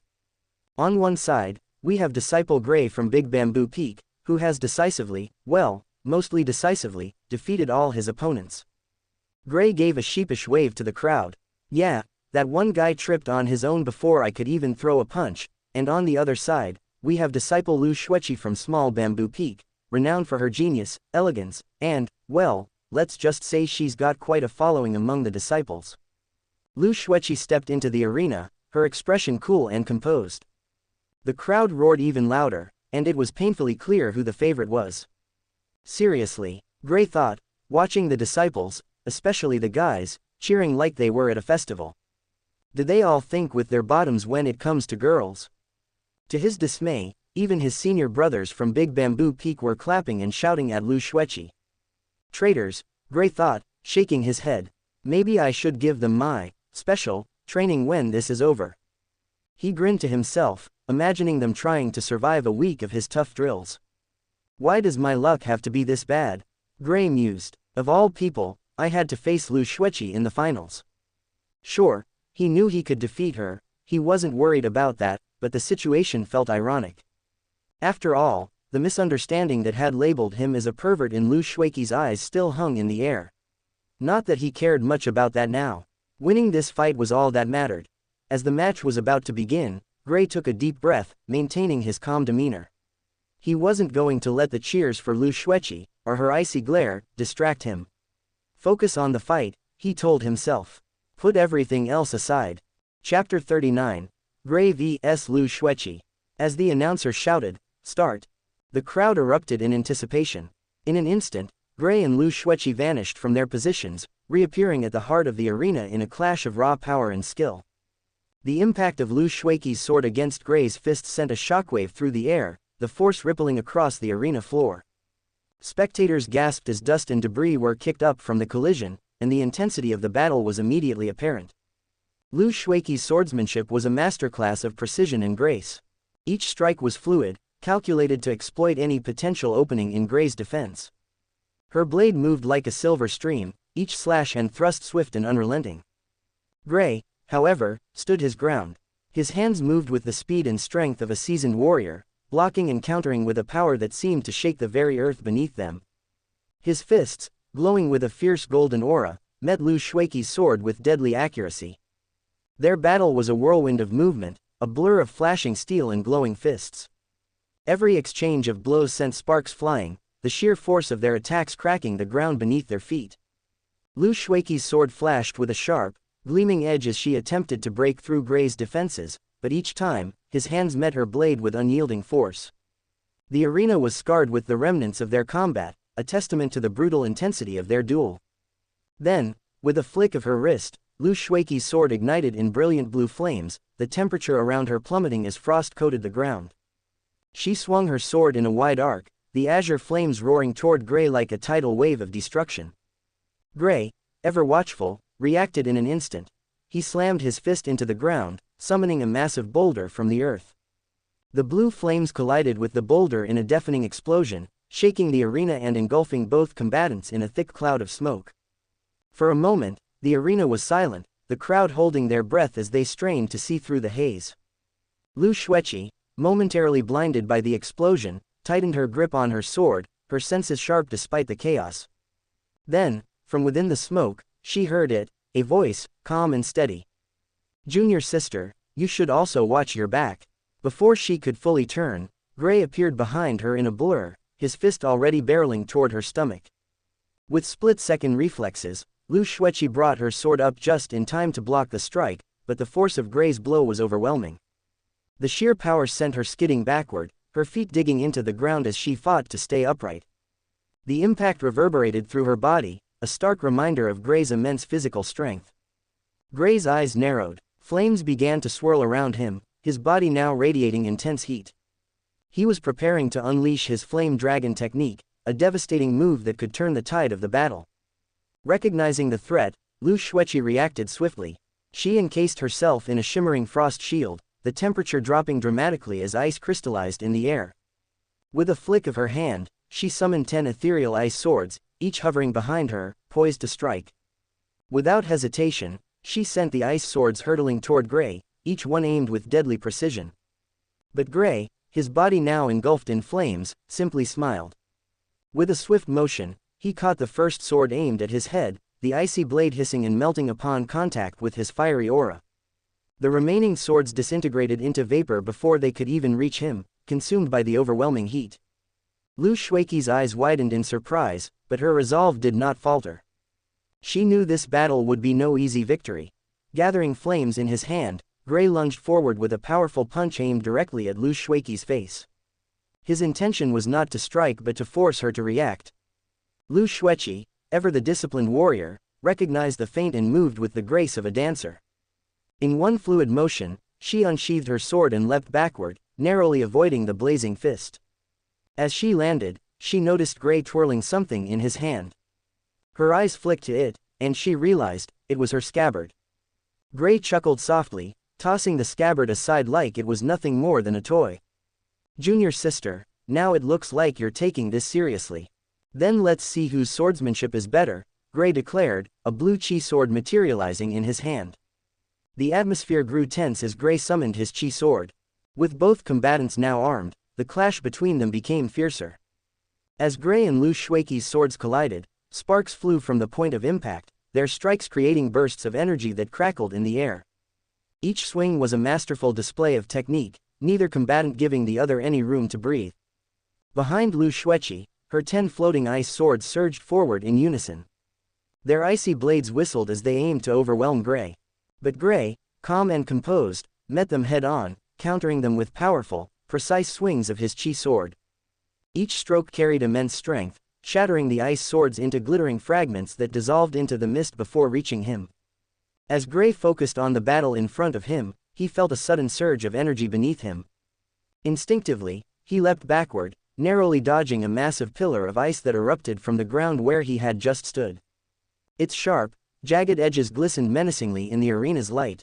That would have been bad, Gray thought with a shudder, realizing just how close he'd come to being struck, especially in his most vulnerable spot.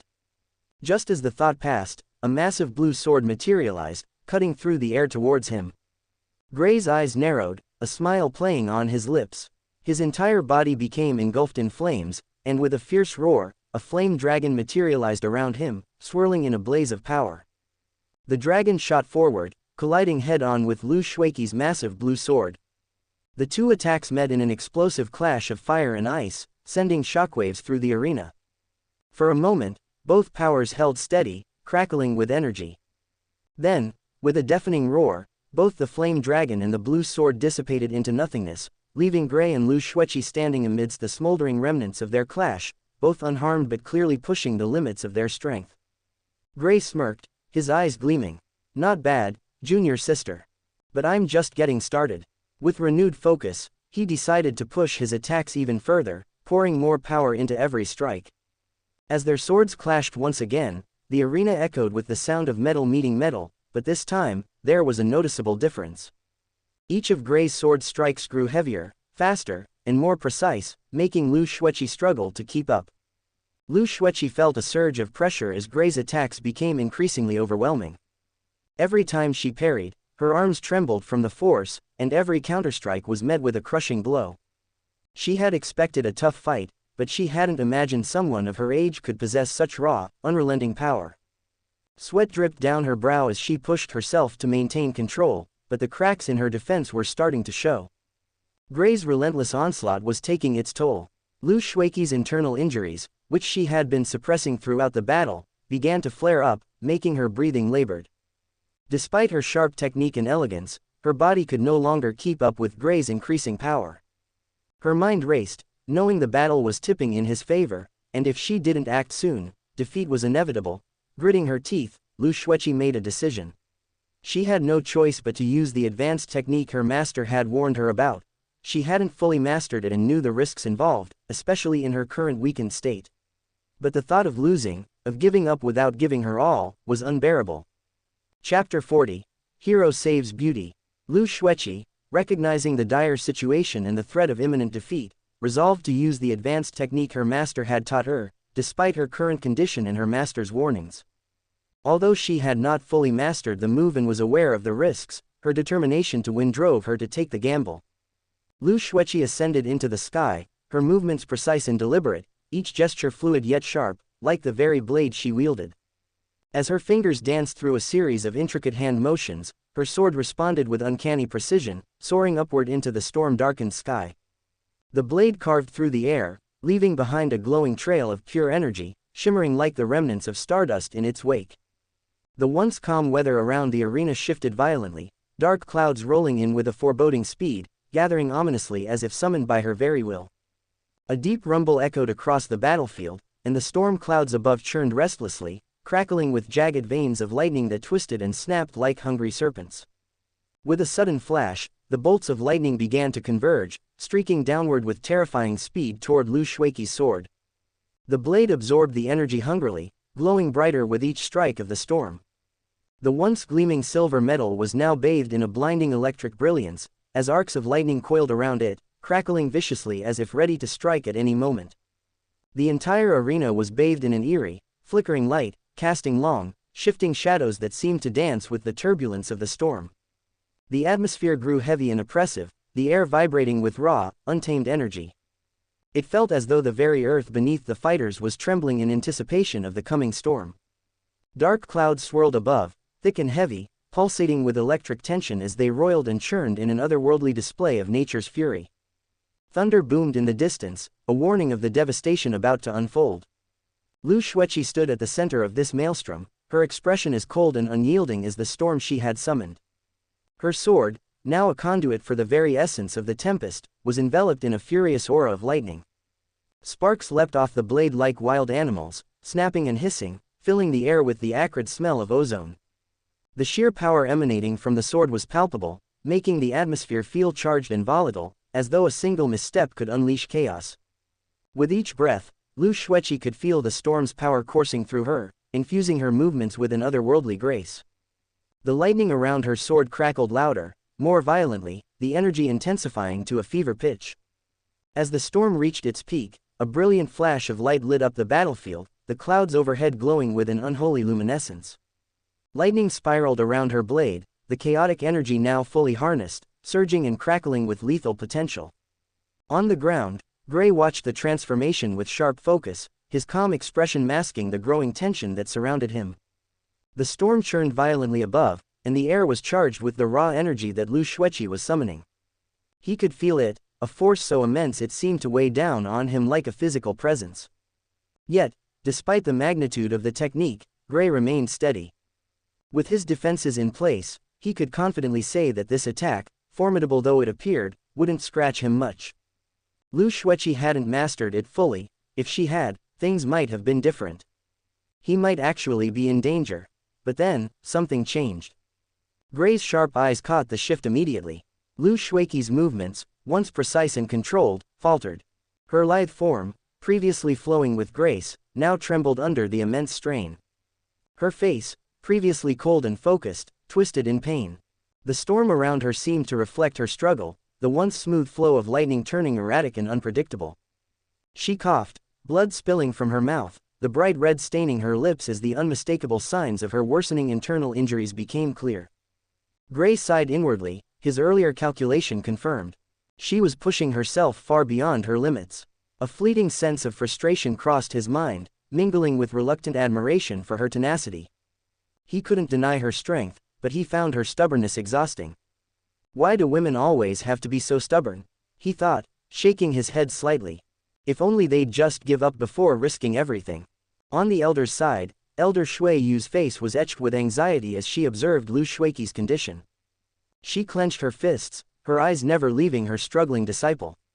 The technique Lu Shuiqi was attempting was indeed advanced, but its toll on her body was clear. The signs of internal damage were all too apparent, and Shui Yu could only watch in helpless worry. "Junior sister, you taught her that technique, but it seems she's still not ready," Dao Zan remarked. His voice was filled with concern watching the unfolding chaos. Shui Yu nodded, her worry palpable. "Yes, she hasn't fully mastered it yet. I had hoped she would be able to handle it by now, but it's clear she's pushing herself beyond her limits," she replied, her eyes never leaving Lu Shuiqi's form, which now trembled under the immense strain. Suddenly, Gray, still standing on the battlefield, sensed a change in Lightning's behavior. The chaotic energy and unstable crackling felt all too familiar, sparking a memory of his own. He recalled a similar experience when he had first attempted a powerful technique and lost control. The image of being struck by his own summoned lightning flashed through his mind, bringing with it a wave of urgency. Realizing the danger, Gray knew that if the uncontrolled lightning struck Lu Shuiqi, it would cause severe harm. With her exhausted state and the internal injuries she had already sustained from their intense battle, she wouldn't survive unscathed. The situation had become critical. He could not allow her to bear the brunt of this volatile, unleashed power. The elders, too, noticed the impending danger, but it was too late for them to intervene. Their hearts raced as the lightning, now wild and uncontrollable, surged toward Lu Xueqi with a menacing crackle. The arena was a maelstrom of chaos, its once clear skies now roiling with an unforgiving storm. The air was thick with crackling energy as lightning arced through the turbulent clouds, casting a fierce and unrelenting glow. The crowd held their breath, eyes wide with awe and fear as the drama unfolded before them. Lu Xueqi, spent and vulnerable, stood at the center of this storm, her strength utterly depleted. Her body trembled from the exertion, her mind on the brink of fading into unconsciousness. Her energy was exhausted, her defenses faltering. The lightning that had been gathered by her sword, now uncontrollable, surged toward her with a menacing crackle, the storm's fury seemingly intent on consuming her. The sword, once a conduit for her power, had lost all semblance of control. It crashed into the ground of the arena, sending up a cloud of dust and debris. The impact was profound, shaking the very foundations of the battleground. The lightning continued to spiral wildly, its energy converging on Lu Xueqi in a final, devastating surge. As Lu Xueqi braced herself for the inevitable impact, her heart pounded in her chest. Her eyes, heavy with exhaustion, were barely open. But in that moment, she felt a sudden, intense presence in front of her. Her heart skipped a beat. She forced her eyes open, just slightly, and saw Gray standing before her, his figure a protective shield between her and the rampaging storm. His face, etched with a fierce expression, was filled with a mixture of irritation and concern. "Stupid girl," he muttered under his breath, his voice carrying both annoyance and care. In a split second, Gray moved to intercept the deadly lightning. The force of the collision created a blinding explosion that lit up the entire arena, casting everything into stark contrast. The sky above roared with the sound of crackling energy, a storm of raw, chaotic power enveloping them. But Gray, unshaken, became the focal point of the storm. With an unwavering resolve, he summoned a brilliant blue sword, its blade glowing with fierce intensity. He swung it with precision, cutting through the writhing tendrils of lightning with a single, decisive slash. The sword's arc cleaved through the storm, parting the dark clouds and dispersing the seething mass of electrical energy. As the smoke began to clear, the arena was bathed in the warm glow of the setting sun. The storm had subsided, and the once chaotic battlefield now seemed calm and serene. In the center of it all stood Gray, his powerful silhouette framed against the tranquil sky. His body, though scorched and marked by the remnants of the lightning, remained tall and unyielding. In his arms, Lu Xueqi lay unconscious, gently cradled against his chest in a protective princess carry. Gray's upper clothing had been burned away by the lightning, revealing his well-defined muscles, marked by dark scorch marks. Despite the damage to his own body, Lu Xueqi remained untouched, shielded from the worst of the storm by Gray's protective chi. He had instinctively prioritized her safety over his own, fully aware that his body could endure lightning's wrath far better than hers.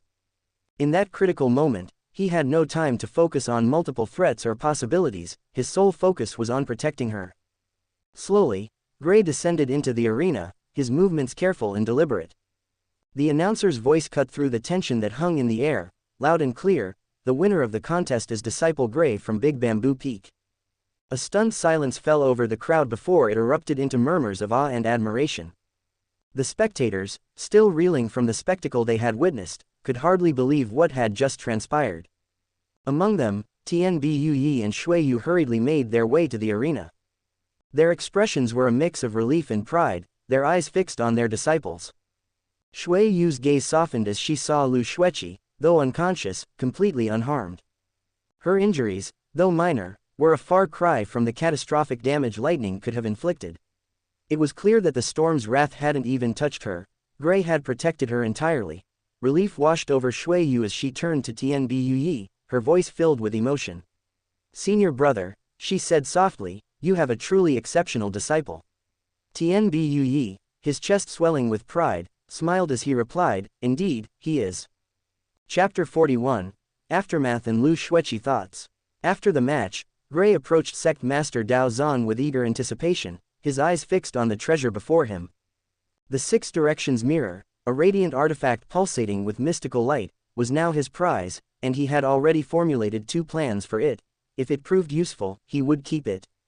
Otherwise, he might as well consume its power to enhance his cultivation. "Disciple," Dao Zan began with a tone of approval. "Even though you joined 5 years ago, You have surpassed your generation of disciples and won the contest. I am proud to have such a disciple in the Azure Cloud sect. Dao Zan extended the shimmering mirror to Gray, its aura radiating strength and mystery. As a reward for your victory, this is for you. Gray accepted the artifact with reverence, his eyes gleaming as he admired its intricate design and the powerful energy it exuded. Thank you, Sect Master, he said, his voice full of genuine gratitude and ambition. But the tournament's rewards extended far beyond this single treasure. The real prize lay in what came next, the selection of 4 elite disciples for an important mission. The tournament, while showcasing the most powerful disciples of the generation, was also meant to identify those qualified to embark on a crucial task. The mission was clear: eliminate the demonic cultivators entrenched in Kongsang Mountain.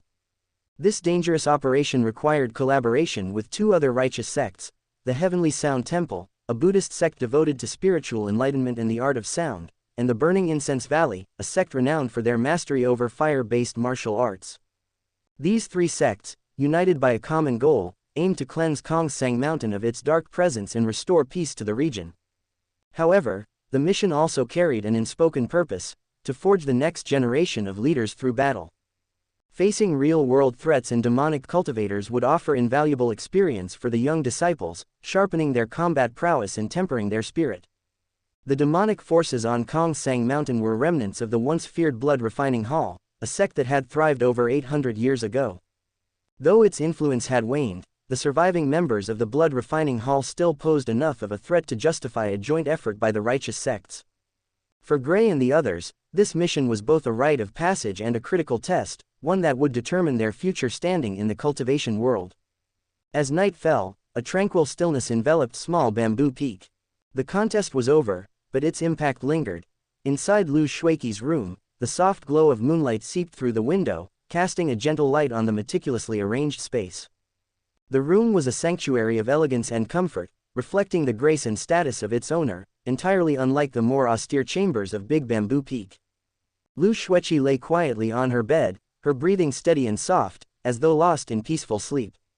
But the atmosphere in the room was far from serene. 2 fellow disciples stood nearby, exchanging hushed words, their voices laced with disbelief and concern. "Senior, I really didn't expect Junior Sister to lose," one of the disciples murmured, glancing uneasily at Lu Shuiqi's resting form. Wen Min, standing beside her, sighed softly, her thoughts drifting to the recent contest. "None of us expected it. Big Bamboo Peak producing such a disciple, it's shocking," she admitted. She couldn't help but recall Da Ren's words when he had described their junior brother as something beyond ordinary, almost monstrous in his talent. "What's even more unbelievable is that he's only 15, Wen Min continued, shaking her head in amazement. Though older, she felt her own abilities paled in comparison to both Lu Shuiqi and this young prodigy. "Wait, 15, the other disciple whispered, her eyes widening. "Isn't that the same age as our junior sister?" She looked again at Lu Shuiqi, as if seeing her for the first time in light of this new revelation. Before Wen Min could respond, they both noticed a subtle shift. Lu Shuiqi's eyes had quietly opened, her gaze steady but distant as she observed them. The 2 disciples stiffened, unsure of what to say. "Junior sister, you're awake," Wen Min said, her voice soft but laced with concern. She approached the bed, her eyes searching Lu Shuiqi's face for any sign of emotion. "You should say something." The air in the room felt heavier, filled with unsaid thoughts. Wen Min turned to the other disciple, sensing that Lu Shuiqi needed time. "Go and bring something for Junior Sister to eat," she instructed gently. The girl nodded quickly and left the room, leaving Wen Min alone with Lu Shuiqi. Wen Min sat on the wooden chair beside the bed, studying her junior sister in the soft glow of moonlight. Normally, Lu Shuiqi's eyes were sharp and unyielding, but now they seemed clouded with confusion. Her expression was guarded in silence. Wen Min could sense the weight of the emotions hanging between them, knowing that the events of the contest had unsettled more than just their standing within the sect. "Junior Sister Lu, what are you thinking?" Wen Min asked gently, hoping to coax her out of her introspective silence. "Senior Wen, what happened during the match?" Lu Shuiqi asked, her eyes wide with uncertainty. Her memory was hazy, only recalling the moment she lost control of her technique before everything went black. "You lost, Junior Sister. But if it weren't for Junior Brother Gray, you could have been seriously injured," Wen Min explained, her tone calm but filled with underlying concern. She vividly remembered how Gray had stepped in just in time, shielding Lu Xueqi from a potentially devastating attack. Lu Xueqi's grip on the bed sheet tightened, her confusion deepening. What do you mean? What happened? After you lost control of your lightning technique, the strike was about to hit you directly. Even the master was too late to react. But then, just as the lightning was about to strike, Gray appeared before you and blocked it, Wen Min recounted, recalling the tense moment. She remembered how Gray had held Lu Xueqi in a protective princess carry, his calm demeanor juxtaposed against her vulnerability. The sight had left a lasting impression on everyone watching, including Wen Min, who couldn't help but think about how natural they looked together in that fleeting moment.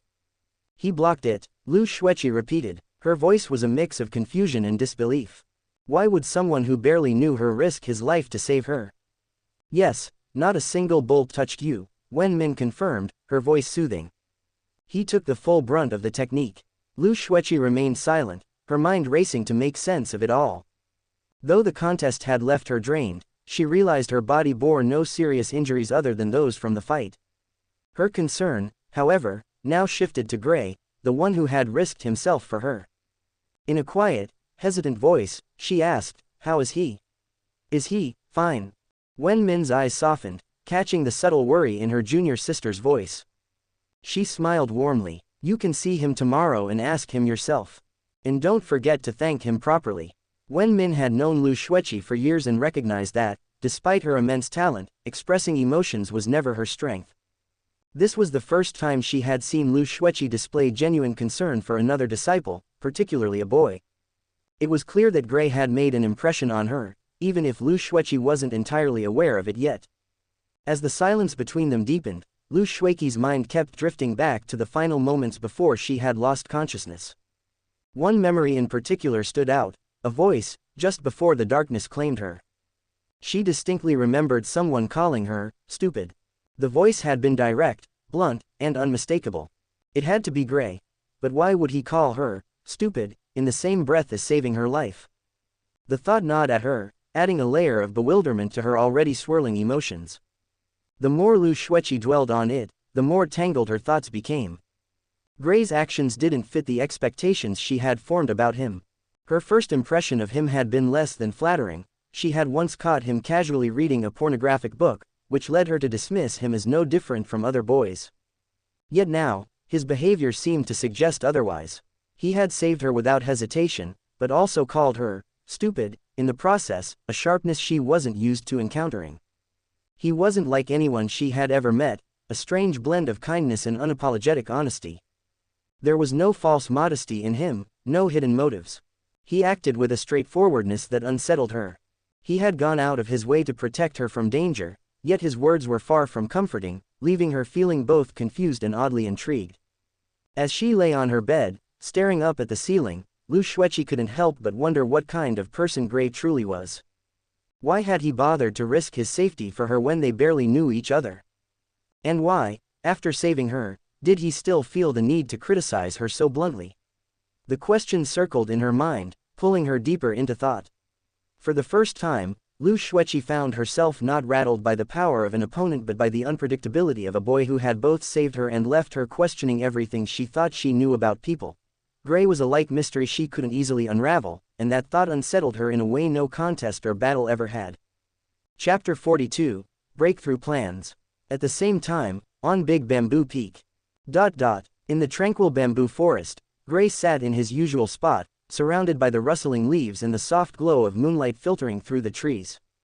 The forest was calm, bathed in a serene, silvery light, but Gray's mind was elsewhere. He rubbed his nose after sneezing for what felt like the 10th time this night. A slight smirk playing on his lips. "Who's thinking about me this much?" he muttered to himself, chuckling at the old superstition. But his attention quickly returned to the object in his hands, the Six Directions mirror, a powerful artifact bestowed upon him for winning the tournament. He turned it over, admiring the craftsmanship and the faint glow of its mystical energy. The Six Directions mirror was no ordinary treasure. It could both defend and reflect attacks, provided the wielder's chi was strong enough. Most disciples would have been overwhelmed with excitement to possess such a tool, but Gray simply saw it as another item in his growing collection. After all, his raw physical power was so immense that he often found such artifacts unnecessary.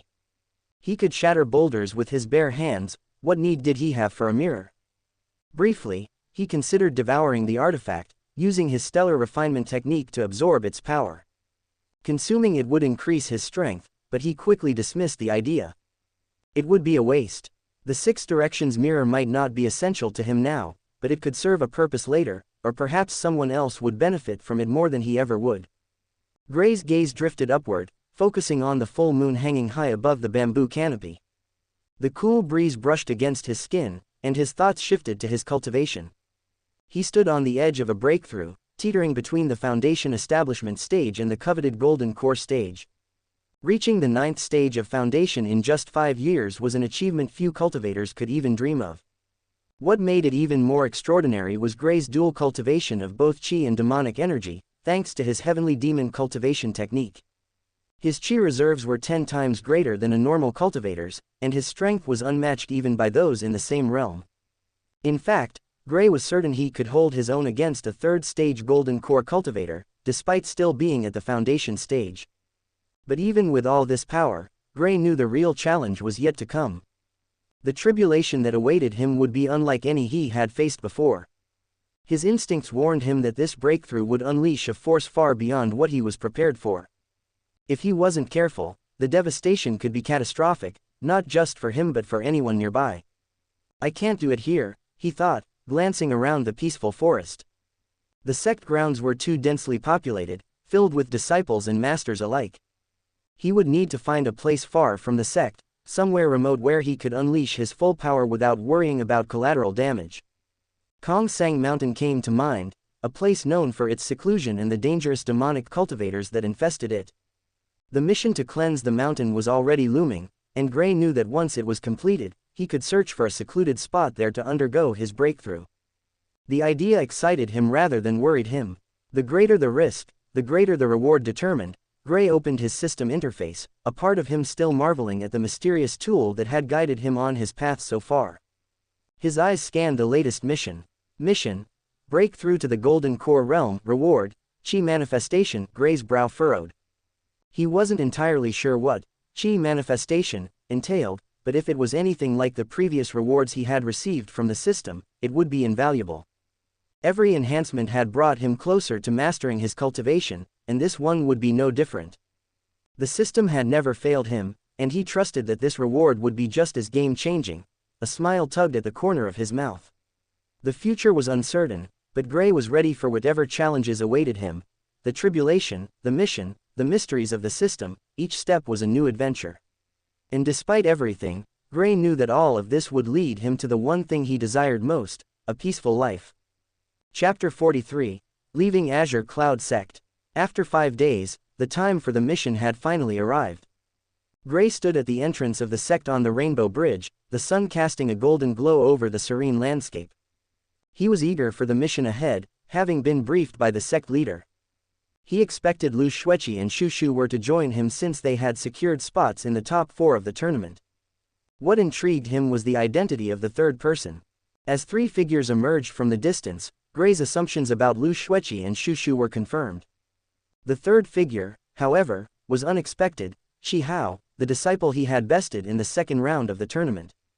Gray quickly grasped the reason for Qi Hao's presence. Though Qi Hao hadn't made it to the top 4 because of their match, he was undoubtedly a formidable disciple who might have claimed the top spot otherwise. It makes sense for the sect to include someone of his caliber in such a crucial mission. With a warm smile, Gray approached Shu Shu and Qi Hao. Shu Shu, brother Qi Hao, are you ready for the mission? Shu Shu's eyes twinkled with enthusiasm as he returned the smile. Yes, Gray, your performance at the tournament was impressive. You've truly exceeded everyone's expectations. Well, I'm glad to hear that, Gray replied, his tone light and confident. I always try to do my best. Qi Hao chuckled softly, a touch of admiration in his voice. Junior Gray, your strength is undeniable. As a senior, I can only accept my defeat with humility. It's clear you're a step ahead of the rest of us. Gray's smile widened, and he offered a sincere compliment. Brother Qi Hao, you're genuinely strong. If I hadn't been in the tournament, you would have likely taken first place. Your skills are impressive, Chi Hao's modesty was evident as he responded with a warm smile. You're too kind, junior brother. But it's true, you're on a whole different level. It's reassuring to have someone like you representing our sect on this mission.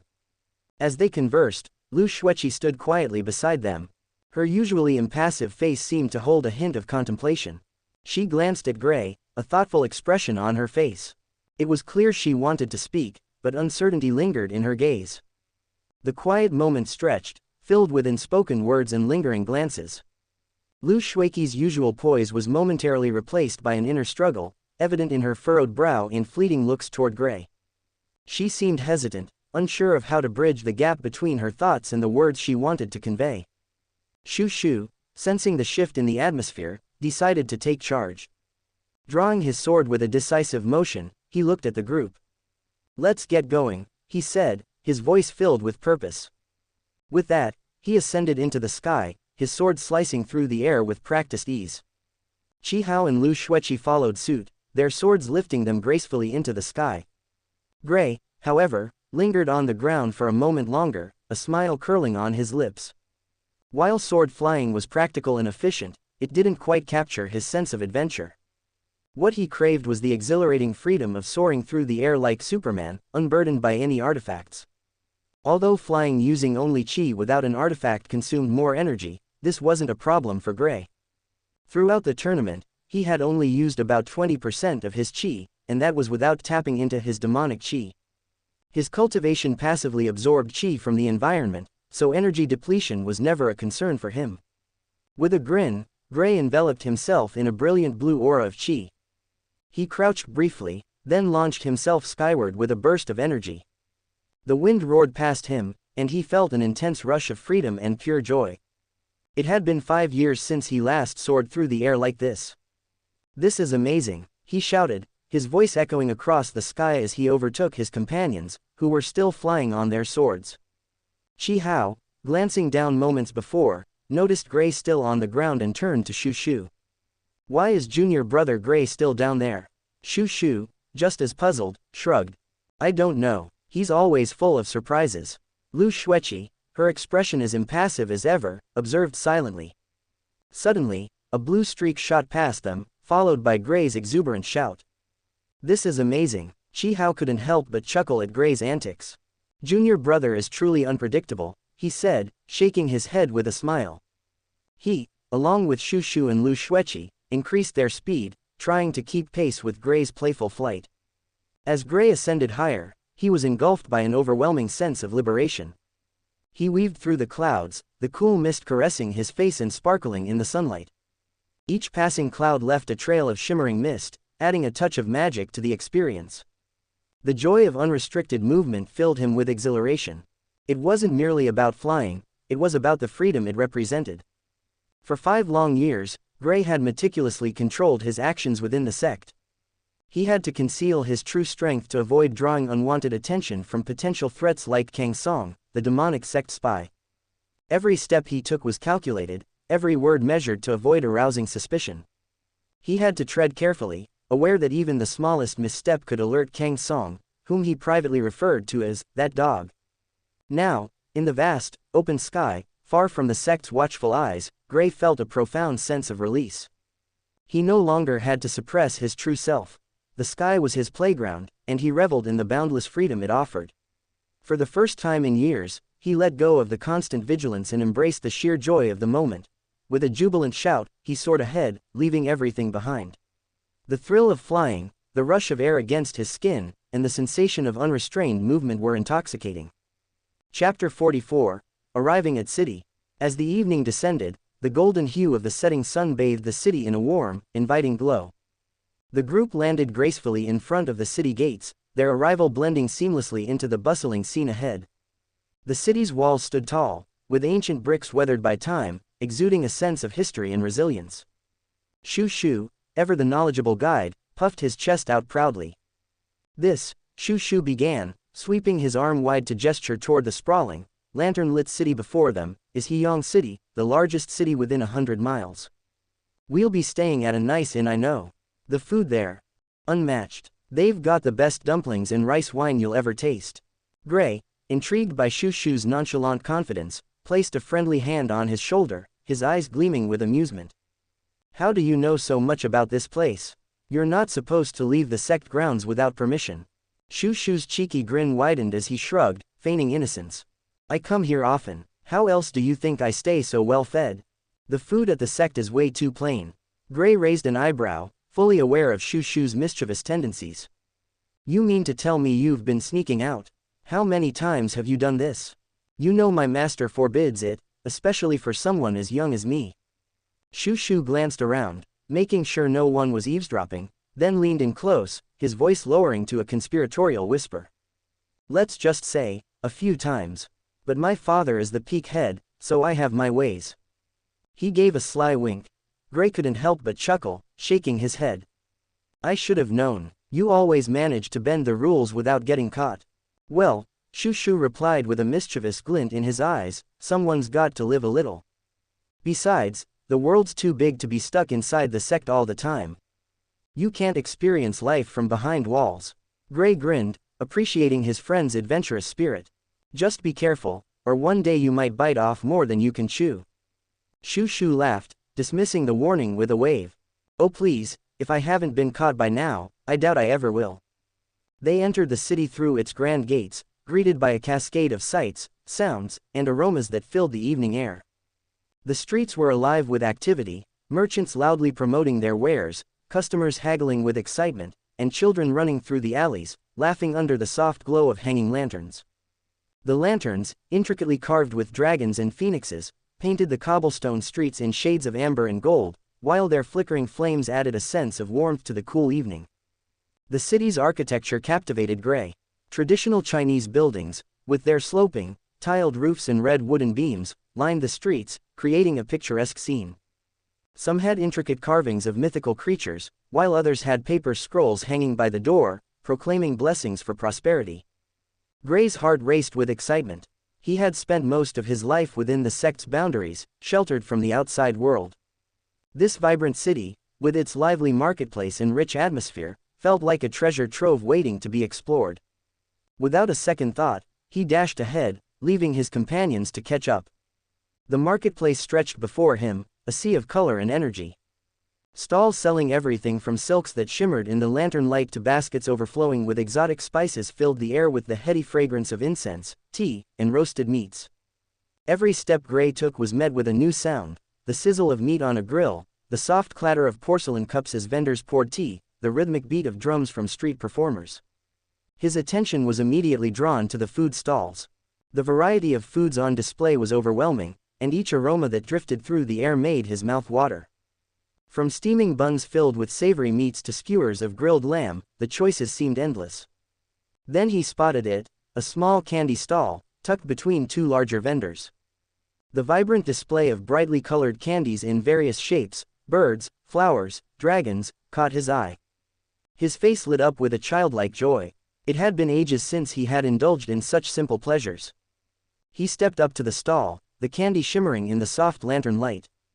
Give me 10 of these, Gray said, his voice filled with excitement. Different shapes. The old stall owner, a wrinkled man with kind eyes, nodded and swiftly wrapped the candies in delicate rice paper, handing them to Gray.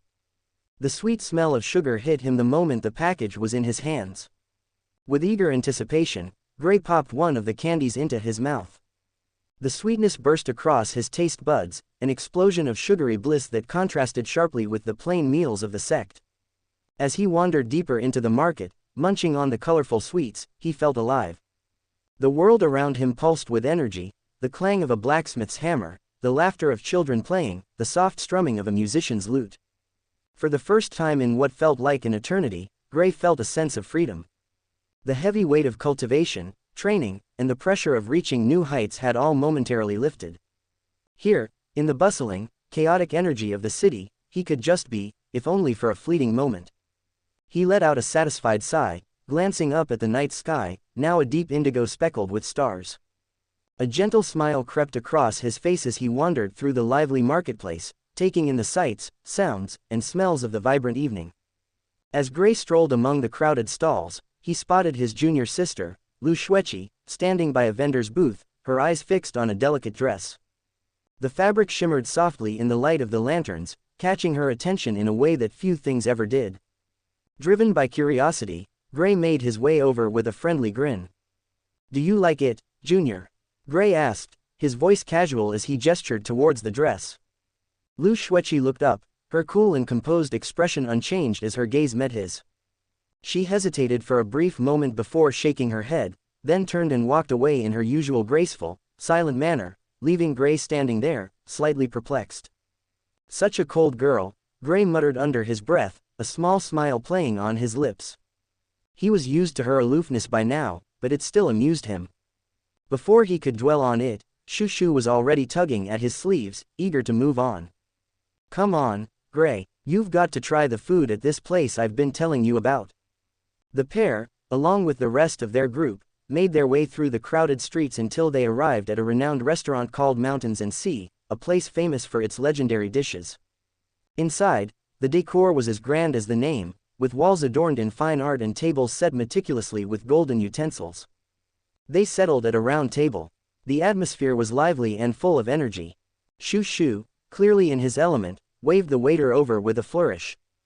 "Give us your signature dish," Shushu commanded, excitement evident in his voice. "Oh, and we'll also have braised pork, dumplings, and," he continued to rattle off an extensive list, ordering far more food than they could probably finish. The waiter jotted everything down with a nod, disappearing into the kitchen. Before long, the table was filled with an array of dishes, each one more tempting than the last. Steam rose from the plates, carrying with it the rich aroma of the food. Braised meats glistened in savory sauces, delicate dumplings sat in perfect rows, and vibrant vegetables added bursts of color to the table. Gray's eyes lit up in anticipation as he took it all in. "Shushu, you weren't kidding about this place," he said, reaching for his chopsticks. The first bite was heaven, tender meat that melted in his mouth, perfectly seasoned, with just the right balance of flavors. Shushu grinned, satisfied with his decision. "I told you, didn't I? Nothing beats good food after a long journey." Chapter 45, Meeting by Yao. As Gray began to dig into the food with the enthusiasm of someone who hadn't seen a decent meal in days, Shushu couldn't help but burst out laughing. "Gray, slow down, you look like a hungry ghost who's just discovered a buffet." With his mouth full and his cheeks puffed up, Gray attempted to respond, but all that came out was a garbled, "I'm hungry YY" from flying, which sounded more like a strange chant than anything coherent. The others at the table stared at him, clearly confused by his muffled words. Shushu leaned over, smirking. "We'll pretend we understand that."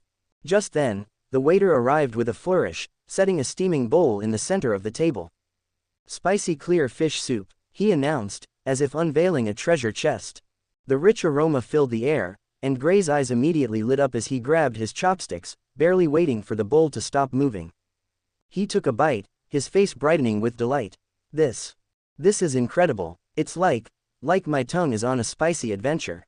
He nodded at the waiter with an exaggerated look of appreciation. "It really deserves to be your signature dish." The waiter, proud of the praise, gave a respectful bow. "Thank you, guest." The fish was brought all the way from Zongging Mountain. Quite the rare delicacy. Just as Gray was about to dive back into his meal, a voice cut through the lively atmosphere of the restaurant like a chilling breeze, its elegance tinged with contempt. "How can this be called a special dish? Don't you think it's lowering the reputation of your mountains and seas?" Gray, mid-chewing on a piece of fish, blinked in confusion. He glanced around, trying to identify the source of the voice. Lowering reputation, he thought, but it tastes amazing. Shushu, sitting beside him, snorted, barely containing his laughter. She must have very fancy taste buds. Intrigued, Gray finally looked up, his gaze locked on the owner of the voice. Slowly walking toward their table was a girl whose appearance immediately commanded attention. Dressed in elegant green robes, her graceful figure moved with an air of confidence and poise. Her long, dark black hair, threaded with strands of green that shimmered in the dim light, flowed effortlessly down her back. Her almond-shaped eyes, sharp yet playful, radiated intelligence with a subtle hint of mischief, as if she was always a step ahead of those around her. And despite the disdain in her voice, her lips curved in a slight smile that hinted at deeper thoughts. It was Bai Yao. Gray froze for a moment as recognition hit him like a bolt of lightning. He knew her from the original story, the girl destined to meet Xiao Fan for the first time here, in this very restaurant. This was the moment where their fates were supposed to intertwine. Over time, Xiao Fan would grow close to her, their relationship blossoming into love. But that love would end tragically, with Bai Yao sacrificing herself to save Xiao Fan. It was one of the most heartbreaking moments in the original plot. For a moment, Gray felt a pang of pity for her. Such a beautiful girl, but she died in the end, he mused silently. Her heart isn't bad, it's just the world that's cruel to her. But now, things were different. Xiao Fan wasn't here. His destiny had changed, and perhaps, her fate would also change. Her voice pulled Gray from his thoughts. This fish, she said with a small, amused smile, her eyes flicking toward him, is from Huanggong Mountain, isn't it? 1,000 miles away, if I'm not mistaken. Gray, still chewing, blinked at her. How does she manage to turn a simple meal into a confrontation? He glanced down at his plate, then back at Bai Yao. Seriously, it's just fish. He knew Bai Yao hated the righteous sect, but was it really necessary to make trouble over food? Without missing a beat, Bai Yao continued, it must have taken half a month to bring this fish here, yes. Gray's eyes widened as he glanced nervously at the waiter. Don't tell me I'm eating a fish that's been dead for half a month. His stomach churned as the fragrant aroma suddenly seemed less fragrant. Did the original story mention this? No, but he couldn't shake the suspicion now crawling up his spine. Desperately seeking answers, Gray's eyes locked onto the waiter, who quickly stepped forward like a soldier rushing into battle. Ah, esteemed guest, the waiter began, bowing slightly. The fish was originally from Huanggong Mountain, but it was moved to Azure Lake by the Taoists of the Azure Cloud sect. Thanks to their efforts, we are able to serve it fresh here at Mountains and Seas. Great save, buddy, Gray thought, silently applauding the waiter. Bai Yao raised an eyebrow, her lips curling into a sharper smile.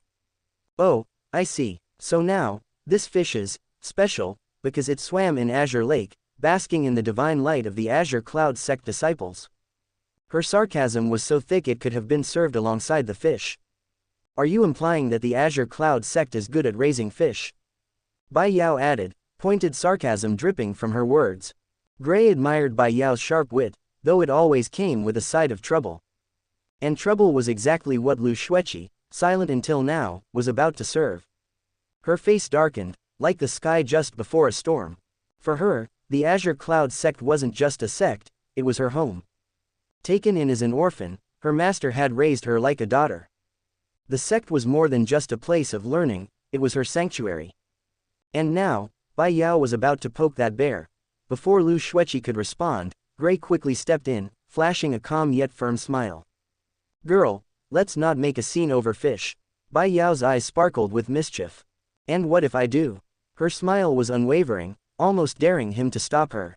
Gray's grin widened, still playful but now with an edge of warning. Then don't blame me. With a flick of his fingers, a soft blue glow of qi enveloped Bai Yao.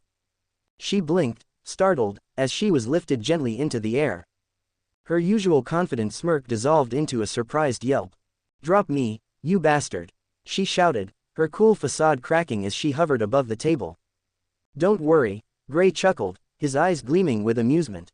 I'll drop you, back where you came from.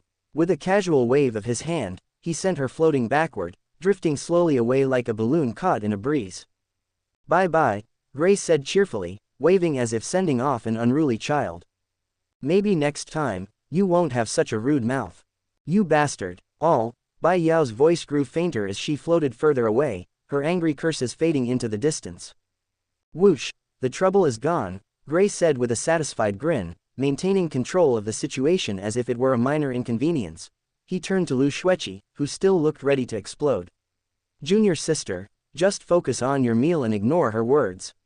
Lu Xueqi blinked, the tension in her posture slowly unwinding as she sat back down. Gray leaned back in his chair, pleased with himself. Crisis averted. Well, at least for now. Chapter 46. Lu Xueqi feelings. After dinner, Qi Hao and Shu Shu excused themselves, leaving the inn to handle some matters in the city. Gray and Lu Xueqi, on the other hand, walked through the garden on their way to the rooms. The night air was cool, and the lanterns cast a soft glow on the winding path ahead of them. As Gray and Lu Xueqi walked through the quiet garden, the moonlight bathed the path in a soft glow, casting long shadows on the cobblestones. The night air was cool, and the only sound was the gentle rustling of leaves. Gray, hands casually behind his head, was about to comment on the peacefulness of the moment when he felt a soft tug on his sleeves. Startled, he glanced down to see Lu Xueqi holding onto the fabric of his shirt. Her touch was light, almost hesitant, and her usual calm, impenetrable expression wavered ever so slightly. There was something different about her tonight, a fragility beneath the surface that Gray hadn't noticed before. "Junior sister, is something wrong?" Gray asked, his voice betraying his confusion. He was used to Lu Xueqi being cold, almost untouchable, and this gesture was completely out of character. Lu Xueqi's gaze remained fixed on the ground, her brows furrowed in thought. After a moment, she spoke, her voice quieter than usual. "Why do you keep calling me junior sister, when we're the same age?" Gray blinked. Of all the questions she could ask, this was the last thing he'd expected. "Because you lost to me," he said, flashing a teasing grin, hoping to lighten the mood. At this, Lu Xueqi's head drooped slightly, her stoic mask faltering just a little. For a moment, she seemed less like the cold, perfect disciple of the Azure Cloud sect and more like a regular girl. "And why did you call me stupid?" she asked, frustration creeping into her voice. Gray noticed a rare flicker of anger in her usually calm eyes, and for the first time, he realized just how deeply it bothered her. Gray blinked, suddenly recalling the moment during the contest when, in the heat of battle, he had indeed called her a stupid girl. It had been a passing comment, something he hadn't even considered at the time, but it seemed she had held onto it. She remembered that, even when she was on the verge of unconsciousness. "Junior sister, when did I call you stupid?" Gray tried to play dumb, smiling as if the accusation were absurd, but the slight pang of guilt crept in. At the end of the match, Lu Xueqi responded, her voice low but steady. "You called me a stupid girl." Gray's jaw nearly dropped. She remembered that, she was barely conscious. Did she have some kind of supernatural memory? What was this? "Well, junior sister, how should I say this?" Gray began, realizing there was no point in avoiding the inevitable conversation since she remembered the duel so clearly. "It's admirable that you fought with everything you had, but..." He paused, trying to choose his words carefully. "You shouldn't do something that harms yourself. There are people who care about you, and when you put yourself in danger like that, it worries them." He glanced at her, his tone softening as he continued, "When your master saw you almost get hit by that technique, she was so anxious. A person's actions shouldn't hurt the ones who care about them." Gray's expression turned serious but kind as he concluded, "So, I call such people, well, a bit stupid." Lu Xueqi's eyes narrowed slightly, locking onto his. "So, am I stupid?" she asked. Her tone was calm but with a steely undertone. Gray hesitated, suddenly aware that he had waded into dangerous waters. "Of course, you are stupid." He stopped mid-sentence, his voice caught in his throat as her piercing gaze bore into him, a mix of frustration and something he couldn't quite read. Realizing he was treading thin ice, Gray quickly scrambled to backtrack. "I mean, you were just being too brave for your own good," he corrected himself, his words rushing out as if to patch up the mess he'd made. "You're strong, really strong. And beautiful as a flower. You've got such incredible willpower." Before he could finish digging himself deeper into the hole, Lu Xueqi suddenly turned and quickened her pace, walking away without a word. Gray blinked, watching her figure retreat down the path, completely puzzled. "Didn't I just praise her? Why did she leave?" he muttered to himself, scratching his head in confusion. He let out a long sigh, feeling the weight of the moment settle in. Women are really hard to understand. What Gray didn't notice was that as Lu Xueqi walked away, her face flushed a deep shade of red.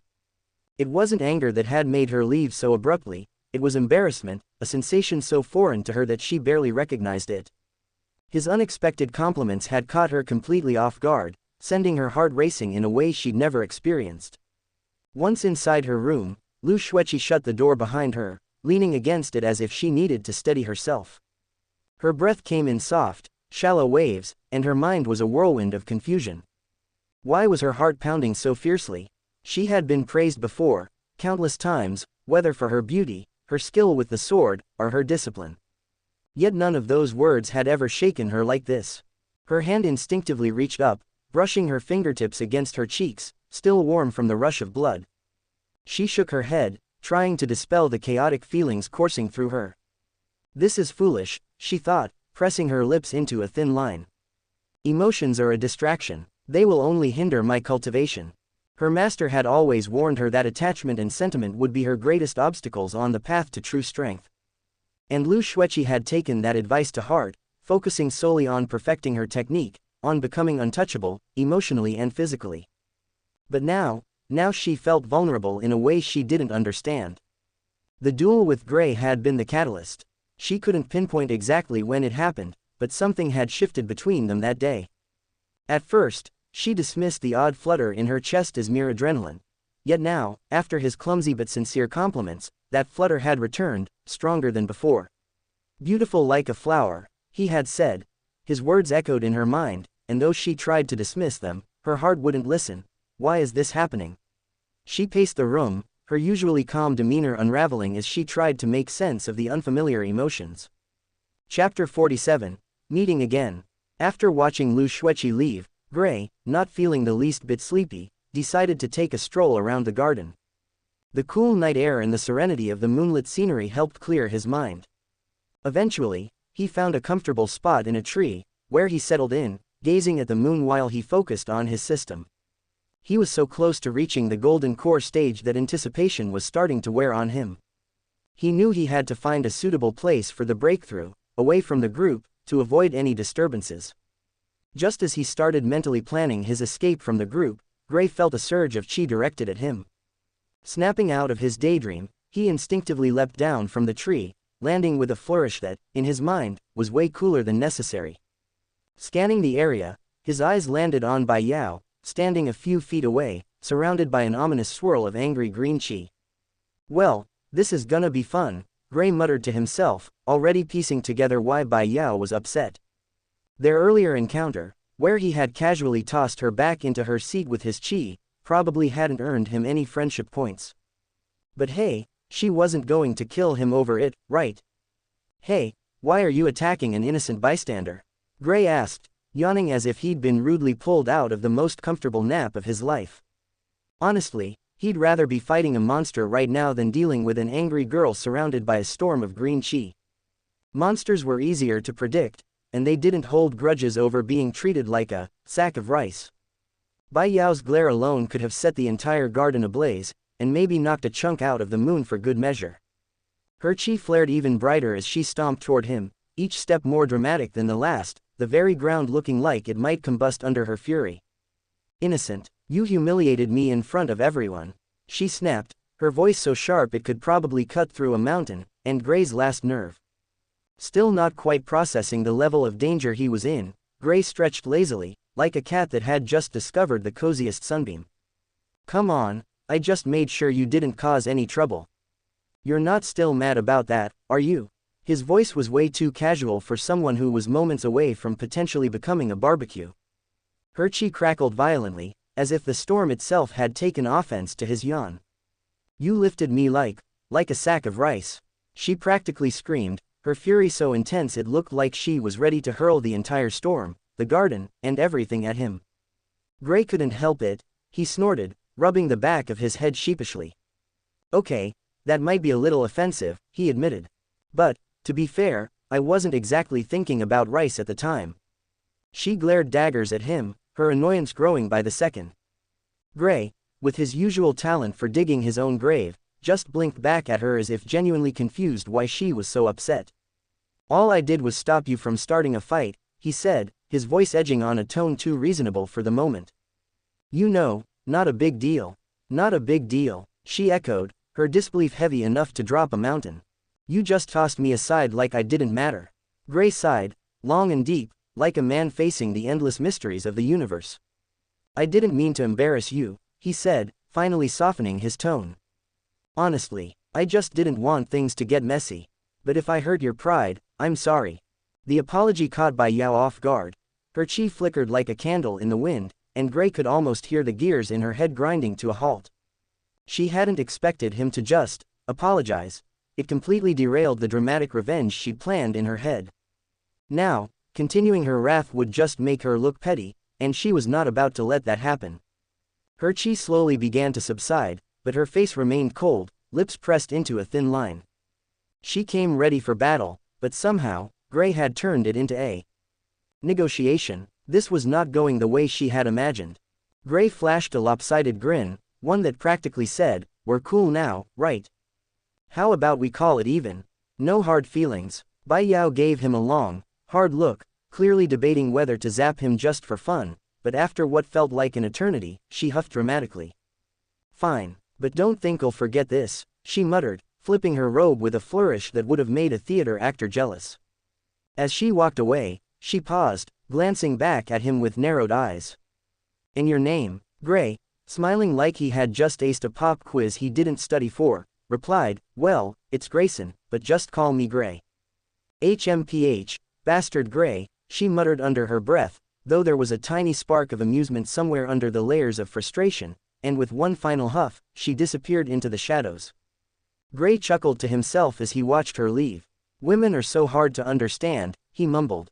"One minute they smile, the next they cry, and then," he waved vaguely in the air, "they're ready to roast you with their chi." As he stood alone in the quiet garden, Gray couldn't help but rethink his life plans. "Maybe I should give up on my harem plan," he sighed, a hint of defeat sneaking into his voice.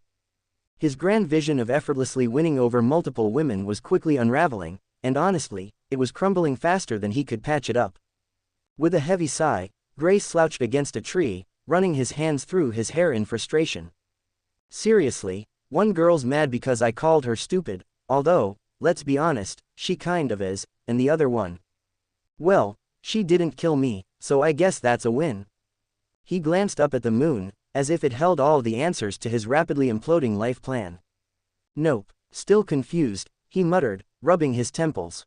The moon offered no sage advice. Typical. After a moment of reflection, a grin tugged at his lips. "But nah, I'm in too deep now. Let's see where this goes." He had to admit, there was a certain thrill in the chaos, even if it felt like he was a participant in his own funeral half the time. With that, Gray made up his mind. If his harem dreams were going to burn down in flames, he was at least going to roast some marshmallows while watching them go up in smoke. Chapter 48, Kong Sang Mountain. After leaving the city, Gray and his companions flew for 7 long days toward Kong Sang Mountain. During this time, Gray couldn't shake the odd feeling he'd been having about Lu Xueqi. The way she kept glancing at him, her eyes lingering a little too long, felt strange. It wasn't just curiosity or suspicion. No, he'd seen this before. Countless times, in the cheesy TV dramas he swore he never watched but definitely did. It was the way a girl looks at the person she loves. He wanted to ask her about it, maybe even confront her directly. But every time he tried, Lu Xueqi managed to dodge the question with the finesse of someone who had years of practice. "Why do you keep looking at me like that?" he'd ask, only to get a vague response or a sudden, urgent need to focus on flying. It was starting to drive him a little crazy. And just like that, 7 days passed. As they neared their destination, Kong Sang Mountain loomed in the distance. The eerie atmosphere hit them all at once. The air grew thick with a gloomy, dark energy, and strange, unsettling animal sounds echoed from the dense, twisted forest below.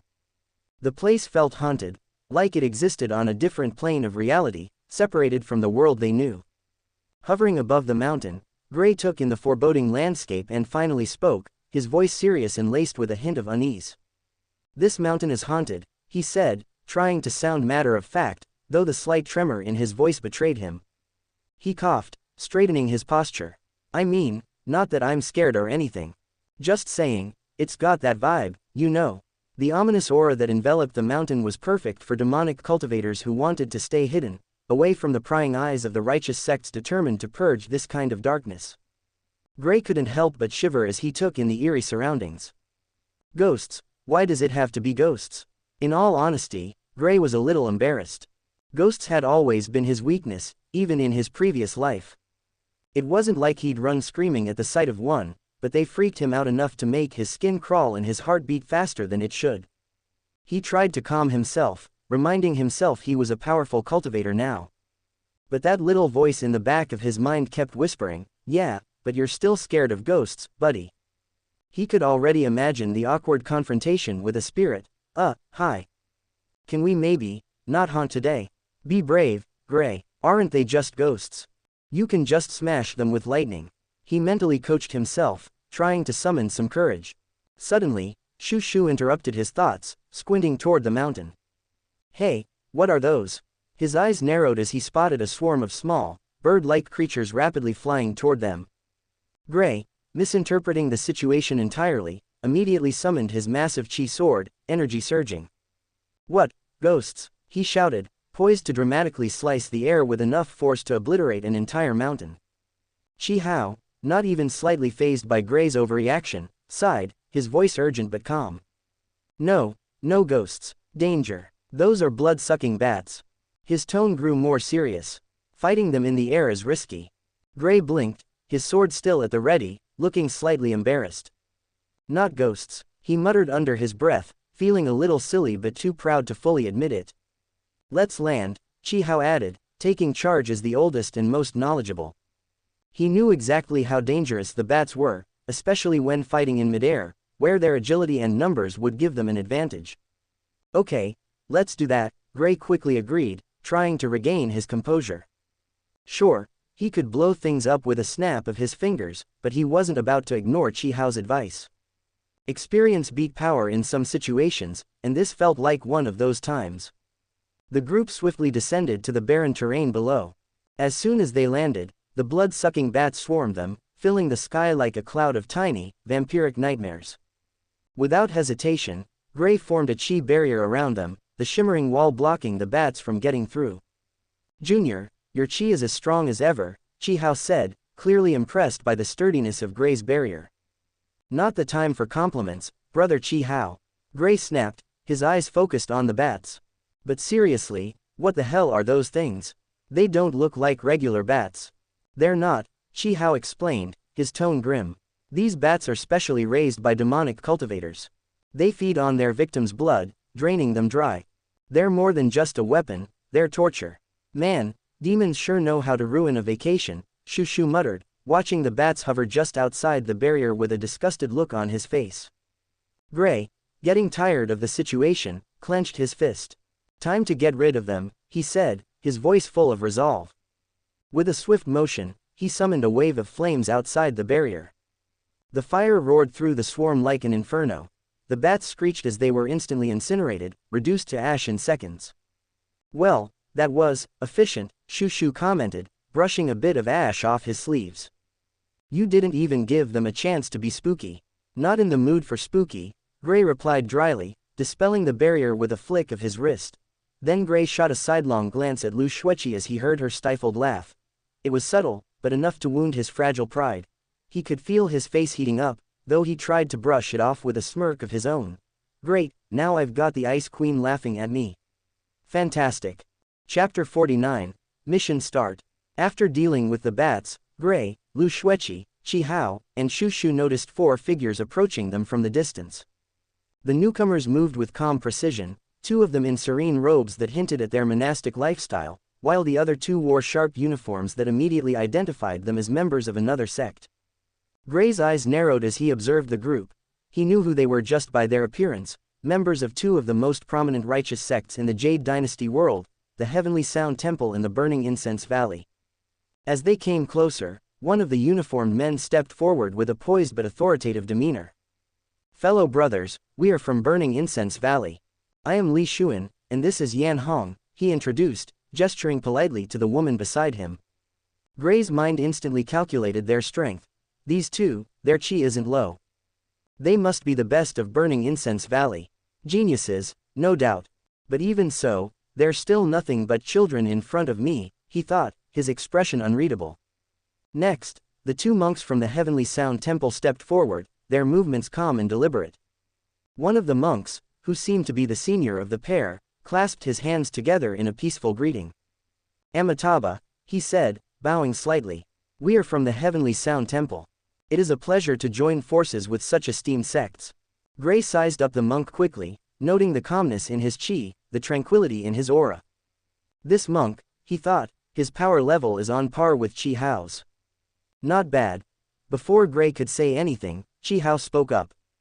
We are from the Azure Cloud sect, and we are honored to join you on this mission, he said, keeping his tone formal and respectful, befitting the situation.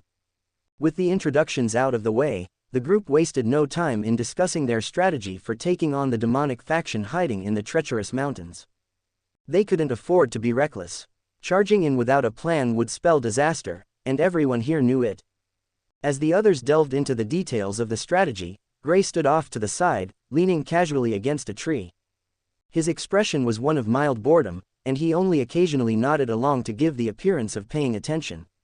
I could wipe out every demonic cultivator here with a flick of my wrist, he thought, his mind wandering as Chi Hao, Li Xuan, and the monk went back and forth on how best to proceed. But I guess I'll play along for now. At one point, Shu Shu glanced over at Gray and leaned in with a grin. You're not really into this whole planning thing, are you? Gray chuckled softly, lowering his voice. Not exactly my style. But, you know, you gotta keep up with appearances. Can't I just blast everyone and reveal all my tricks? Shu Shu smirked. Yeah, sure. Besides, you'd probably just end up scaring the rest of us with those over-the-top theatrics of yours. Gray raised an eyebrow, half amused. Over the top? You saw those bats. I was doing you all a favor. Shu Shu stifled a laugh. Right, because we were all going to die from the tiny bloodsuckers. Before Gray could fire back, the group leaders seemed to have come to an agreement on how to proceed. All right, Chi Hao said, addressing the group, everyone be prepared. This will not be an easy fight, but if we follow the plan and work together, we can minimize the risk. Everyone nodded in agreement. The atmosphere grew more serious as they began gathering supplies and adjusting their weapons.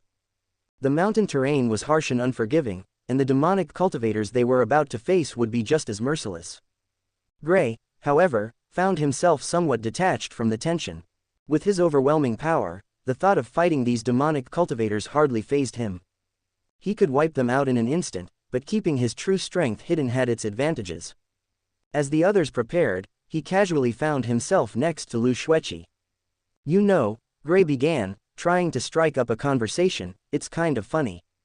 Everyone's acting like we're about to face an entire army, but it's just some demonic cultivators. Nothing too crazy, right? Lu Xueqi glanced at him with her usual cool, collected expression.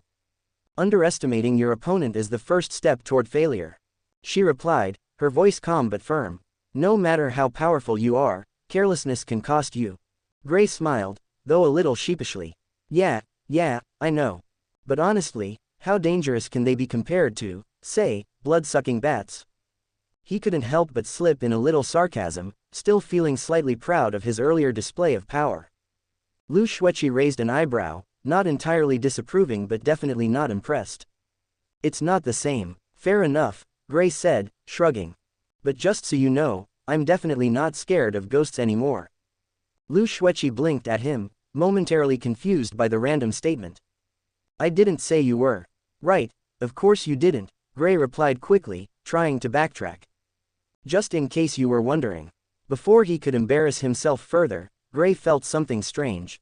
A sudden, intense gaze bore into him from across the group.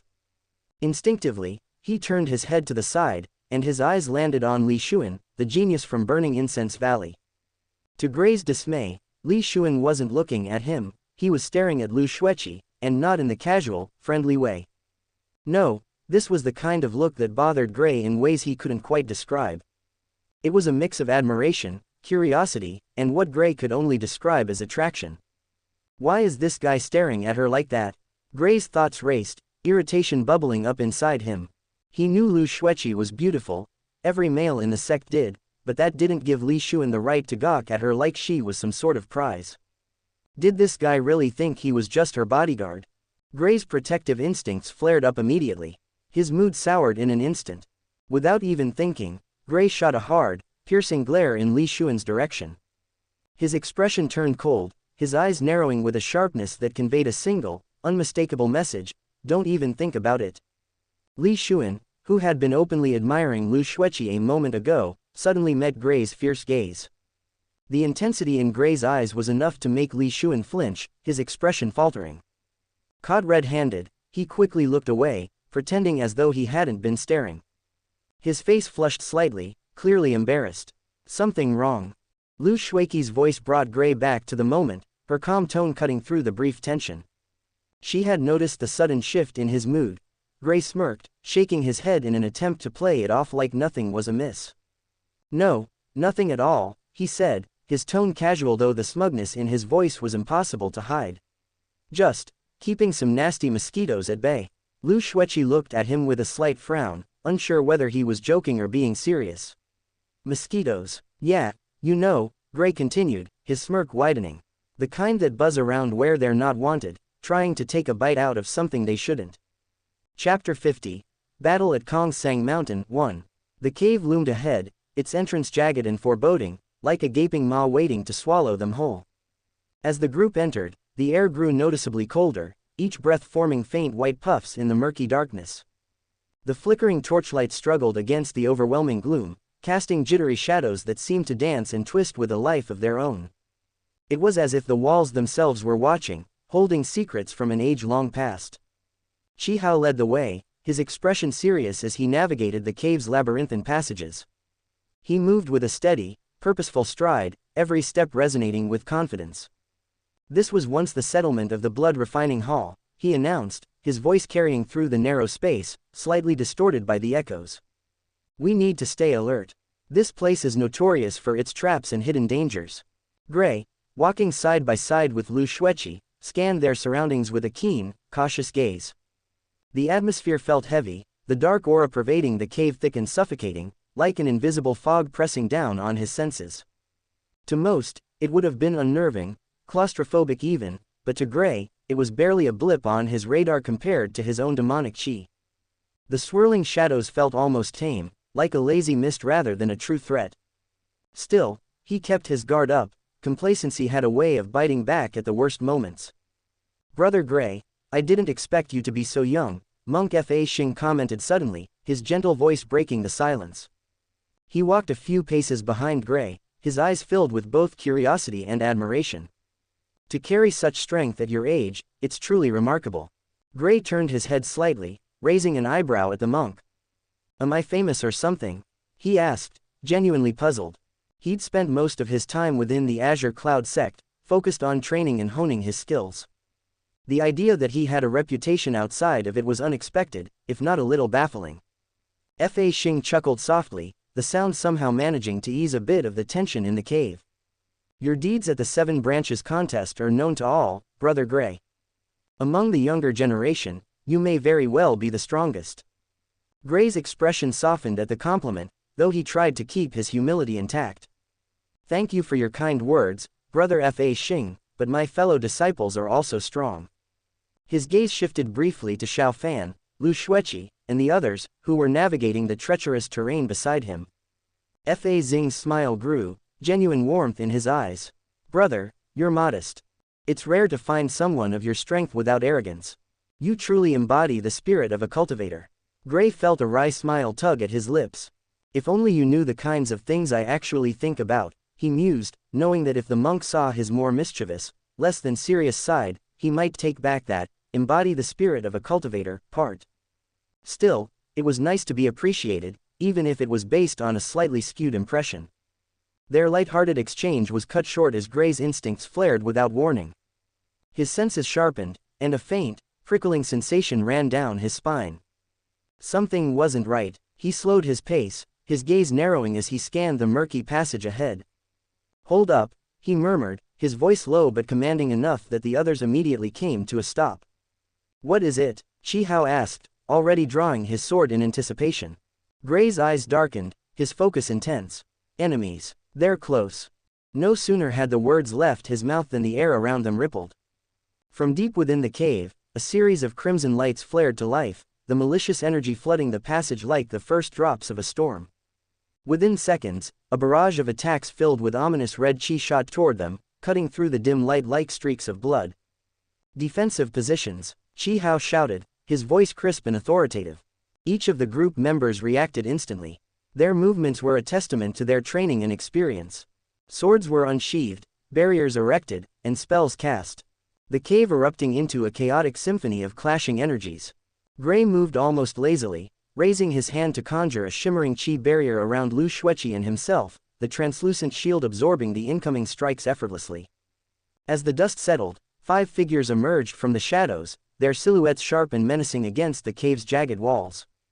They wore dark, tattered robes, each embroidered with strange black lines that seemed to pulse and writhe of their own accord. Their faces, illuminated by the crimson glow of their own sinister chi, were twisted into expressions of malevolent glee. Well, what do we have here? Sneered one of the attackers, his voice a guttural rasp. He stepped forward, his bat-like ears twitching as if sensing the flow of chi around them. His grin widened, revealing unnaturally sharp teeth.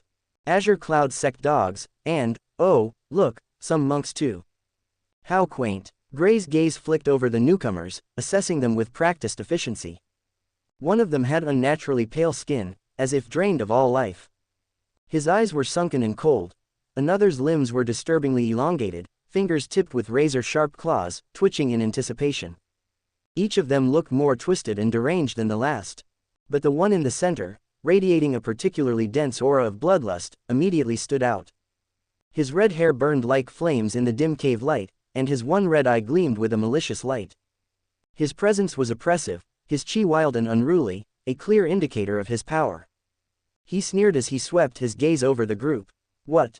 The righteous sect sent these brats? Did they think a bunch of greenhorns can deal with us? The red-haired leader's voice dripped with disdain, his crimson eyes gleaming as he looked over the group. He seemed completely unimpressed by the sight of them, sneering as if they were beneath his notice. Pathetic. We're wasting our time here. His gaze lingered briefly on Gray, sizing him up, before turning dismissively away. Wait, Nian or something. Chief Nian. Gray squinted, trying to recall the guy's name, but quickly gave up. Does it even matter? He's just some passing-by villain. One of those nameless extras who'll barely leave a mark on the plot. He couldn't help but stifle a yawn. Whatever. This guy probably won't even get much screen time after this. For a moment, Gray almost felt bad for the red-haired cultivator. Almost. Meanwhile, the man seemed blissfully unaware of Gray's internal monologue and continued to posture with dramatic flair, his aura flaring menacingly. He crossed his arms, lips curled in a condescending smirk, as if he were a king looking down on peasants. You should all just surrender now and beg for mercy. Maybe I'll consider. Yeah, Gray interrupted with a casual wave of his hand. We get it, you're the big bad boss, yada yada. He yawned openly, his expression bored. Can we skip the monologue and get to the part where you lose? Chief Nian, or whatever his name was, stiffened, his one red eye narrowing dangerously. You dare? Yup. Gray cut in again, not even bothering to hide his smirk. You've got, what, a 60% chance of surviving this fight. Actually, I'll make that 0% after I'm done. He said it so matter-of-factly, as if he were merely discussing the weather. The red-haired leader's face contorted in rage. Impudent brat. I'll make you regret those words. He roared, his chi flaring up violently. Dark red energy swirled around him, a visible manifestation of his fury. One of his lackeys, a man with wild, unkempt hair and eyes like a crazed animal, cackled maniacally. Yes, why don't we kill them and drink their blood? The perfect nourishment. I've been hungry for days. His voice was shrill, laced with madness. The last member of their twisted crew, a short, stocky man with a permanently twisted grin, added with a sadistic laugh. Elder, let's kill them and make them nutrients for our blood refining hall. We could use some fresh blood to strengthen the core. His voice was high-pitched and grating, like nails on a chalkboard. Despite their taunts and the palpable bloodlust in the air, Gray remained calm. He felt the dark aura emanating from the demonic cultivators, but it was wild and chaotic, a far cry from the refined, controlled demonic chi he himself wielded. These cultivators were like stray dogs snarling at a lion. It would have been amusing if it weren't so pathetic. Since you guys are here, don't even think about leaving, Gray declared, a cold smile forming on his lips. His eyes sharpened as he zeroed in on the red-haired leader. Although, from his perspective, this Chief Nian guy wasn't exactly a powerhouse, for the others in his group, this demonic cultivator was a lot stronger. With that in mind, Gray decided to take this guy down quickly before his companions got overwhelmed. I'll handle the red hair, Gray announced confidently, stepping forward. The rest of you, take care of his lackeys. Chi Hao's eyes widened in surprise. Junior brother Gray, wait.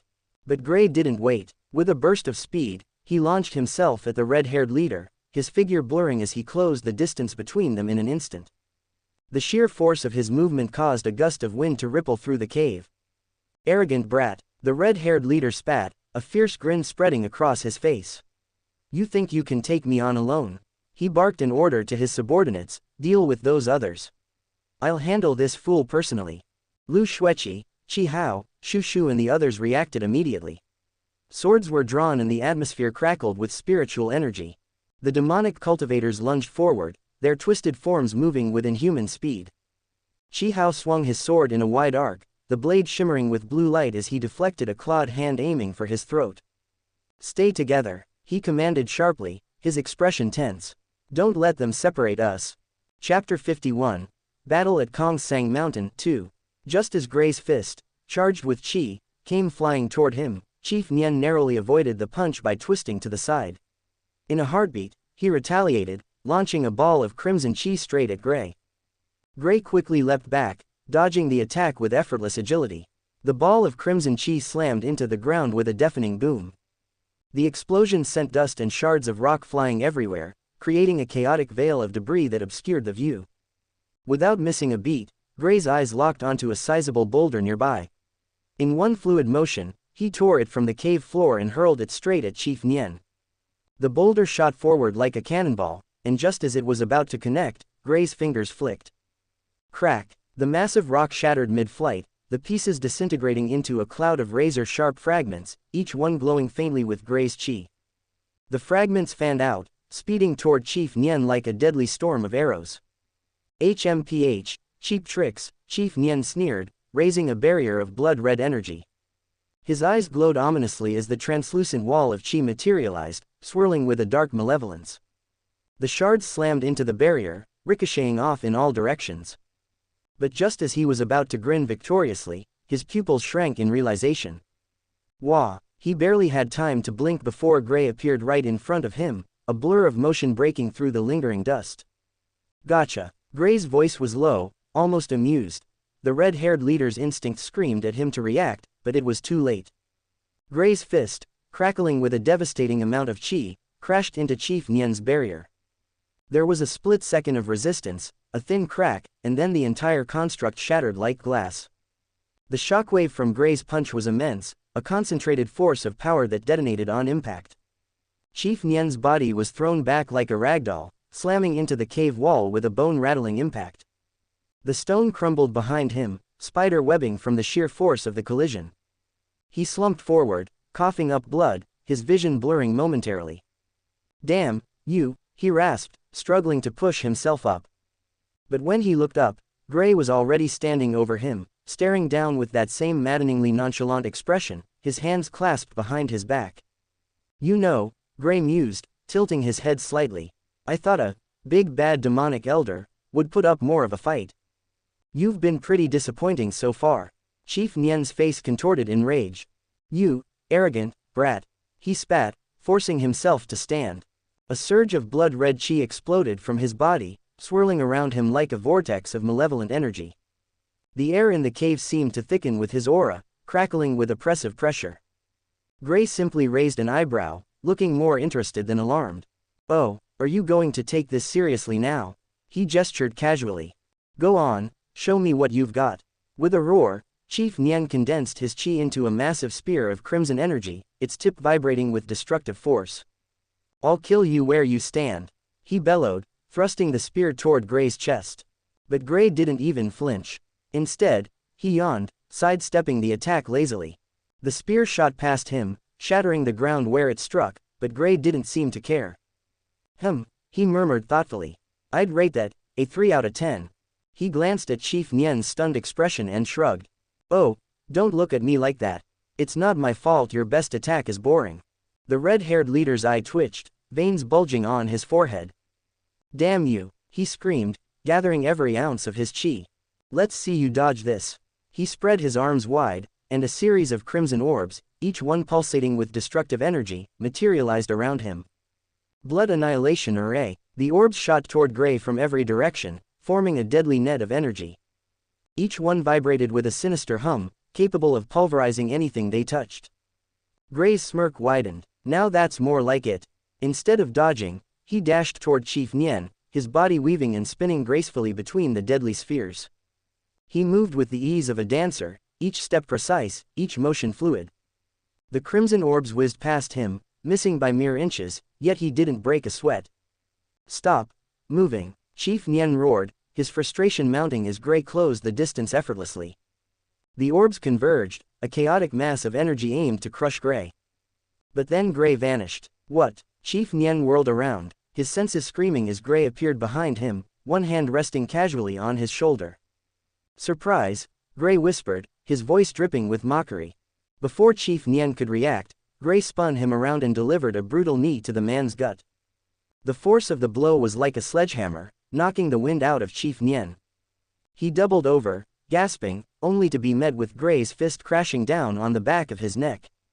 "Gah!" Chief Nian crumpled to the ground, his chi dissipating as he struggled to breathe. The crimson orbs flickered and died out, the energy dissipating harmlessly. Gray dusted off his hands.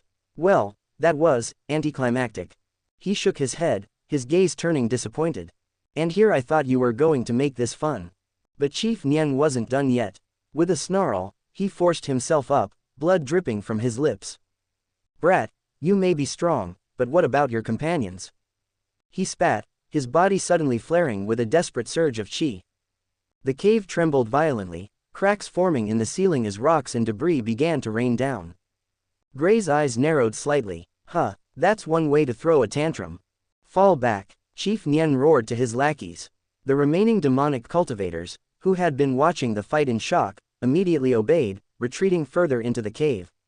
"Fuck you, old man. You sneaky bastard," Gray cursed, eyes widening as he dashed toward his group. Unlike him, Lu Xueqi and the others didn't have bodies strong enough to withstand the massive rocks that were now falling, each one weighing several tons. If they weren't careful, they'd be crushed in an instant. "Everyone, dodge," Fa Xing shouted, his voice cutting through the chaos like a blade. With a swift motion, he raised his hands, a brilliant golden light flaring to life around the group. The shimmering barrier sprang up, radiating divine energy that deflected the rain of debris.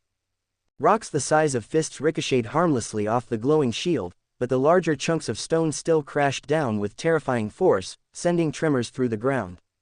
"Junior sister Lu, watch out!" Chi Hao's shout rang out, sharp with urgency. Lu Xueqi reacted instantly, twisting to the side as a massive boulder slammed into the ground beside her, shattering into fragments. Her heart raced, her movements precise, but her attention was so focused on avoiding the rocks above that she didn't see the shadowy figure creeping up behind her. The demonic cultivator, eyes gleaming with malice, moved like a serpent in the darkness. His lips curled into a twisted grin as he closed in, sword raised, the blade glinting wickedly as it aimed for her unprotected back.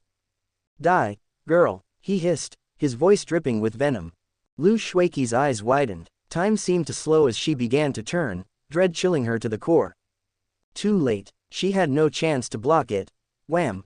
The world was blurred. One moment, the demonic cultivator's sword was about to pierce her back, then, the next, his head snapped back violently, his face contorted in shock and agony. A glowing fist, wrapped in deep blue chi, had crashed into his jaw with bone-shattering force. The impact sent him hurtling across the cave, slamming into the wall with a sickening crunch. He crumpled to the ground, lifeless, a bloody smear marking the spot where he'd struck. Gray stood between Lu Xueqi and the corpse, his arms still outstretched, his fist clenched tightly. Wisps of energy coiled around his knuckles, dissipating slowly like smoke. His face, usually so carefree, was dark and dangerous, his eyes sharp with an almost predatory intensity. "How dare you attack my cute junior sister?" he growled softly, his voice dripping with lethal promise. The sudden shift in the atmosphere made the air feel heavier, charged with tension. The cave around them seemed to be quiet, as if even the chaos of battle had paused to acknowledge the wrathful presence standing guard over Lu Xueqi. Gray stared down at the crumpled body of the cultivator, his gaze cold and unrelenting. In this world, he'd learned, hesitation meant death. Mercy was a luxury. The rules from his previous life didn't apply here. He couldn't afford to be soft, not if he wanted to survive, or keep the people he cared about safe. Killing was the price of peace in this brutal world.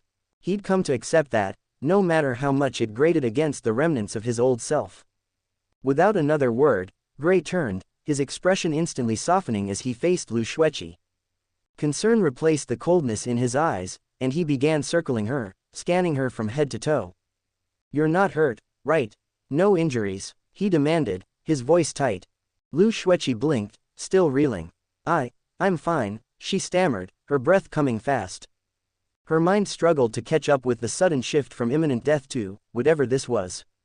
The close call had shaken her, but now, standing so close to Gray, the way he looked at her, intense, focused, almost possessive, was making it even harder to steady herself. But Gray didn't seem to hear her. "That trash," he muttered angrily, glaring at the fallen cultivator as if he could crush him all over again just with his gaze. A sneak attack, seriously, his fists clenched, the knuckles white. "If I hadn't been here. That bastard, senior brother, I'm okay," Lu Xueqi repeated, her voice softer now. Something inside her shifted at the sight of his anger, an unfamiliar flutter in her chest. Gray halted his pacing, but his eyes were still sharp, searching her closely. "Still, junior sister, you were too careless," he murmured, a stern note creeping into his voice. "You can't let your guard down like that. What if I hadn't shown up in time?" She opened her mouth, then faltered, his words striking deeper than any reprimand she'd ever received. She wasn't used to being scolded like this, or fussed over. "Sorry, senior brother," she murmured softly, the words tumbling out awkwardly. Gray's expression softened, his shoulders relaxing just a bit. "Just be more careful next time, all right?" he said, his tone gentler now. "I don't want to see you getting hurt." A short distance away, Chi Hao and Shu Shu exchanged knowing looks, their eyes sparkling with barely concealed amusement. "Did you see that?" Shu Shu whispered, nudging Chi Hao with his elbow. He didn't even hesitate, just jumped in and knocked that guy's lights out. "Yeah," Chi Hao agreed, a smile tugging at his lips. "I think our junior brother's got a bit of a soft spot for junior sister Lu." Shu Shu snorted softly. "More than a soft spot, I'd say." He watched Gray fussing over Lu Xueqi, gesturing animatedly as he continued to lecture her about situational awareness. If he keeps this up, he might end up scaring off every demonic cultivator within 100 miles. They'll hear about the crazy guy who goes berserk if you even look at his junior sister the wrong way. "I wouldn't be surprised," Chi Hao chuckled, shaking his head. "But it's nice to see, isn't it? He acts so laid back, but when it comes to her," he trailed off, glancing back at the duo. "Yeah, he's different," Shu Shu chimed in, his grin widening. "Just don't tell him that, or he'll never admit it." Meanwhile, Gray was still hovering around Lu Xueqi, his brow furrowed in mock seriousness. "And another thing, you need to work on your reflexes. Did you see how slow you were to dodge that last rock? I almost had a heart attack. What if," as Gray continued his over-the-top lecture, Lu Xueqi fought to keep a straight face, her cheeks tinged with a faint blush. Shu Shu let out a low whistle, shaking his head in disbelief. "If this keeps up, soon there may be a marriage between Big Bamboo Peak and Small Big Bamboo Peak." Chi Hao smiled, catching the light in Lu Xueqi's shy demeanor and Gray's exaggeratedly serious expression. "I also think," across the clearing, Li Xuan sighed, his shoulders slumping as he watched the scene unfold. It seemed he had no chance with Lu Xueqi either. He just shook his head, feeling the weight of his unrequited feelings.